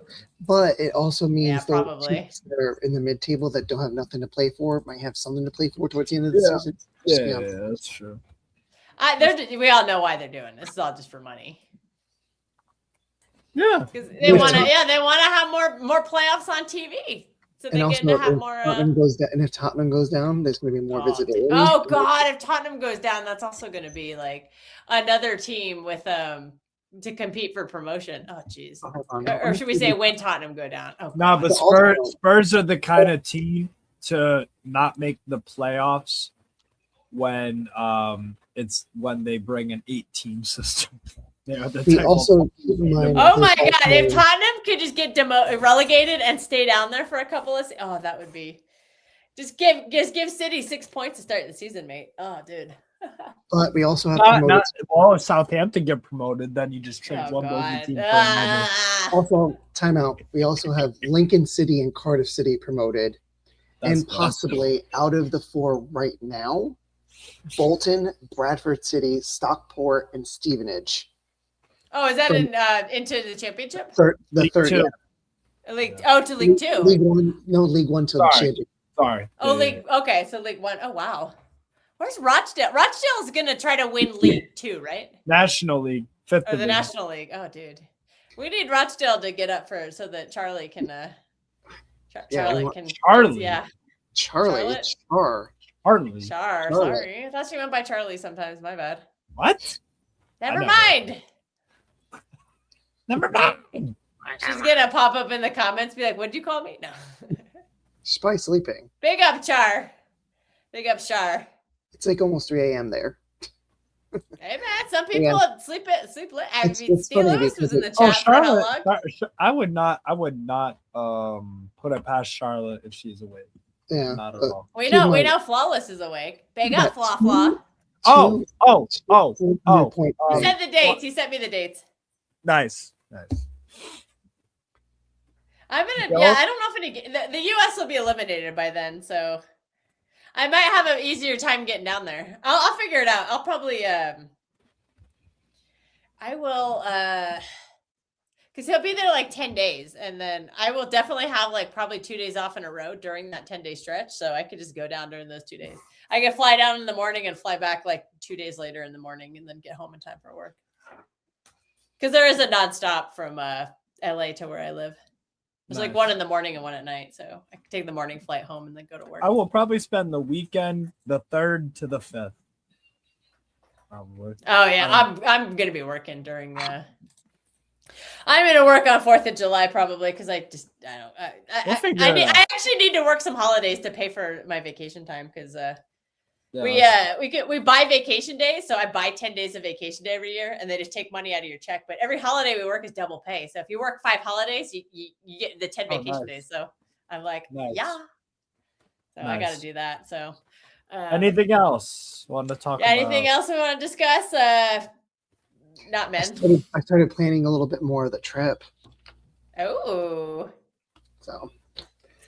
For your Burnley trip that's coming up? I finally got the hospitality tickets paid for and the stadium tour paid for. So. Nice. So I got a good deal. Well, I got a good deal. So I knew this person from last year because I didn't know at the time he was a hospitality manager, but he was at one of the bars. We struck up a conversation because he was obsessed with the fact that there's Americans going to Burnley. Anyways, so I kept in contact with him via Instagram, and I was like, "Hey, you still have hospitality tickets for Wolves game?" He goes, "Yeah, I'll give it to you for £60 each." I'm like, "Sold." £60 for hospitality. Wow. And it comes with food too, and you get live entertainment before and after the game, and you get padded. Dude, I was like, yes. So. I had to buy. So this game I'm going to, the Brentford game, they sold out of the regular tickets, so I had to buy hospitality, and it was 200 quid a pop. Oh my god! I looked it up. I checked my credit card bill to see what it was in American money. $100 or something. $270 a ticket. I'm like, fuck. That's not bad. But Kelsey, if you think of it this way, you're gonna get padded seats. No, I'm not. I'm not. No, I'm going to be in the third tier because they had 2 packages. One of them comes with like a 3-course dinner. So I picked that one because it was like £100 cheaper. So Yeah. And you get free I was food. like, or it was like 60 quid cheaper. I'm like, oh, okay. So I get a 3-course Argentinian dinner, and then I go to the stadium. We're sitting in the I think it's the front section of the third tier or something. So I'm like, whatever. no. At least you're going to the game. But here's the thing. I'm going to the game. Yeah, that's the best part. My hospitality is like a sports bar theme, so I don't have to worry about dressing up. So I can wear Burnley outfits and stuff, and they have like regular games. It's like a sports bar. If you think of a sports bar, that's the suite that they have for people that they have. That includes entertainment, so I'm excited. So yeah, basically. So yeah, it'll be yeah. I'm excited to just go to the game. So the amount of money that I paid for the hospitality would have paid for the membership and the game of the ticket. Because in order to book Burnley, you had to book a membership, and I'm like, no. Yeah, you have to do that with City too. I'm like, this is stupid. I'm like, we're Americans. Why are we paying 25 quid to have access to buy tickets? Like, and it's just for one game. So like, why bother? Yeah, it's stupid. It's just like you're at it. You might as well just charge us, just make it available for like 90 or, just up the price by 25 or whatever. I don't want to buy a membership. I kid you not. The price of the membership with the ticket equated the total amount that I would have paid for hospitality. Yeah, you might as well just do that. Free food, and you can get drink as long as you need to until like the middle of the second half. As if it was a regular ticket, it would have been done by halftime. Oh, okay. Wow, that's a good deal. Man, I should have. If this is for a Premier League team too, remember that. So that's a deal, man. That's a deal. So that'll be fun. It's not like it's going to be anything like big. It's 2 relegated teams playing each other. Woo! Who cares? You'll have fun. I'll be buzzed anyways. I know. I have a very busy. I'm going to a concert, and then the day I land, assuming my flight doesn't get delayed, I have a concert to go to, and then the next day is a City game, and then the day after that, I'm going to go out into the countryside and go hiking at the Friend. Did you also contact Charlotte and see if you can meet up? I don't think I'm gonna have time this trip, but I'm gonna try to go back. I'll go back again, but I don't think I'm gonna have time. That reminds me. I don't think I'll be able to see. With because you'll be there like 10 days. But anyways, guys, I think that's it for tonight. We've had we're coming in on 4 hours here, so I think it's time to wrap it up. Dave Chappelle, wrap it up, box. We can just we'll end it there. City did win the game yesterday. They're in first place. We have a cup game on Saturday. I just found out during the show. Martin's gonna love finding this out tomorrow, but I'm gonna be on Judge Mo with him and the rest of the panel tomorrow morning at 5 p.m. UK. So if anybody wants to tune in for that should be fun. I'm away this weekend, so I don't think there's gonna be a watch along. Steve is gonna do an Arsenal Newcastle watch along, and he'll keep the City game on. So if you want to hear. Yeah, he'll have both games on. So if you want to hear any of that, he'll comment on it sort of during the game, but his primary attention will be on Newcastle.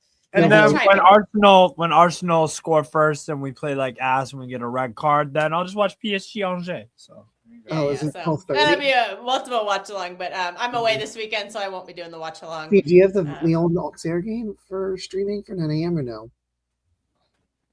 No, because I'm doing Mainz Bayern München. I'll hop on that and just watch Leon repeat. There you go. Yeah, that's in the weekend. The weekend watch-alongs on the extra channel turn into. It's just that's just people on the stream and they're all commenting on different games. That's good shit. We usually have 5 different games on, so everyone's like goal, and you're just like what? And it's like oh no, it's the other game. So they're really fun. So, anyways, guys, thanks for tuning in. Big up to Daniele, Mad Hatter, and Martin who also joined us. So. We'll see you guys next time. Thanks for tuning in. Have a good night. Bye-bye. You and donkeys are the same. What is the difference between you and a donkey? The donkey, you take the whip, you hit him, and the donkey's like, ee-aw, ee-aw. That's the donkey. You're a donkey.